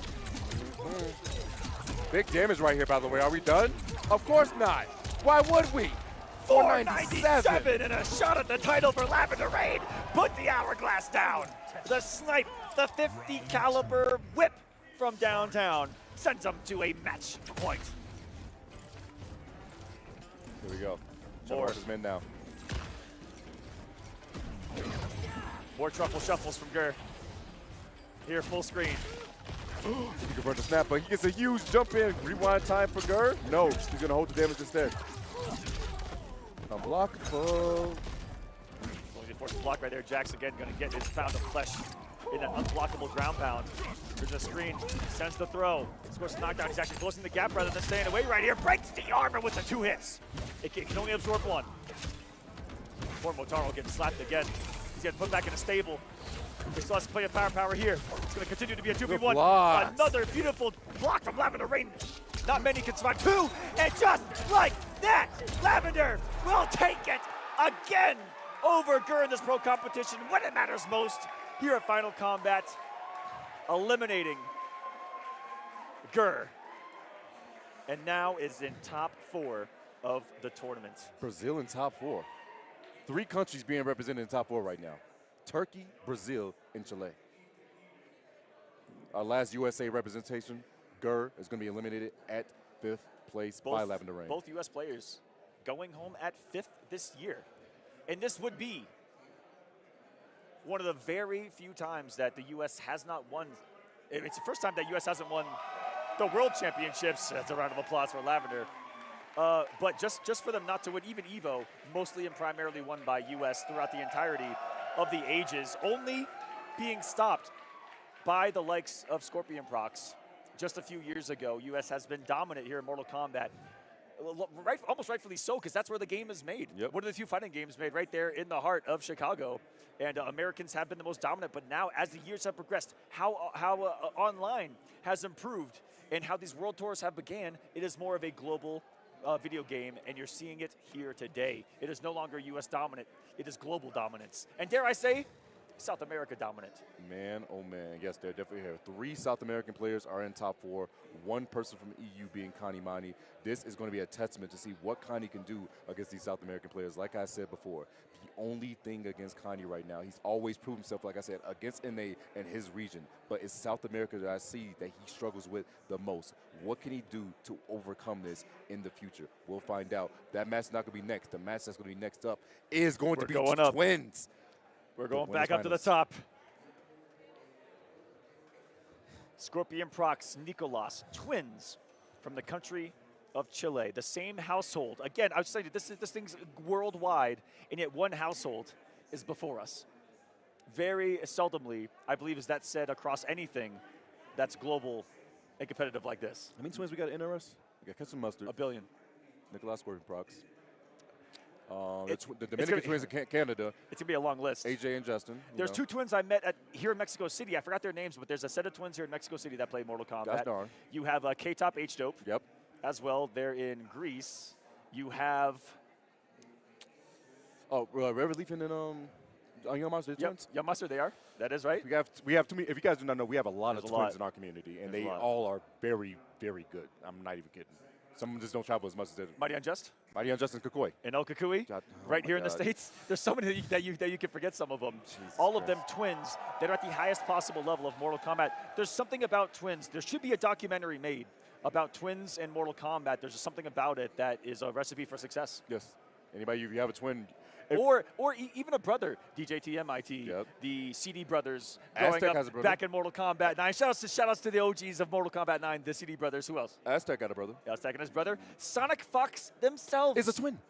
Not a twin. No, they're a twin. It's a twin. No, they actually have a twin. Wow. So I only know about the other brother. No, they have a twin. So, but I know Sonic grew up playing with their older brother, whose name is Quiggles, who was a world champion of another fighting game before Sonic Fox's kind of prime time. Sonic was still playing a brother who was a world champion of a fighting game. Family. We do it for family.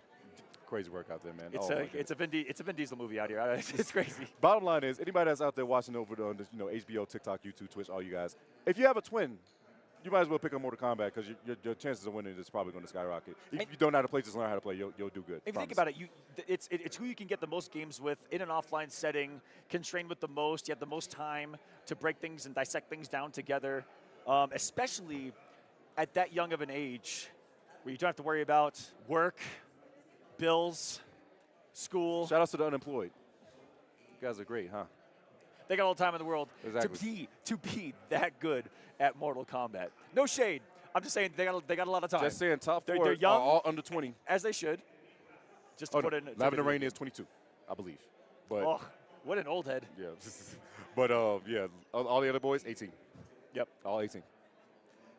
The true young guns and the next generation of Mortal Kombat players we've seen being molded before our eyes in the last couple of years. It's a beautiful thing to see. I've been enjoying it. Yeah, it's been a real treat to watch. It's been a real treat to see how things go. Like I said, we've had 10 events. If you guys didn't know, we started off in Mexico. We ended in Mexico. We also went to Europe. We went to Austria. We went to Birmingham in the UK. We went to what else we had? We had 3 in the US, being Texas, Florida, and Chicago as well. 4 actually. Yeah, let's talk about Evo. that. 4, and then Evo. I'm missing one more. Did you get Mexico? Yeah, Mexico. That's where we started off. Blink. We had Dominican Republic. Republic was also out there too. We had tons of events. Make sure the big thing about the system is that we wanted to make sure everyone got a chance where they were in the world. We wanted to make sure at least we had put 2 demigod events in each region, so they can make sure that everyone had a chance to at least qualify from their own place without having to travel overseas. Which is why we're seeing so many representatives from Europe, from South America, because there was multiple ways in and enough points within their region to qualify. A really well-structured, in my opinion, pro competition this time around, especially compared to last time. There's like 4 shots in at the offlines, which is not an awful lot when you think about it. But also, I want to give, before I forget, not only are we talking about the new age of Mortal Kombat, while I'm here, I want to give a quick shout-outs to all of the old heads as well, to all the classic players as well. There was competitive scenes before even the modern era, which is the NetherRealm games. NetherRealm games were Mortal Kombat 9 and on, but before that, you had multiple eras of Mortal Kombat. Shouts to all the 3D Mortal Kombat players out there. Shouts to all the arcade Mortal Kombat players out there. MK1 all the way to Trilogy. You got MK4 going all the way up. You guys are awesome, and there's also the arcade collection coming out here in just a bit. I had to flash him with that one. Yeah, I had to flash the badge. They was like, oh, is that the badge? It's a little arcade cabinet. Man, you already look like a cop. Look at the glasses, got the stash. Oh, Hey, my man, God. listen, Aqua, no, wait. No, you're the striker cameo in real life. What are you doing? All right. I got one joke for you guys. When I'm driving a car and I'm behind someone, they do slow down because they think I'm a cop. Don't drive behind me.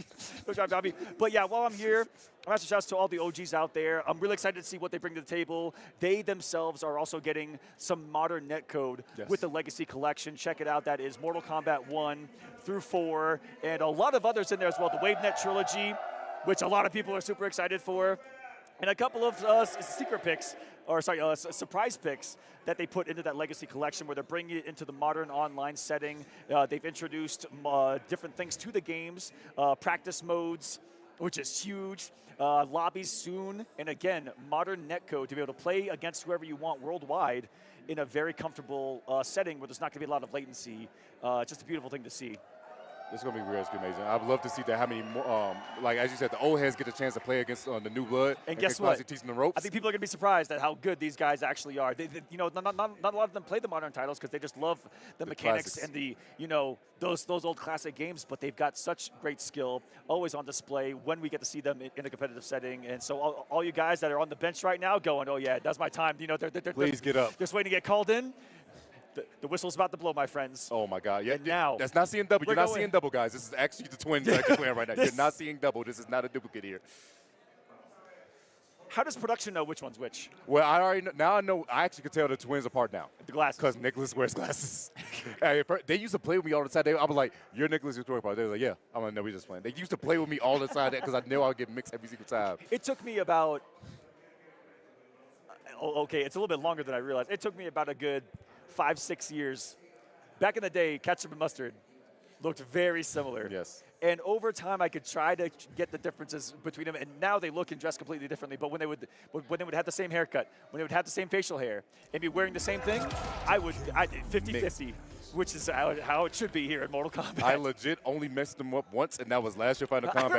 I remember that. Because if you guys do not know, ketchup mustard also plays Cyrax and Sector respectively for their colors, and I didn't look at the screen, and I said, yo, what's going on, Mustard? And he's like, I looked at the screen, and I was like, he's playing Sector. I was like, no, I'm so sorry. I was like, that was the first time I've ever mixed them, and I've always been so consistent. But nonetheless, not mixing these two up to the screen right now. The two Chilean twins, you guys see it there first. Both of them 18 years old, have been dominating here and here again. And guess what? First time in a long time, they have a winner. They're playing Scorpion and Sub-Zero. That would be so cool if they did that. That would be so cool. Now, the twins, when they play each other in situations like this, are known to play whoever they want. And because, again, when they play each other, it's a different video game than when they play anybody else, because they have 7,242 hours between them, probably at their house, just sitting and playing, that they could have a character selection for their brother that we may have never seen before, you know, because they play each other time and time again with their main characters. It's who they're most used to. Who and what can they do to catch their brother off guard in a situation like this? They usually play a plethora of characters when they go against each other. Like I said, during MK11, this is all we saw. Like you guys know, his brother. He did. Yeah. But MK11, this is all we saw for like majority of MK11 life. These two playing against each other in the winners finals and grand finals. They haven't done that too much in MK1. Yes. But now we get to see it here again on the big stage. And what are they doing? They're doing it already. Look. Johnny Look. Cage.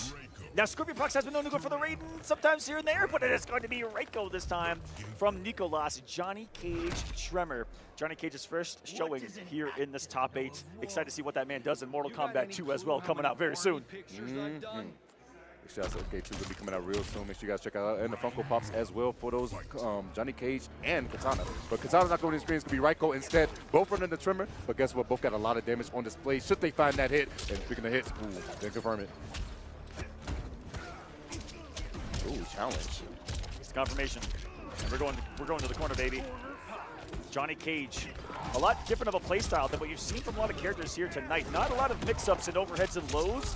Can just be overwhelming in pressure on block. He's got great frames, which means that in the frames of the...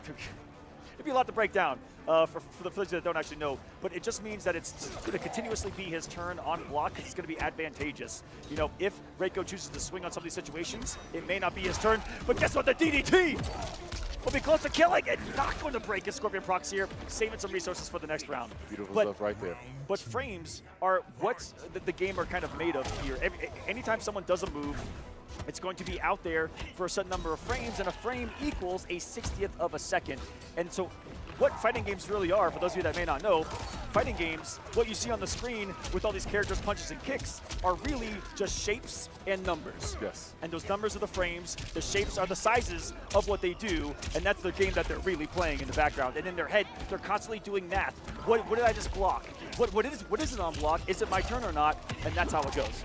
Pretty much in simple terms of the frames are laws. So you can choose to break the law or follow the law in this game. And right now, breaking all laws of physics is Johnny Cage. Maximize on the damage and should be able to get the kill. Scorpion Prox tying himself one round against his twin brother.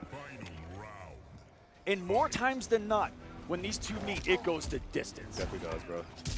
I think it's only one time I remember it was 3-1, and I think that was at Mexico, the first event, when Scorpion Prox actually took it over Nicolas. Yeah, that's also something to note, is that so Nicolas has been the more dominant twin in Mortal Kombat 1. But Prox, I believe, is winning the head-to-head against his brother. That's actually pretty funny, which has actually been historical, the thing, since MK11 too. Oh my God. Oh no. He's lost right here, massive damage. Again? Oh, man! He just started running! Run a man. Wait a minute. No break to stop this. It's a lot of damage. You know, he's gonna drop the camera on him. This is the funniest thing about this Fatal Blow. I want you guys to listen to how hard this man screams no when he sees this camera. That man is terrified. Oh, good shadow kick all the way through and they hit both the characters, so that means a little extra damage. Winners 1-2, goes bowling, staggers it. Command grab coming in handy. Doesn't matter. Our first brutality here in the top 8 takes off the man's chin with the uppercut. Scorpion Prox sending a statement to his younger twin brother. Yes, if you guys do not know, Scorpion Prox is the older brother, I believe, by 3 minutes. Wow. That's a random stat I do know. I apologize. That may be why he's on top in the head-to-head. Yep. He's always 3 minutes ahead. He knows. He said, I'm the elder. And of course, they're twins. They are twins. And now on the screen, they are as well. It's a cage off.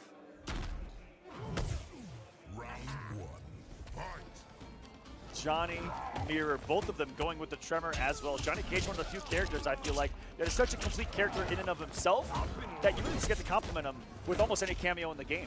But Tremor really picked for the extra health on top of course, the other things that Tremor is stable. But Johnny Cage with extra HP of Menace. Oh, and this is, speaking of Menace, you do not want to be cornered against Cage. Ooh, call out that man on the stagger with the dashes up. It's in the name. Feels like you're in one. Oh no, that had to be a misinput in the worst time. The nut punch is gonna miss, and guess what? You're gonna fall before the queen. Oh, he gonna dance on him? Hey, the pose, getting that star power up. And Johnny Cage, those stars in the bottom left and the bottom right of the screen, he can end special moves with little charges like that, or just try to load it in raw.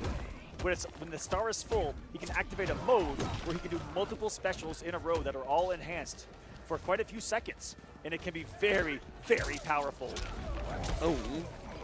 Big back throw coming out here. There's going to go bowling. Hard to block. That was an overhead low coming in real top. But guess what? All over with the blocks. Is that man going to run out? Run bowling himself. Oh, my God. No pins knocked down in the set, though. Gonna armor that gap. Oh, baited. Scorpion Frost going to capitalize on the damage. Just in case you guys know, the black shirt is going to be Nicholas and the... No, I don't know color that is. Is that purple? Oh, my God. Air combo. Let's just go with the pants. The Nicholas, pants, the white pants. Are those brown? Although they do. Hold it. No, he tried to go for the dash cancel. Not going to work out too well. Breaker coming through. Tremor with the save. Trying to find that big clean hit. With punish. No, he doesn't get it. So he activates full string. Nice flawless block on the last one. Taking his turn. He looked for it. Let it go. He backdash.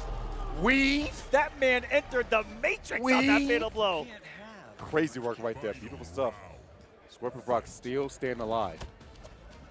Oof, stand one to miss. Looking for something. Nice flawless block there. Oh. Tremor with, oh no, that wasn't his homie this time. Over the legs. Combo early. Another input error that looks like it, but he'll take it. Oh, yeah, input error indeed. Oh my God. This man's not having any kids anytime soon. My God, armor on armor. Fox is falling apart. Woke up with a 4-dash grab though. Some aggression. That was dash. Nothing goes for the sweep. Mid. Beautiful stuff right here. Full combo coming out once again. No cojones. Rocks the pickup. Oh! Star power activated. Here we go. Nut punch on wake up side of things. Wait a second. Could be a turnaround we need. But he can wake up with star power again. He can wake up nut punch. Is he gonna star power He himself? waiting. Wait, did he press? Ding! Johnny Cage's fatal blow is a counter. So if he's standing there and you press, you get messed. Just like this, the camera comes down in 4K. This man got caught pressing a button, Tento. And in 4K, he is going to lose. Oh, put gas off favor? Yeah, style Oh, on him. man. Style on him. The brothers going at it. This we love to see all the time. As Aqua just explained, yes, Johnny Cage's fatal blow is also a parry, meaning if you press a button within after the first 2 frames of his activating, you will get countered. That man threw $400 shades at him. That's great. Man, they keep on throwing shades. They keep throwing shades. They can afford it. They're in Winners Finals. You know what, right? They do got a couple shades they have. Both of these boys are guaranteed at least $60,000 combined together because they're twins. That's crazy work when you think about it. But once again, both of them could lose the tournament right now, and they still walk home with $60,000. That's actually insane. To the entire household. Oh, nice sweep once again. Going for the shimmies. Plus frames. Decides to back up, see if he's going to challenge or not. Look at him. Just dancing. Time goes low. Boom. Got hit with the shadow kick. Tremor just keep on flexing. Pops up from the ground. He's like a groundhog. Is it winter? No, not groundhog day just yet, but wait a second. Gets a back throw. Eat the dirt. Sweep. And checked up with the knee as he rose from the ground. No cojones. Take him to the corner. Queen Sindel in the back enjoying the show as much as we are. Another armored shadow kick. The Johnny Cage special. Since day 1. Shadow kick. Oh, that's going to be a punish right there. A little bit too close with that foot. Those crocodile skin shoes ain't going to save you this time around, brother. Oh, no, those are leather. Those are leather. Oh, he got under. Keeps the plus frames. Wow, the flawless blocks. No chip damage for you. Sandpage trying to pull each other out. Go for the special. Keep yourself safe. More plus frames. Oh, my God. Whose turn is it? So much safety right now on the offense. Like I said, not a character with a lot of mix-ups, but you still have your, your lows and down forward sweep. He's got one overhead that's very, very slow. We haven't really seen it on display, but again, speed sometimes name of the game, especially in a mirror like this. They're a little hesitant to throw out the slower options. Doesn't go through the armor quite yet. Tremor's going to be in the full back foot for Nicholas. Going to be coming up for Scorpion Prox here. Tremor locked a little to me some trouble. Oh, parry on parry, and guess what? You both got caught. I think both of them were scouting for a shadow kick or something right there. No break from Nicholas because he's got the Tremor and into the charge punch. Oh, he knew he's going to drop. That's why he said, bro, you're doing a little bit too much right now, a little bit too much dip in your chip. And guess what? There's no need for me to break because you're not going to finish. Hold this L. Cave in the chest in. with the camera. That shock caged Fury. Does that recognize that? Oh, staggering whipping right there, fighting his demons. Hey, I know you got a shadow kick, but it's not the time to be shadow boxing, all right? Oh, with the armor through, give this up right there. Poking the special, but did the wrong one, could have had a launch after that one. Both these boys standing up on defense right now. Ooh. Most flawless block. Caught Scorpion Proc some respect right there, and then the disrespect immediately. Wake up, micro duck. This is about reading your brother like that is crazy. No break again from Nicolas, but again, that's how he won the last round was belief, and he's like, okay, never mind, we're getting a little scary here. No meter to work with, needs to find a clean hit. Can he do so? Hard to blockable right there. Staggers it, goes for the forward shove. The whip punish, oh my goodness. That was so clean. That was like a cerebral assassin of a stand one to interrupt the approach of Nicolas right there. Got him with the shades! $400 shade! Close out. It's not so funny, is it? Look at the pose on him. Now that the glasses. is styling and profiling on your opponent, on your brother in World Finals, in Winners Finals of the World Finals. You're gonna style on your brother like that? I mean, sometimes it's got to happen, all right? Sometimes you got to show, it's about proving the best. You got to be who's dominant out here. Some say that there is no rivalry like the one with your brother. And I have a brother myself, I agree with that statement. To this day, anytime I see him, I say, boot up Madden. Go ahead right now. Whoa! Okay. Shout out to Season 2. Peacemaker's coming on the Season 2 of screen. Peacemaker is out right now on HBO Max, guys. Check it out. It's been fantastic so far. I believe there's 6 episodes in right now. Plenty to watch and catch up on in their second season. John Cena making his appearance here today. The dominant force of Season 1's Final Kombat. Both of these characters, this was actually like grand finals and winners finals of last year's Final Kombat. I'm getting a little bit of deja vu right now. It's crazy to think about that. We were just talking about Season 2 coming out, but now we're going with flashback to Season 1 right here, trying to get a big whip on this. No, he's swinging and missing. Terrible trying to do so right now. Scorpion Proc's going to be all over it. Maximizer on the damage in the corner. No cojones for you, John. Blows up the armor. The armor. There's a rarity as Prox says you may have one of double sand switch is crazy. You should have picked another character. Ooh, down 4 gunshot. Gives you some advantage here. Plus what can you do with it? A block. That was sensational. To a pole? That was grossly optimal, by the way. 2 things. You build meter with the special move, and he loaded the star power as well, and then flexed on him. Right now, Scorpion Proc's really flexing on his brother right now. Eagly! Gotta hit it. Bird is a word right here. Goes for the hard knock. You got that life. Goes for the big enough to jump. Not going to get nothing off of it. Backing up. Gets the throw. Woke up with Eagly. That's some audacity. These two unafraid to swing on each other here. Case in point. Torpedo coming in handy. Throws out the blow dart. Just trying to stay back. Thought he was going to jump right there. Safety. Pulls out the deagle. Oh, punish that. Oh, no. Trevor was still right there. Took that man to the skies and hold the damage. No, drop the combo. So unfortunate. And give this man Nicolas a chance. Wonderful round right there. You guys named Peacemaker for a reason. Peace by any means necessary, Tento. Shoot that man in the foot. Blow the foot off like it was Harlem Nights in back alley. Back throw. Top blow that pinky toe off. Oh my God, that whip was insane. Breaker immediately coming out of Brox. I'm sorry, big loss. Get a twins mix. It's too much. That was the whip punish that won Final Kombat last year. No, truthfully. Very rare to see it happen. With a whip down 4. Ooh, ate him alive with the advancing mid kick. Get back to the corner, you go, Eagly. That's his boy right there. Bird is the word right there. 2 birds in 1 combo. Who would have thought? Eagly. Now that's another move that Eagly has, where if you summon your cameo. Dunk. Is this all she wrote?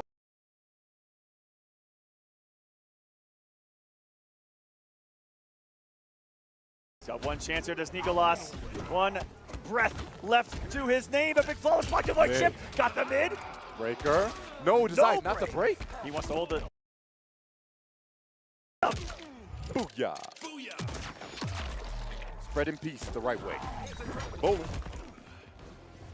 The back throw is going to do it. Scorpion Prox is going to take it over his twin brother and get into that winner's side of the grand finals. What's he mashing? What's he mashing? Ah, he's a no. What a victory. Again, kind of the tale between these two for the past couple of years. They've ran into each other a lot competitively, but Scorpion Prox seeming to have the edge on the younger brother, even though Nicolas has the better results in the last couple of years in this game. when it matters most, where it matters most. Prox stepping up today. I got to tell you, I mean no disrespect when I say this. I had the least amount of belief in Scorpion Prox coming into Final Kombat, and a lot of people did, that we've ever have. Again, a really shaky season, a lot of ups and downs. He comes into this with one of the final spots and points, one of the lowest seeded players, and is now one victory away from being the Mortal Kombat World Champion of 2025. Absolutely insane work right there, showing off time and time again why he's staying up there, why he's staying true, and why he gets a chance to be on this big stage. Like we said, last in points, but definitely not going to be last in our hearts because he is guaranteed top 2. You know what else is a good top 2 here? What? These 2 toys that we have right here, okay? If you guys do not know about the McFarlane toys, these beautiful things that you can have for the Mortal Kombat 1 edition, beautiful things you can have for the Sub-Zero, and they have countless others. Collect these bad boys. Why? Because they look amazing. You can also actually take out, they got a skull that this man Sub-Zero actually takes off someone's head. You can place it. Yeah, you can actually take out his arm and put in the arm that's holding the frozen spine there if you want to add this to your collection. Again, I know a lot of Mortal Kombat collectors are watching right now. Shout out to Cleo. Add one of these bad boys to your collection right now. As you saw in one of the commercials as well, they have an arcade collection now too. The classic Melina, the classic Liu, the classic Sub-Zero, so many stuff. McFarlane has been doing it all. I've been collecting their Spawn figures since the 1990s. Shout out to McFarlane for doing Spawn all the way back then too. Wonderful figures. But yeah, Mortal Kombat, Sub-Zero, and others. Definitely check it out. McFarlane Toys, thank you guys so much for watching Final Kombat. We're going to take a short break, and when we come back, an epic conclusion to this World Championships. Don't go anywhere. More Mortal Kombat on the way.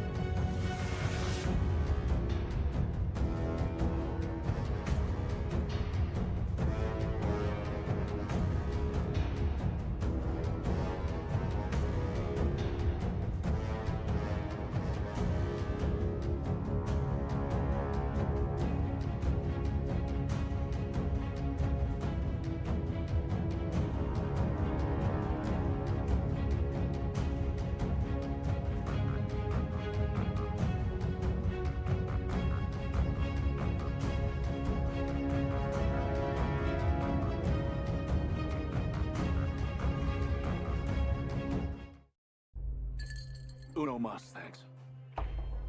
You're Johnny Cage. I loved Citizen Cage when I was a kid. Thanks, man. I appreciate it. They should do a reboot. Nobody wants that. That went out in the 90s. Johnny Cage, you have been chosen to fight. Tell me you're not some crazy fans. These are pretty decent reasons to be insecure about his age, but as many have pointed out, he actually looks pretty good for being in his 40s. So what if there was a different reason? Very soon after I made my first video on Dale, Shang Tsung would drop another expose, elaborating on this possible other reason, which is that he doesn't want people to know the age gap between him and one of his girlfriends, who I've seen referred to as multiple names, and I'm not sure which is right, so I'm just going to refer to her as A. The beginning of the video recounts Dale's relationship with A, including several moments of him becoming aggressive with her. Fucker, I swear to God. You're not putting hands on no one. Tell me that again, dude. What you gonna do? Tell me what the fuck I'm gonna do. I'm not fucking around. You're not putting hands on no one. Dude, get the fuck off my stream, dude. Seriously. I'm not playing. What's that, dude? And initially culminating in them breaking up because he chose to miss their 4-year anniversary to go to EVO, the Super Smash Bros. Tournament, without her. This transitions into the period in which Dale began to disparage A on stream, as well as when he claimed he no longer believed in love, and started to say all that red pill shit I went over before, like how a man has to get 50 bodies before getting married or something. I'm literally a mutant. I'm an alien. I don't have human emotion. Now, you guys are gonna witness me fake it. You're going to. See, humans can't relate to somebody who's not human. He also called her new boyfriend old, which interestingly enough led to the first indication of his true age, as it turns out that he and her new boyfriend were exactly the same age. Embarrassing. Anyway, this is when A would make a birthday post showing that she was turning 25. Now, using the information provided when they previously mentioned their 4-year anniversary, trolls such as Simp Felon, nice name, were able to extrapolate that when they started dating, Dale would have been 29 and A would have allegedly been 17, leading to the origins of the grooming claims. However, Chang Tsung points out that their quote-unquote anniversary was actually the day that they met, not the day they started dating. He also noticed that in the entire video, which was a mukbang vlog, there are only 2 cuts, one where she recounts when they met, and one when she is saying that she could have destroyed him. It wasn't our anniversary, it was the day we met. Every time that day comes around, I wanted to destroy this man. Yeah. But Almost did too, but when? Please. Please. And how he would tell me like on stream how people would be like, he told her to shut the fuck up. Now these cuts and the circumstances, with the age of consent being 18 years old, led Chang Tsung to speculate that they could have made their anniversary up as the day they met to cover up that they actually did date then. But either way, it is evidence that they met then and would later date. I will say that the anniversary being known as the day they met is an interesting choice, especially considering, as is pointed out, that they mentioned this odd detail so many times. Anyways, it wasn't our anniversary, it was the day we met.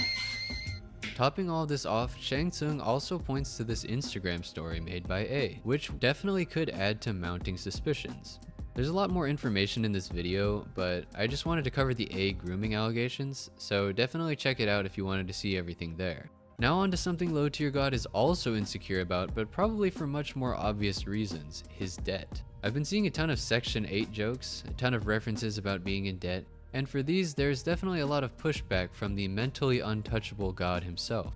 if you think I'm gonna be one of those dumbass niggas that try to live in a lavish apartment before getting a home, you're dumb. I'm not a typical black, you worthless dumbass. I'm not gonna flat out tell you dumb niggas that's in here trying to hate watch, but are you stupid niggas paying attention? I don't have to prove a motherfucking thing to you broke ass niggas. First off, referencing those who claim he is living in Section 8 housing, I've seen conflicting information about this and wouldn't want to dox his address either. For those who don't know, Section 8 housing is a housing program for struggling low-income families and provides rent assistance. I've seen a lot of people claiming Dale uses this program, as well as some others claiming he's living in low-income housing for those who make less than $50,000 a year. And while the memes and jokes regarding this are certainly funny, I don't want to engage in unnecessary speculation or doxing.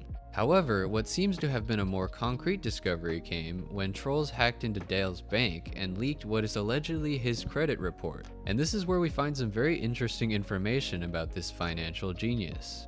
The moon landing was fake? No, what happened with the moon is we went one time, we was fucking with it too much, and the creator, or the beings that work for the creator, said you guys aren't allowed back. You're trying to drill into this megastructure, which the moon is actually a megastructure. That's why we haven't went back. The moon is a megastructure. The moon is not an actual moon. It's a megastructure. Inside of it is all the shit. It's a giant satellite. Inside of the moon is all the shit that controls the currents on Earth, the gravity. The main outstanding detail is the considerable amount of debt, coming in at over $120,000. If this is to be taken as the truth, he's even more similar to Darkside Phil than everyone initially expected. And of course, this gave way to the classic debt counters and people constantly clowning on him for his poor financial decisions, in response to which he basically just calls them all broke and unemployed. So guarantee somebody calling me a broke ass bum? I've seen your pics. Your hat don't cost more than the whole outfit. But another very interesting detail was allegedly spotted on this credit report, and that is a payment for something extremely concerning. Now, we all know that Dale would be a really great parent. You want to see what I found? Wouldn't that be funny? She's like, you want to eat my pussy? Will you show me how to use it? I couldn't find any bullets. Sorry, we don't... If something's wrong, I should know. What if I have to use one? Okay. And if he ever gets to his goal of 50 bodies,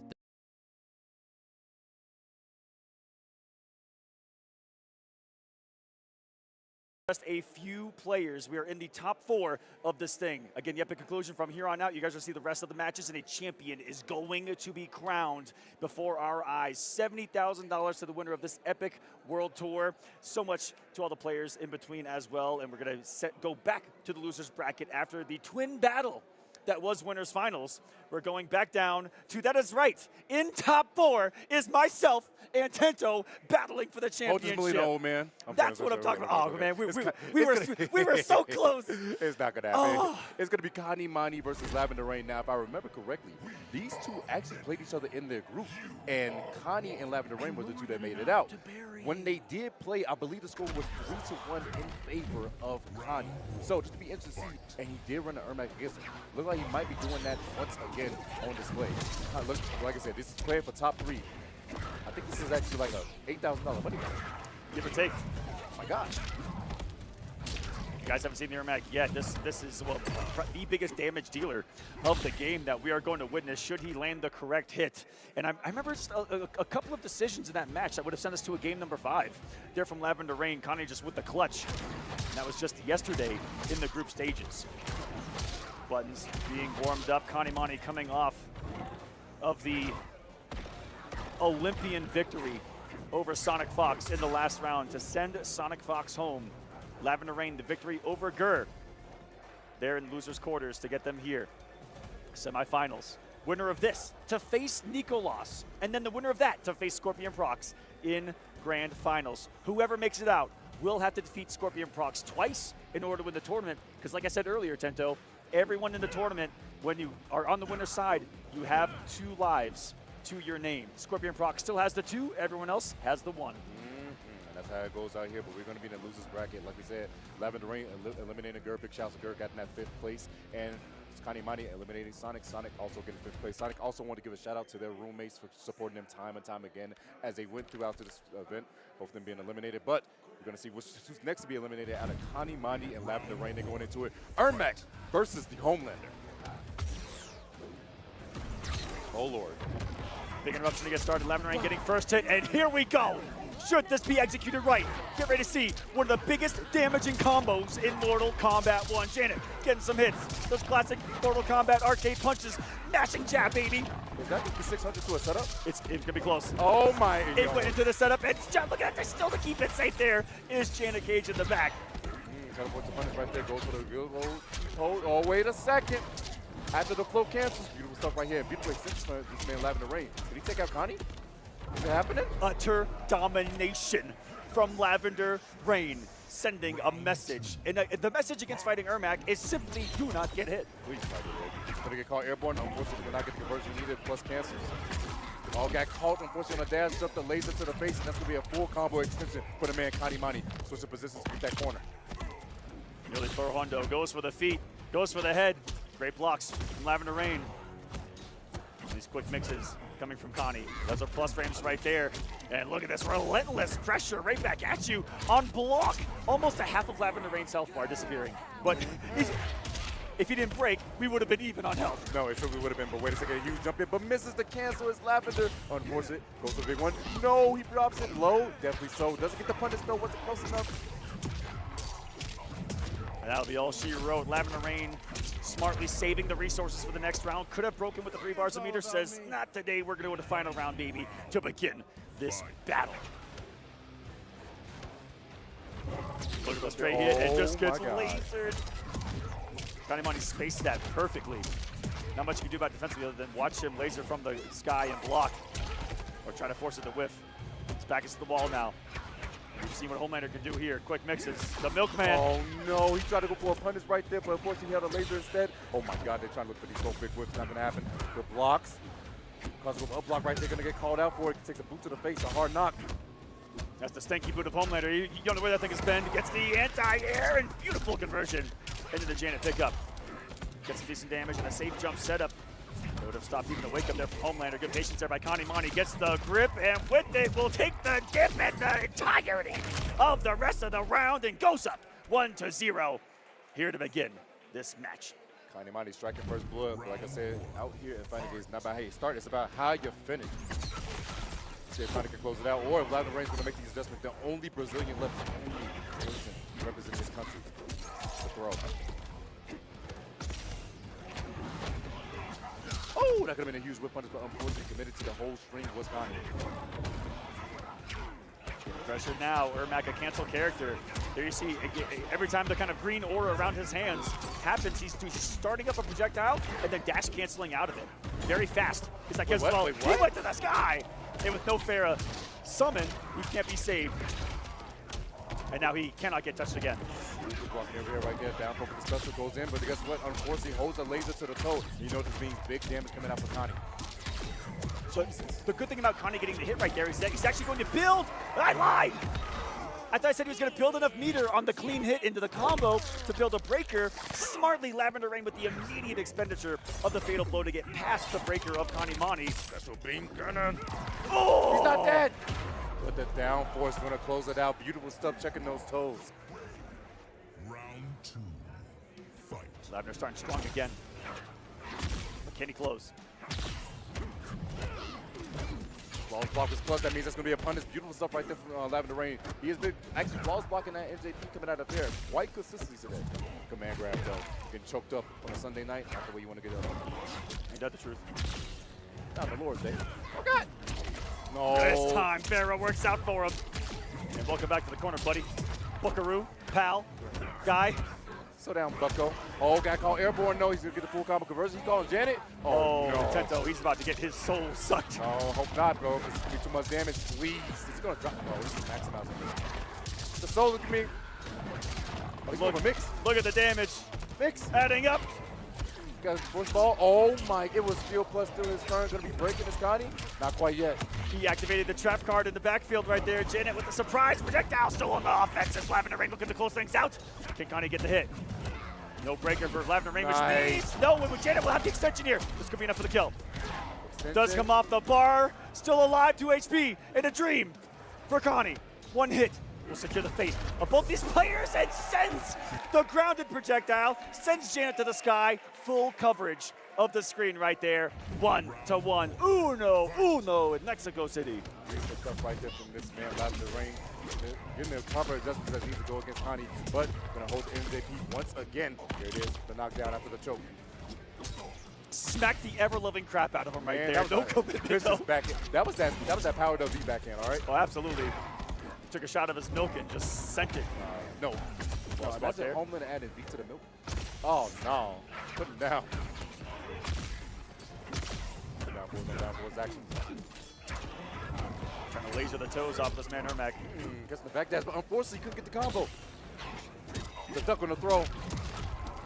And once more, Lavender Rain playing in the future says, it's okay, I'm not going to break this. We're going to the next round. And the confidence in the next round every time he doesn't break has been showing because he's actually been making the adjustments against Connie now. He's taking a lot of information I could tell from their first set that they played in group stage. Oh my goodness, the command grab again.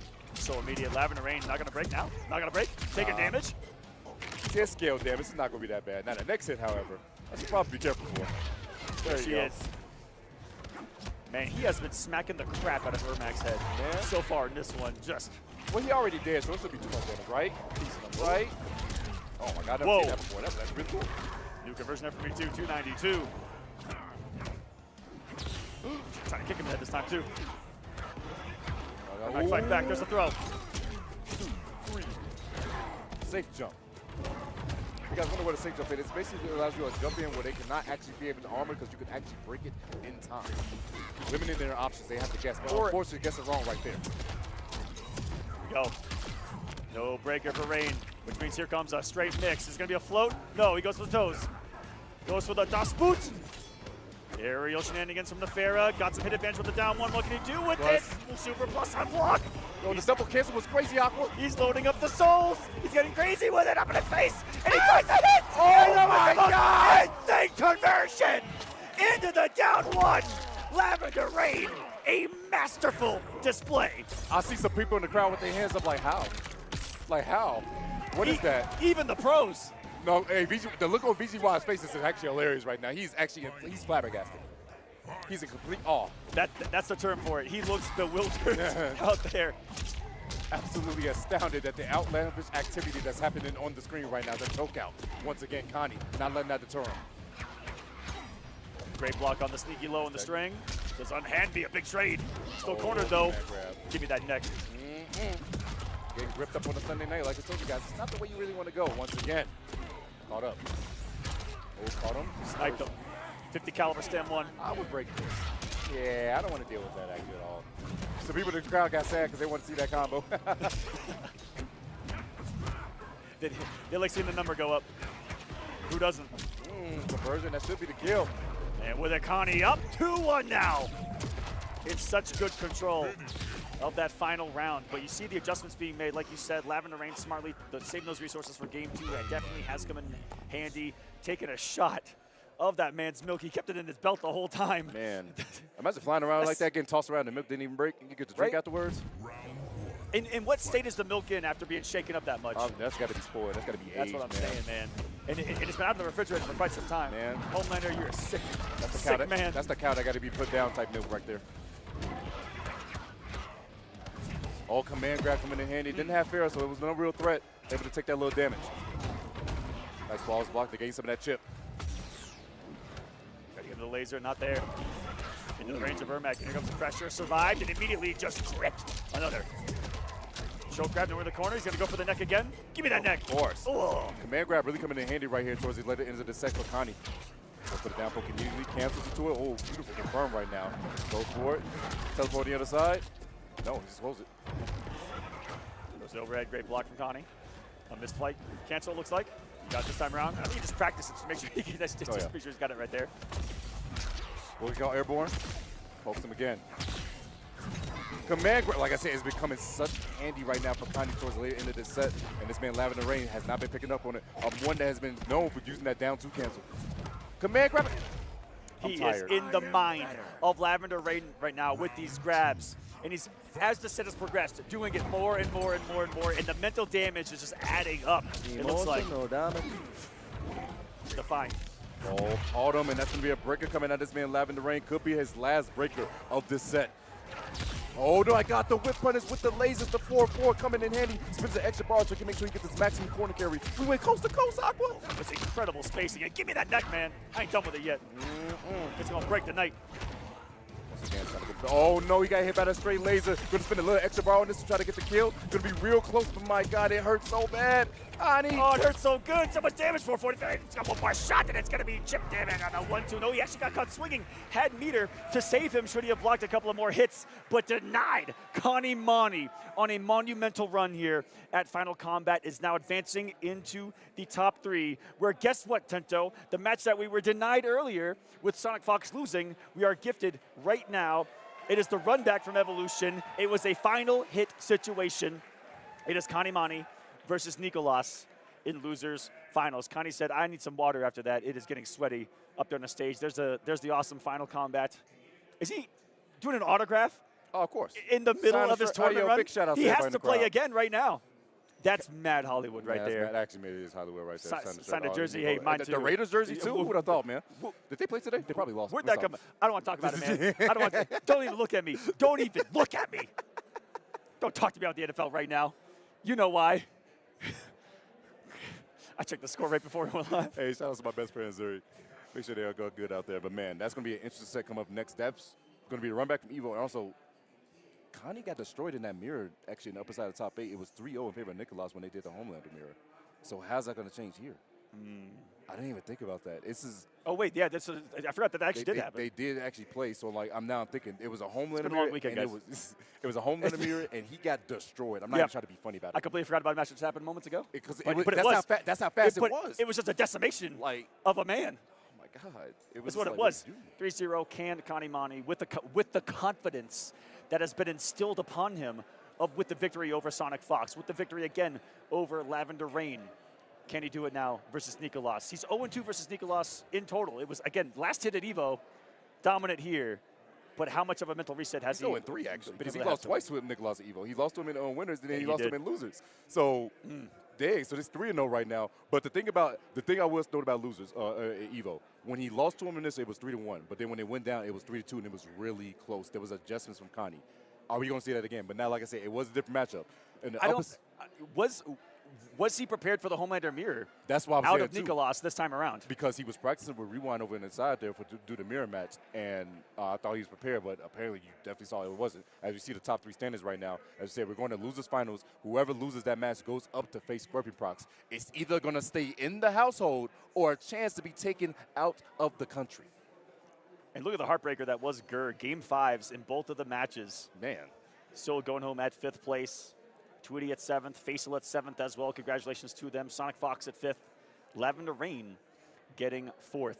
Big shout out to Lavender Rain. At Final Kombat. Lavender Rain, this was the year that he made a splash onto the scene, and boy. I see what you did there. His name is Rain, and you said Splash. Yeah, that was, a little bit. That was funny. I'll see myself out. That's all. No, that was good one. Yeah, we love dad jokes out here, guys. You ever still got, y'all are lucky you haven't broken out more. I'll say that. Man, you lucky. We got some in the chamber. Anyways. They're setting up on stage now for the next one. Connie giving a little bit of a breather right now. Yes, he has to sign about 7 more jerseys, so give him a moment. And get some water, too. Because Yeah, he's in the hot seat. He's in the hot seat. After playing that, if he continues to play, he's going to have to play. If he does what I think he can do, he has to play 4 more sets. Yeah, to win. Like, pretty much. So, yeah. Well, 3 more sets, I'm sorry. But, yeah. Yeah, 1, 2, 3, yeah. Yes. He has to play 3 more sets. He just did the first one. And, like I said, he is in the hot Stop seat. trying to do math, Tento. Please. For my sake. It's tough. It's tough out here, man. Numbers. When is the last time y'all did the quadratic formula? No?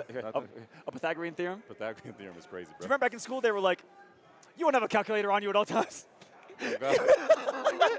Calculate the slope. What? Man, what?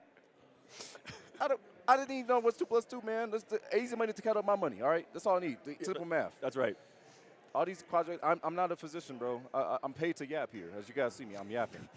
I'm yapping in front of the people. All right, I wasn't paid to do the maps. I was paid to yap. Gotta be honest. At least you're honest about it. I'm always honest. I appreciate that. I'm sure someone else does as well. But yeah, once more, we are now in the top 3. There's some Nico chants in the crowd if you guys can hear. If you guys do not know, we have a separate broadcast going on. It's going to be the Spanish broadcast. Big shout outs to Chef. Yeah, and big shout outs to our right Spanish commentators. I believe there's also a Portuguese broadcast going on. Yes, it is. From the boys in Brazil. Shouts to them as well. And making his way to the stage is Nicolas once more to face Kanimani. In the venue right now, the audio that's being placed into the venue is the Spanish commentary. So you're going to hear the crowd getting hyped very much so, because these last top 3, this is a potential where Chile can actually take over for the grand finals, and that's going to make some noise. But there's only one person standing in front of that golden opportunity, being Kanimani. Won the run back.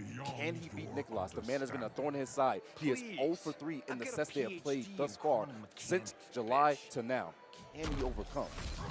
We got the characters they have here. I'm going to guess this is a button check. There's although no way. Although Gary Striker's got some sauce to it. I do not believe. You don't believe? Call me a hater. Kanimani. I have to believe, because Johnny Cage Tremor is one of the, if not the main character that Connie has used in the pro competition. I've seen more Johnny Tremor and Sindel Tremor than really anyone else. Handshake coming through. Let's see the picture going to be. We're going back to the character select screen. The beautiful forest of Mortal Kombat 1 in the background. Johnny Cage, Homelander. Just going to be Homelander. Johnny Cage. He says, I get it. You got the mirror. Stupid way. Let's see what the Johnny can do. Let's put some frames on the screen. Get it? Because he's wearing glasses. I'm picking up what you're putting down. But here's the thing. Connie's going to have home field advantage because he's inside Johnny's house, but the crowd makes some noise. This is going to be your losers finals to find out who is going to face Scorpion Prox in that grand. I'm about to say, also has home field advantage simply being here in Latin America with a Latin American crowd, because they're all about it here. Man, they're going to make some noise for sure for any hit Nicolas gets hit. Oh, yeah. I'm already hearing the cheers. Command grab coming through early. And they chanted Nico already. The game just started. I wish you guys can hear this. I hope only if you guys can. It's insane. I turned the mic to see if we could catch it. If you guys can hear it, they are screaming Nico in the background. The only other time that they chanted like that all weekend long was for their hometown hero, Chuleta. And I found this out after the fact. It's pretty funny. Chuleta is pork chop. Yeah, so people are screaming pork chop in Spanish here at Final Kombat. He loves his El Pastor tacos. I mean, who doesn't? Man, they're pretty good. I ain't gonna lie. We've all fallen. Oh, air to air. Big air to he air. picked the wrong one. No, he could have got a bigger conversion. Instead, went for the aerial Jean-Claude Roundhouse. For those that may not know, Johnny Cage exists because of Jean-Claude Van Damme. What a thought. Up block was so beautiful right there. Conversion, not gonna break. Gonna hold it as Nico. Extends the leg. There's some star power too, loaded up. Flexed on him. Starts off savagely and overneath. No bowling for you. Look at his damage. Who do you think you are? I am. Shout out to Pete. Gonna get this big conversion. 466 right there.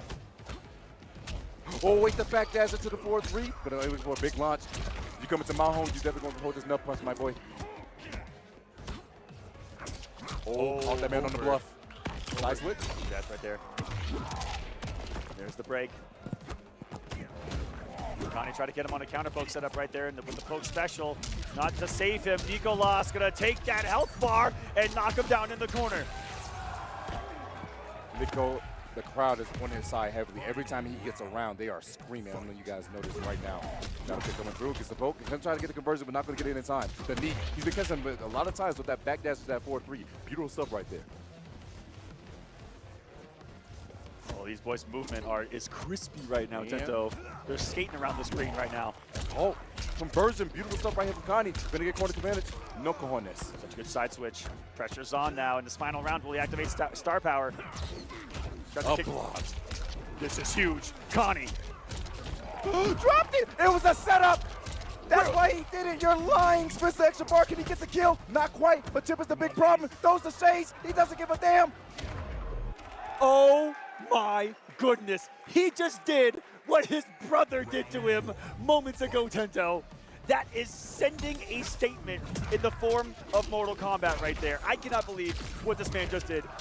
The Nico chants have started to try to get back to this, but Connie Mani has just completely, tectonically shifted the momentum of this match. He's doing infinitely better than he did last time already with this Johnny Cage pick. Who would have thought? Goes for overhead, not going to work out too well. Stacking with these mids once more. Double down one. Doesn't go for anything else. Stays patient. The 1-1 confirmed. Beautiful stuff. Nico going to elect the break. Oh, he didn't confirm the 4-4. That could have been so much off the laser. The mid. Get a side switch, yes. Dashes underneath.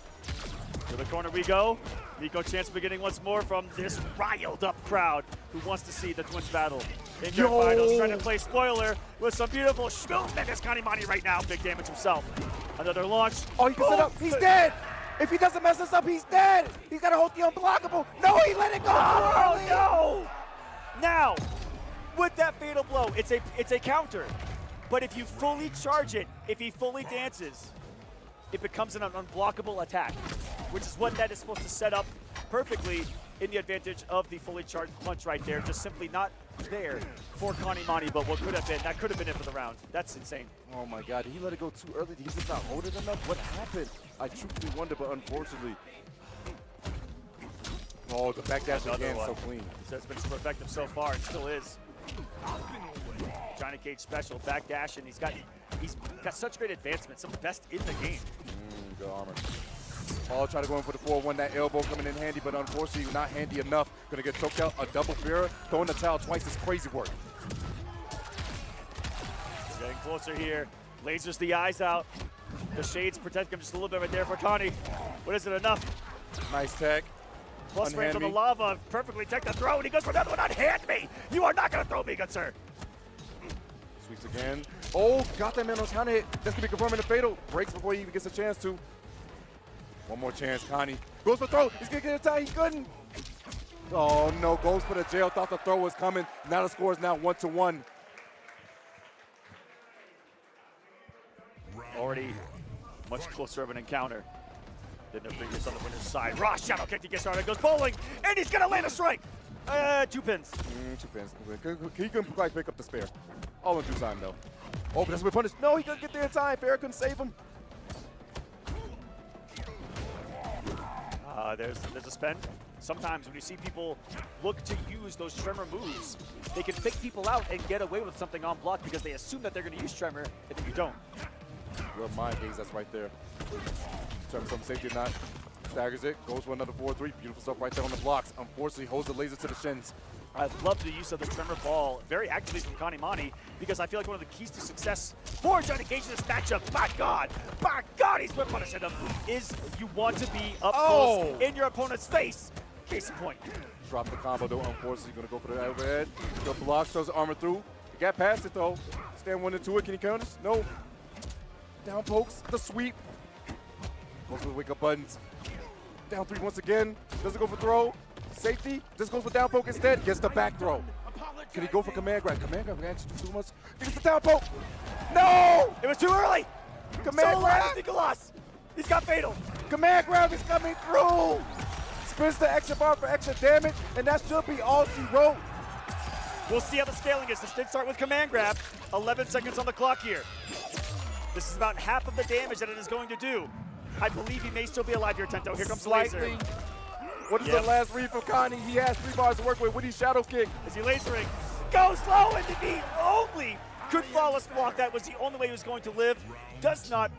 And that is going to be another game point for Nicolas. The whip punish is insane. Oh my goodness, the spacing from Nicolas has been absolutely abysmal for this man, Connie. And gets the big interrupt. I thought the flames was active, but not active enough.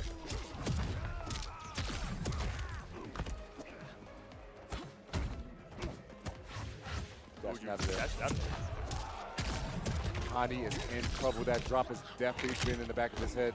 A command grab can kill him. Goes for down 1 on wake ups. Back throw. Wants to push him to the thermostat. Wow. Wake up from Nicolas. Wow, are you kidding me? Just grabbing the momentum out of the brain of Kanimani right now. Does another one. Avoids the breaker entirely, and Nicolas back on top at 2-1.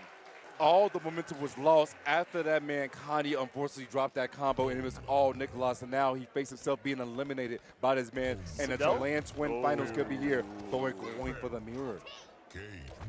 He said, screw it, if I'm going to go out, I'm going to try to prove that I can do this better than you. He's already proven that he's already can do it better than you. That's the problem. He beat him 3-0 in the mirror.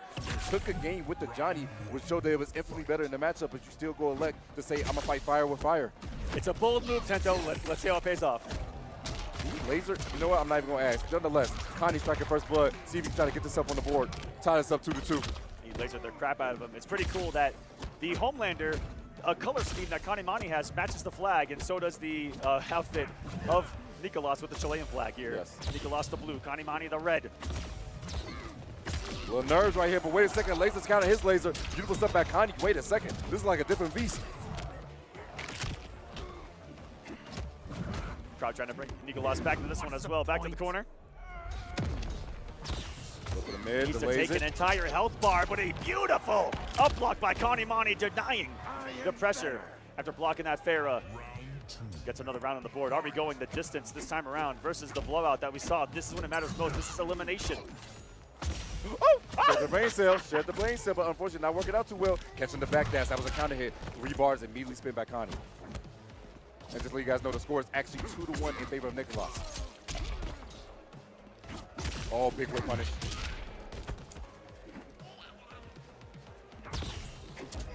Interrupts the high. Stays low. Avoids the full pressure. Gets him going to the zone. No, cancel it pretty early right there. Watches some lasers whip and give me that grab. No extension because of the Farah though. Oh my God, the duck from Connie. Are you serious right now? Beautiful stuff right here, full extension. No meter required. No cameo required for this character to do so much damage and corner carry. That is the Homelander. Oh, that was gonna be a whip punish, goes for the cancel instead. The down 4 double pokes, the 4 throw. Wait a second. Is Connie gonna tie us up 2-2? He's about a hit away from doing it. No breaker to save her from Nicolas. He mistimes the Farah. Tento, not like this. He's gonna get break off if he wants to. And he does. Wow, the second hit's gonna be able to stop it. Nicolas denied a chance right there. Nice Can he make another one? A huge micro nut read. Nicolas trying to do shades of their battle at Evolution with 1 hit to his name. Can he survive and stop it? The breaker, round 1. Tento, with everything on the line, Kanimani the audacity to wake up down 1 in a situation like that, to turn the tide, to send us to game 5. Oh my goodness, it gets the laser. Yo, Connie is on one right now. He looks like a whole different man. I thought he was actually gonna fail at this Homelander mirror, but apparently he's really dipping. He understands, he sees it now. Something has been ignited in the competitive spirit of Kanimani that I don't think that we've ever witnessed quite before. Armor's through, that was so good. Trying to find that clean hit Connie, but guess what? Nicholas instead swinging for the fences, the good old 1-2. Put your dukes up, choke him out. Crack the neck. Another wake up down one. He is continuously disrespecting the wake up pressure from Nicholas. Good balls blocked right there, ducking these lasers. Trying to jump back real quick. Ferreira is on Nicholas' side. He can't go in if he chooses to do so. His lays doesn't get shimmy, plus frames. Back dashes away, got caught instead. Wait a second, Connie, is that gonna be all she wrote? Oh my God, needs one more round. Reverse 3-0 point for this man, Connie Mani, bringing this entire loser's bracket back from the grave, it felt like, with this rematch set in stone. The hit, the corner carry, the knockdown. What's it gonna be? He's still got 3 bars on meter. One side goes for the duck, going to have a little chip damage right there. Are you kidding me? It gets the reset. Are you? Connie, he can do it. He might be able to beat Nico right here, right now. The homeland is looking polished. He might be making grand finals right now, ladies and gentlemen. Connie Mani, the comeback of the absolute century. Should he close it out? Another down connects, and Connie Mani pulling it off. 3 games straight, popping up on stage, and will be facing this man's brother, Scorpion Prox, for the championship of this game. Mortal Kombat, this year, 2025, it is in his hands. The Connie chants coming out from the crowd also because they said, yeah, that man is actually going to be get the retribution. He's lost to this man 3 times the last time they met, and where it mattered the most, when it came to elimination, this man Connie stepped up, and now he's going to grand finals to possibly spoil the Chilean finish. Whew, get a little bit of a breather right there. Woo! And well earned for Connie Mani. An unbelievable comeback. Nicolas eliminated at 3rd. There you see all the players of Final Kombat right there. Law Corridor on the left, Axstar right there. His fellow Europeans that traveled with him here. Axstar, winner of Last Chance qualifier. Law Corridor tearing it up in Last Chance qualifier bracket as well. Yeah. Face-off, embracing this man, giving him a hug. Connie Mani is on the verge. Now I think about it. Wait, Connie Mani and Scorpion Prox never played before. No. Oh, whoa. Nicholas, he's only got experience with We have Nicholas. no history to go off of this one. You know, we had a couple of matches there to see how things went between Nicholas, but Scorpion Prox, what is it going to be? Who plays a lot more characters other than the Homelander as well. And this is one where Connie Mani, how much prep could he have gotten into this one in comparison to Connie Mani, seeing how the paths are unfolding? Oh, my God. This storyline that's unfolding right now, this script that's been wrote, it's been ridiculous. But the top 2. Whoever wrote the script this year was fantastic. Absolute fire. EU versus South America is going to be grand finals. And you know, like I said, there's been a turn of the tide in competitive Mortal Kombat where the overall strength no longer fully resides in the United States. It no longer fully resides in North America. Europe, Latin America, both equally, if not at the singular moment in time, the better and stronger communities of Mortal Kombat. Can we see this body? Look at these names. Sonic Fox, Lavender Rain, and Nicholas is what Connie took out to get to this position right now. What a run. If that is a run right there of bodies that he just displayed, that is insane. But now has to take out the other twin. To note, if you guys want to know, the only 2 people that have taken out both the twins and taken the tournament is Ninja and Fox, I believe. That's it. That's it. That is literally It's a short list.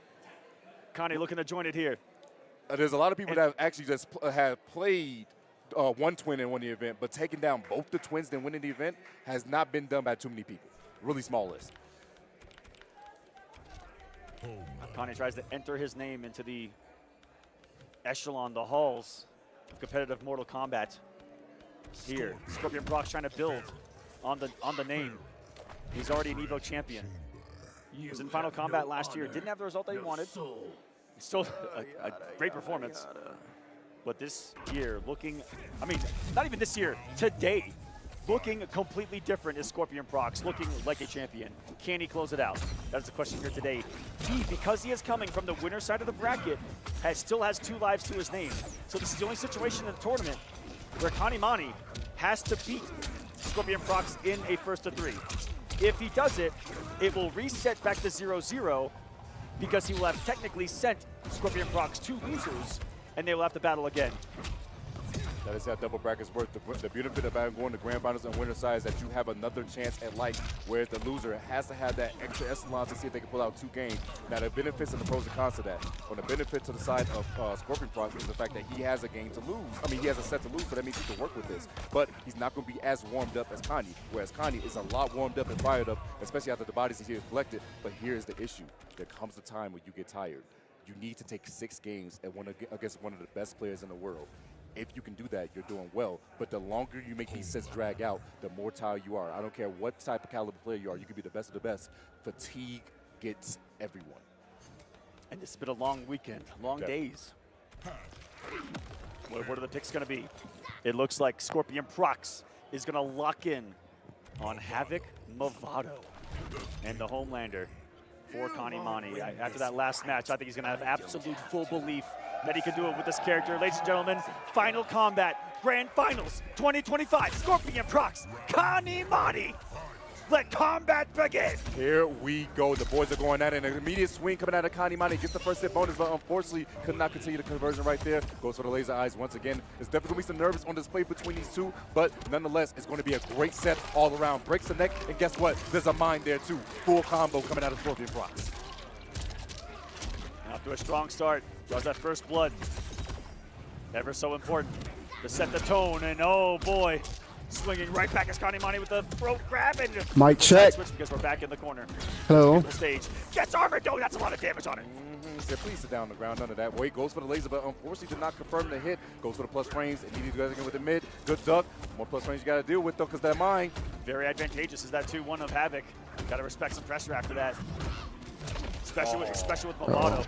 A lot of things guaranteed into the Movado launch, but Connie launching this man up into orbit and then sending him back down to Earth in brutal fashion. Challenges immediately after Flawless block on that. Doesn't go for throw quite yet. Oh, base that man out in the best way. Stays patient. Goes in with the mid once more. There's the mine. Down to the man, unfortunately, but it was the wrong person. You had to get with the chin check. Overhead the toss. Try to catch him jumping right there. Still take it if Scorpion Prox finds the right hit. We got no meter. Time of the essence right now. About to hit 10 seconds.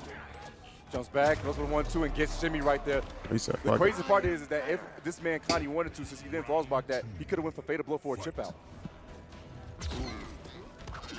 Tossing Farah again. And immediately red. The barrel roll of Havoc coming in from downtown. Oh, caught him. Crowd starting to chant the moment Scorpion Prox landed a hit. And here we go. Big Danny. A hard knockdown to the corner once again, that boot. Oh, that's a trade. Not too much in your favor at all. Boy, it's like steel lasering it up. Cooking this man, slowly but surely. Lots of damage right here for Connie. Chokes him out once more, mid-screen. Oh, nothing from Prox, but seeing the man whiff in the sky. Snipes him out of it. And gets the round. Missed the kick. Both players looking comfortable down there at the bottom of the screen as well. Good meter to spend. Plenty of weapons. Them to abuse, and from downtown the sweep of Havoc, and only that Movado be able to pick it up like it does. Oh, the silence of the DM's actually coming in handy right there. And because you split the bar, you can't break this damage. You got to hold it. That big haymaker coming in, 349. There's the break. Prox wants to keep this momentum. He wants to keep that 90% out. Oh my goodness! There it is. Forcing the break. Still such a hefty lead for Scorpion Prox. Nice to close it out. Get over here from the Movado. Goes for the low. It works. Goes low again. Backdash out of the range. Hold on a second. Homelander in some pressure territory though. Gets the down one out. Looking to take to the skies. Goes for the feet with the Farah toss, and it's not going to work. Great block by Scorpion Prox staying down. Goes for the down 4 and the pull from the Movado to close it out. 1-0. Scorpion Prox 2 games away from ending Final Combat. Looking real strong thus far, but like I said, Connie still has a chance back. Oh, that was clean, but he dropped it.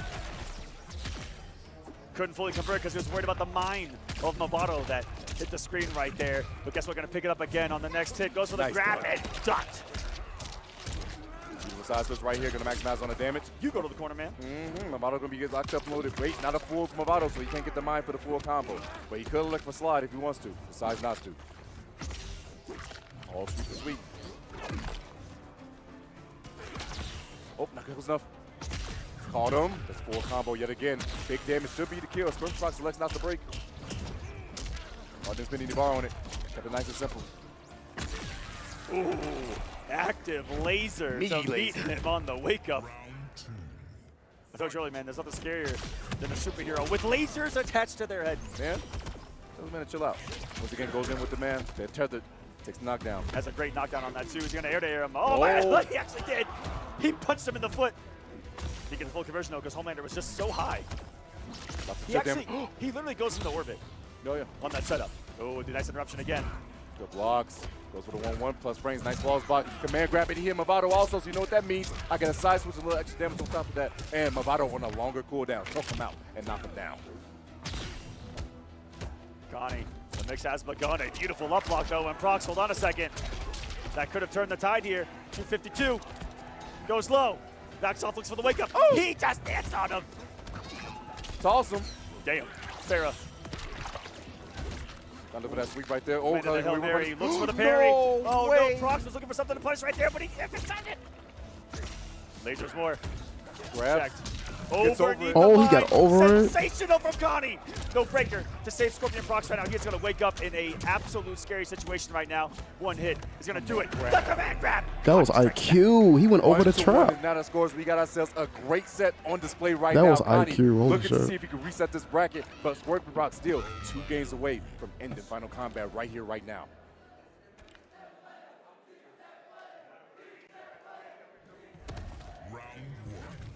Letting the crowd get some chance off right there. They're trying to bring Prox back into this one. It's 1 game apiece, guys. No barrel assault quite yet. Oh, wait a second. The laser coming in handy right there. The double min, and guess what? Connie puts it to the corner. Has the advantage. 40? 400 damage off of that? My God. Oh, there's a throw. This is not this one. It's not so fun being in the corner, is it? Oh, the duck. Are you kidding me? Good neutral. Side switch is going to be beautiful also from Connie. That go block. Maximize on the damage. Optimization off of that, too. Getting his damage. 372. A snap of the neck. Wake up. Yeah. Oh, the He went for scoop, Aqua. He went for scoop. Reaching into a savage side there with Scorpion Prox. Double overhead. Double domed him. Forcing the break. Low. No, he's just over toss instead for plus frames. Command grab coming in handy. Is that killing? Not quite, but mid. The laser is actually going to do it. Connie looking strong thus far and has some momentum going into this. I dare say he needs to take this 3-1. If he takes this 3-2, he might be too tired going into that next set. Great defense there for kind of avoid both the command grab and the mine right there, just weathering the storm that Prox throws at him. Full string right there. Good blocks. Such good patience. Now coming from Connie. Sees the resources. That was disgusting. Now he got that. Immediate roll from Prox. Gonna turn the tide quickly though. Caught him, but unfortunately couldn't get the clean hit and not getting the anti-air that he needed. Movado wasn't there to actually get a full combo for that sweep. Goes for overhead, not close enough. Command grab. Wakes up buttons. Doesn't give a damn about those meaties. Let's see some damage right here for Hundo. Sends the head too. And once that's activated, it's coming. Nothing stopping that bad boy. Right off. Command grab coming in handy He though. gonna break. Big damage coming Well, out no, of he got the health Not lead. gonna break because he says he can survive this next hit. But Yeah, he got the health lead. But if he get hit again like that, he got to break. Oh, never mind. He got to break. Break from Connie this time. Still, scary situation. Nice He shot. reads the grab and Scorpion Prox smartly ending with the scoop Them as well. neutral On the ducks, last bro. hit, put this man in the corner. He's also looking fully loaded down there in the bottom left.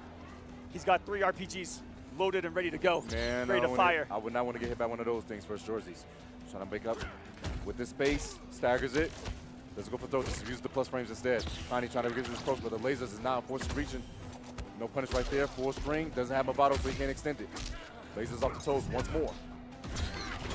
Oh my goodness. And look at the damage. That damage was insane. Now looks too good for Connie. Goes up the mid and goes He might get him. I like that. Yeah, he got him. Oh, he broke. I know he hit 4 meter. Unbelievable. But still, 3 bars gone for this man, Scorpion Prox. That means That did so much damage. Holy right shit. there. Command grab coming through. Ferris about to come back real soon. Jippy's not going to work out too well. Double dash. Command grab again. Not deterred. He don't got Pharaoh. Sometimes not we see Homelander without the Farah. You just tell yourself mentally, just take the grab. Not going to be a lot of damage. Mine's out. I had to break. Damn. Still a slight lead for Prox, but any hit from Connie and it is over. Goes low, not going to be able to get the punish. Fantastic block from Scorpion Prox. Pressure's on from him this time. He has some Movado. Everything's a lot scarier. tether. Uh-oh. Not quite death. Oh, he's trying to get over, but unfortunate scoop is going to come through. He need to switch. I'll get off a Homelander. Game needed for Scorpion Prox, and he will be your Final Kombat 2025 champion for Mortal Kombat. If I was him, I would get off Homelander, bro. I wouldn't play him. As they say down here, uno mas needed. Who we this talking man, shit? you saw him raising the arm, getting with the chance of the crowd right now. He said one more. Puts up the finger. That call airborne. His first hit. Look at that meter already in his favor. Connie. Overhead. Doorsless. He's got the corner now. Oh, close to it. I lied. Oh, this is the grab. This is huge. Scorpion Prox. That's gonna do damage again. It does Here so we go. much damage. Movado picks it up. This dude, holy Oh, shit. Scorpion Prox. That's OP. The foot is on the gas pedal right now. He is on the hunt for Kanimani right now. Yeah, face against, but that's a punish. Gets the tether. He can dash it for a throw. No, he goes He for should have got off. He should have got off Not going Homelander. to be quite deaf. He's not going to have Movado slide either. Connie, what did you do? What is your chance? What did you close out? He got uppercutted. Hold on a second. He will build a breaker. He got a Take breaker. the rest of the damage of the combo. But it's only the first So round. after that, stop one more. The wake up down one. That's what Connie did to get here. Versus his brother Nicolas. Scorpion Prox return to sender. Look at him. Just letting Connie Uh-oh, do he whatever gonna he break. wants. Before he gets Yep. back. There's the break. Next hit can win. Goes out the mind. Goes for the roll. One more round needed for Scorpion Prox, and he will be the champion here for Final Kombat. The crowd on their feet, and they're If he'd have ready for neutral the ducked action. that, he would Can have he got him. take it home? The chance. Ooh, it's into her He don't got no attack. meter, so like, won't get the damage. Big pick up here. Gets his optimal damage. Should he end it? Yes, 364. Another wake up down one. Prox is just savagely disrespecting him on wake up. Finally kicking him now he on the woke up. disrespecting Kanimani. What a response of a round. A near He flawless woke up. victory in mere moments. That health bar disappeared. He woke up. Kanimani staying alive. All right, can he force a game 5 situation, or is it going to actually be over already? Goes for the low right there. Let's Leaves himself stop. to throw. Ooh, Oh, what forward the to fuck? mind. How He got did I scared. get about He won't that? commit. Command grab coming through again. Lasers. The 1-1 challenge. Throw dash. Nothing afterwards. There's a sweep. Not going to break. Connie says, okay, I can just hold this little damage. Not going to be too much. Goes for a safe jump. Into the low. Nice block there from Connie. Oh, good block. And good no overcommitment on the Oh flight, my but just God. swinging after the armor there with Scorpion Prox. Yeah, break. There's some savageness in this man's gameplay that has been super effective Yes. in this grand final so far. It's He's starting to chasing his pay off. man down. So no read on his side. Goes for the sweep. That's a lot of Oh. damage. Not going to be quite depth, but this next situation, should Connie you not block, it's going to be over and done with. Next hit's gonna do And it. he got Just full send the meter, spear and it's from downtown. over. Not gonna be there. Sends Oh, the it's blood. over. He just hit by Gets the that. Even more damage on the screen. If he should end it here, It's it could be down two. over. And ladies and gentlemen, Damn. Scorpion Prox is the world champion of Mortal Kombat 1. Well, at least one of the twins won. Congratulations to the young Chilean overcoming all of the odds, coming into this as one of the bottom seeds. Damn, they all next. I'm like, damn, can I get up and in his leave? path. Y'all clap in front of me. He is your Final Kombat champion. Embraced by his brother, tears are being shown right now. His father comes to the stage. Snake, though, also Chilean. At least comes to one of the stage. twins Connie, won. unfortunately, holding that At second least place, Sonic Fox but didn't Scorpion fucking win. Prox That fucking showing Cyrax. It is not about the I don't even care. As long as it's about how whoever, you finish. it's fine. Like we said, the last in points to qualify, but still showed up where it mattered, winning the big one and taking That home up block the was trophy perfect. As soon as he for up blocked, it Chilean. was over with. I like, yeah, it's over. As soon as he did that up block, when he was in the air, I'm like, yeah, it's over, bro. It was a perfect up block. Adding champion He gave his ass a down. has now won Down two of the two. biggest things you can in Mortal Kombat, both the EVO championships as well as this, the Mortal Kombat Final Kombat here in Mexico City. There's the crowd. We did The it. crown no longer in the hands of Sonic Fox. The crown no longer in the hands of the United States of North America.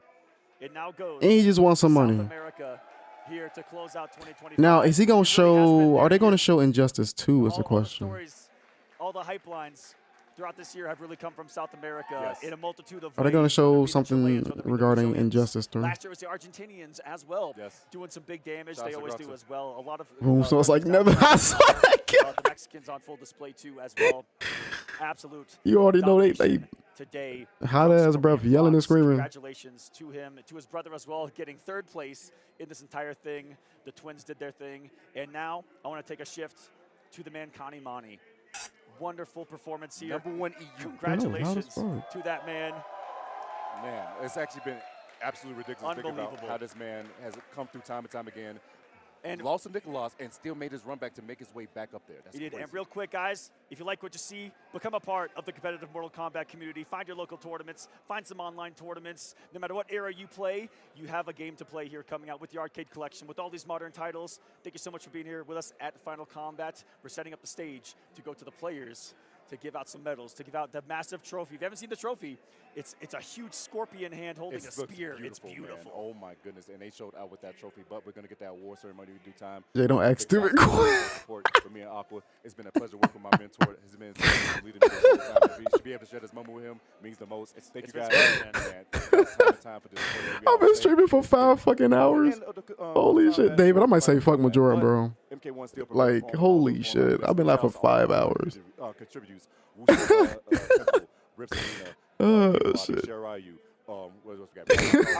Destroyer, all you guys. Yeah, you guys everyone, guys. Been Shout out to everyone that's hosting events, That's funny. bringing people together to do exactly this. Compete in a game. It's a very healthy thing to do. You can meet friends. You get the competitive spirit out of you. It's one of the things I did early on. Is it was a great way to just let off a little bit of steam I should put out in a some competitive food. setting. Thank you guys so much again for being here, for watching this. If you can hear our voice, appreciate it. And I believe we're getting it set up here. I think that we're ready to potentially go to the stage. Just might be. That award ceremony is going to be absolutely wonderful. Staying tuned for that. Probably got a little message afterwards, too. We don't know yet. But nonetheless, hey, it's been a great time here in Mexico. And I'm definitely see there's going to be probably some parties and celebration afterwards with this, too. It's been nice outside. It's been a little rainy a little bit on occasion, too. Yeah, it came down kind of hard yesterday, for real. Hey. A lot was coming down hard yesterday. It was insanity down here. It's been a great It has been a great Final Kombat, guys. That's it for us. Thank you so much for watching. We're going to send you to this stage where we're going to hand out those medals and trophy. Send you to the stage. Goodbye. Hello, is it dying? Hello? Bueno, ¿cómo están? Hello? ¿Qué tal ese último match de Final Kombat 2025?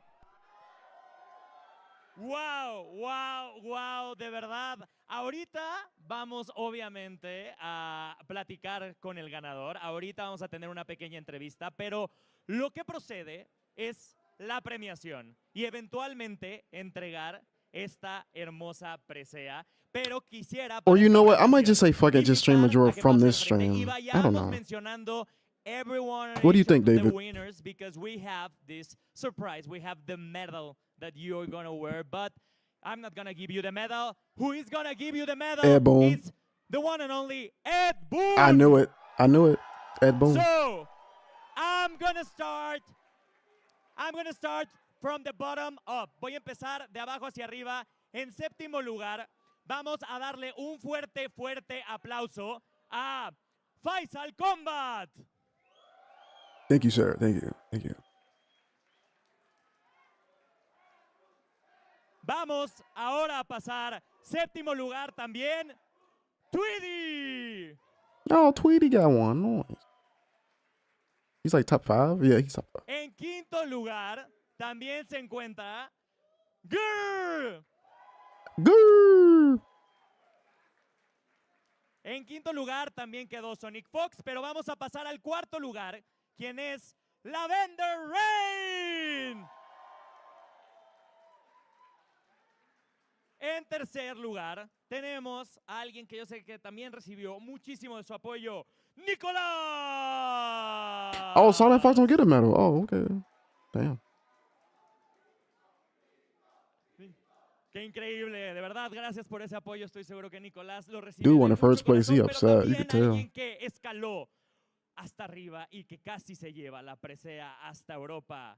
Segundo lugar, Kanimani.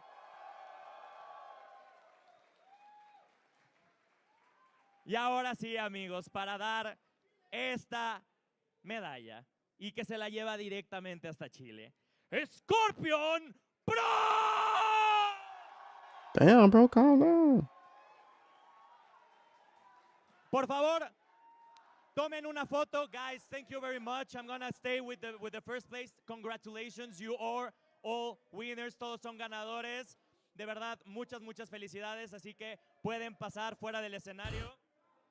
Scorpion, vente, vamos para acá. Muchas gracias. Por favor, aquí en medio. Vamos a darle un fuerte aplauso a Scorpion Prox. Hasta Chile se va esa medalla y ese trofeo, pero oye, yo vi que te estuvieron gritando muchísimo. ¿Qué tanto te afectó? ¿Qué tanto te impulsó todo el apoyo de la gente que te está gritando, que son tus compatriotas y que también mexicanos se están uniendo a tu celebración? La verdad me ayudó eso cuando yo tengo el público a mi favor. Siento que siempre voy a ganar. ¡Efectivamente! Bro, what? Oye, People are fucking y insane. desafiando de verdad a todo en este torneo, me encantaría que, aprovechando justo ese sueño que muchos de los que están aquí tienen también de volverse pro players, ¿algún consejo que les puedas dar? Yo creo que el mejor consejo sería que les guste el juego de verdad. Y que... David, can you translate? What did he say?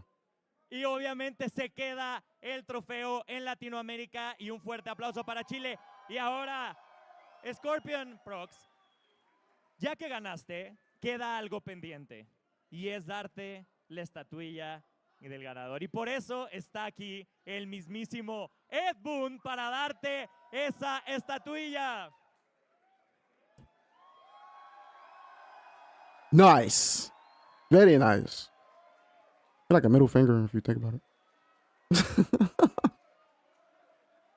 He's saying JSK.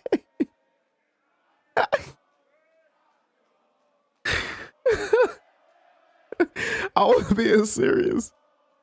I know you understand him. He's all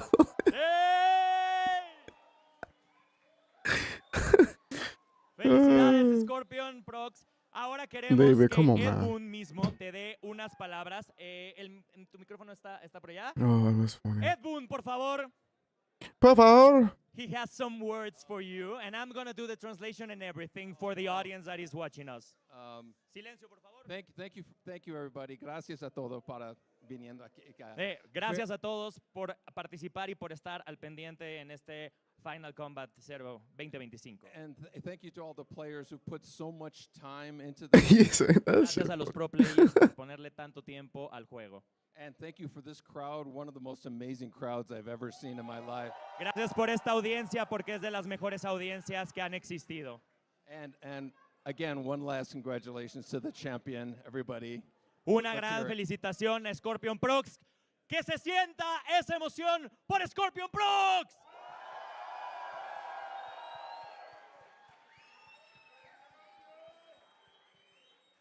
The champion is Scorpion Prox.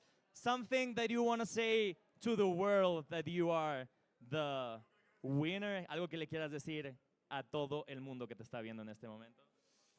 La verdad no tengo palabras, pero al principio a mí no, o sea, nunca me gustó este juego y o sea, después tuve malos resultados, no llegaba a veces ni a top 3, pero ahora me alegro de haber ganado. Esto se siente como un sueño.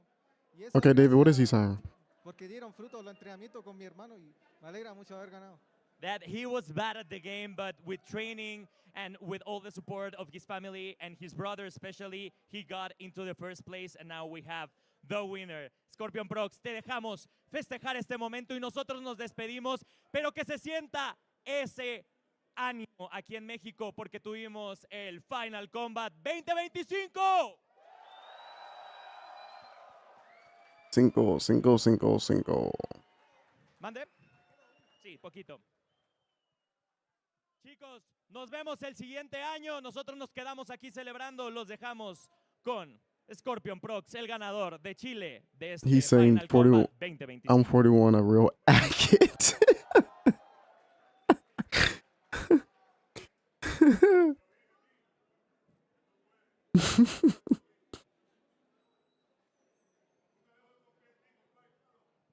Very nice.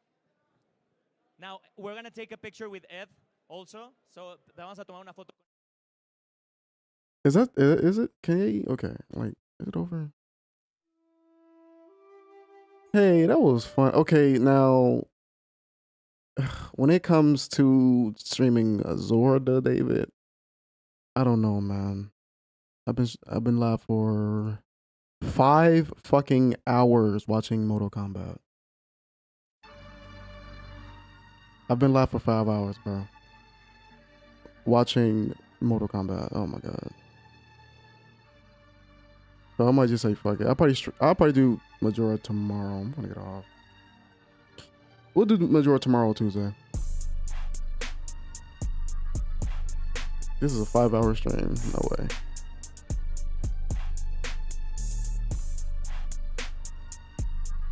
But I'll at least show the progress I've made. Let me see. Where is it? I'll show the progress I made on it.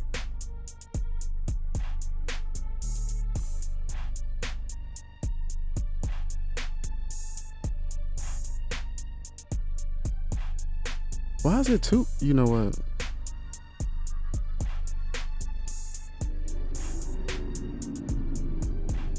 Where the fuck is this thing at? Turn this shit. Well, on my desktop it's loud. Let's do that. Alright.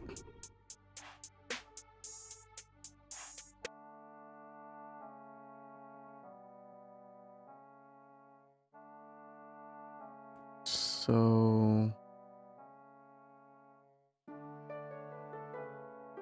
I want to get this done before Halloween. Like I'm gonna be in October playing it, but I'm gonna try to, I ain't gonna say speed run it, but just play it more.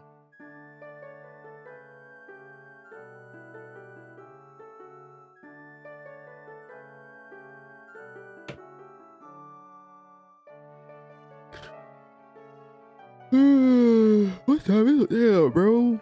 That tournament started so damn early.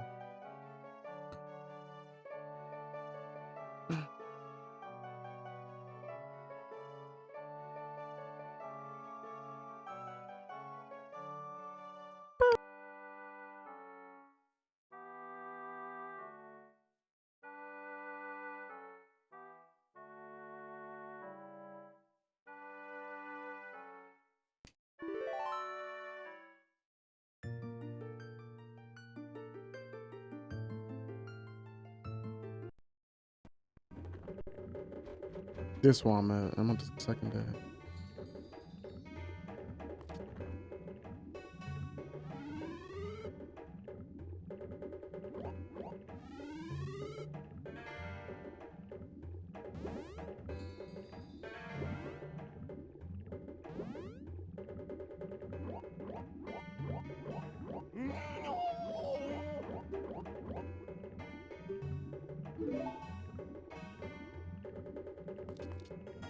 Oh yeah, I gotta change it up.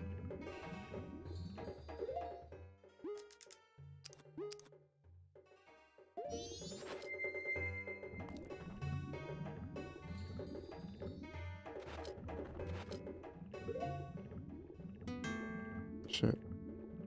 Hello, Law. Hey, Law. Bree was looking for you earlier.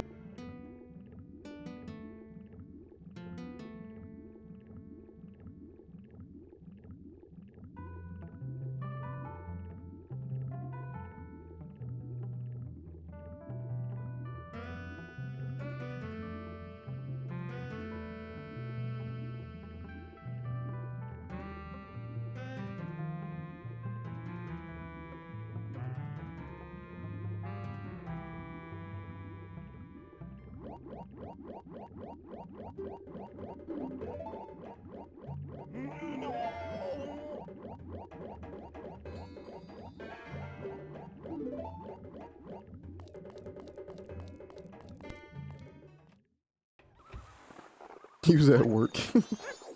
Bro, I've been live for 5 hours. This is what, 5 hours and 15 minutes watching fucking Mortal Kombat. I ain't not gonna be that damn long. Damn, when y'all gonna?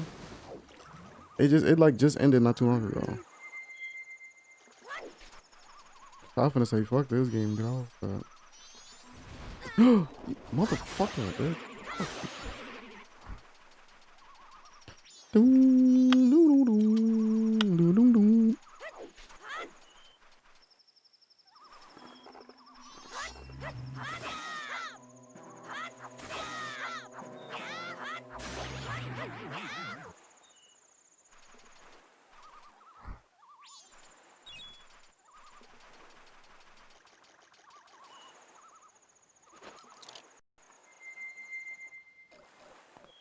I don't know.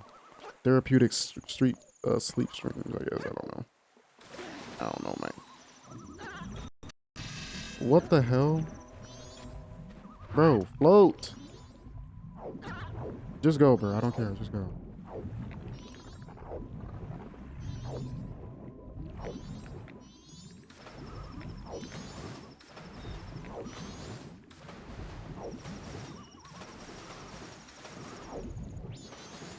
Damn, I just went crazy.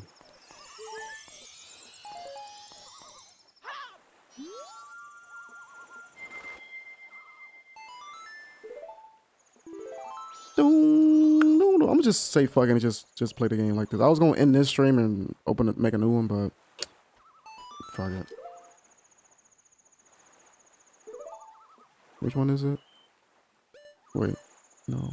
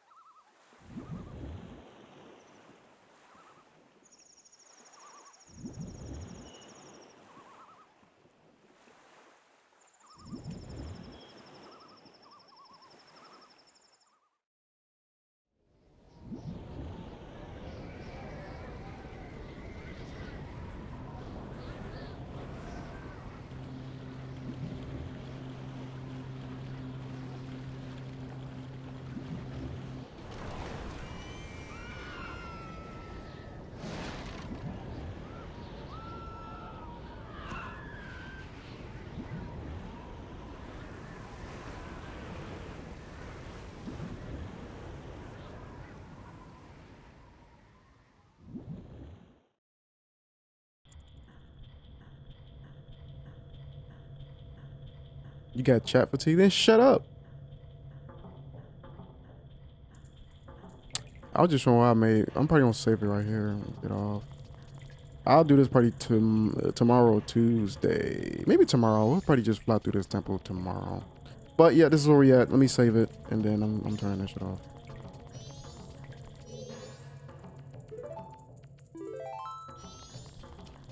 Okay. Just to be safe, I'm gonna save it again. Just to be safe. Alright. I'm getting off. Goodbye, y'all. We'll do Majora tomorrow. I didn't know that damn fight was that damn shit gonna be that damn long anyways. We'll do it. We'll do it tomorrow.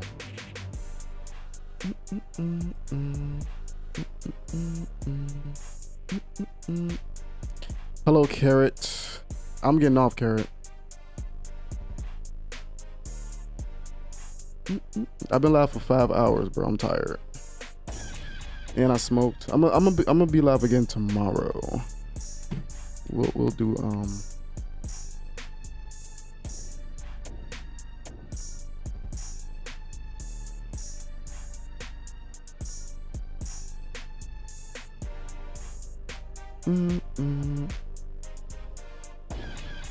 yeah, I'll be live tomorrow. Tomorrow we'll go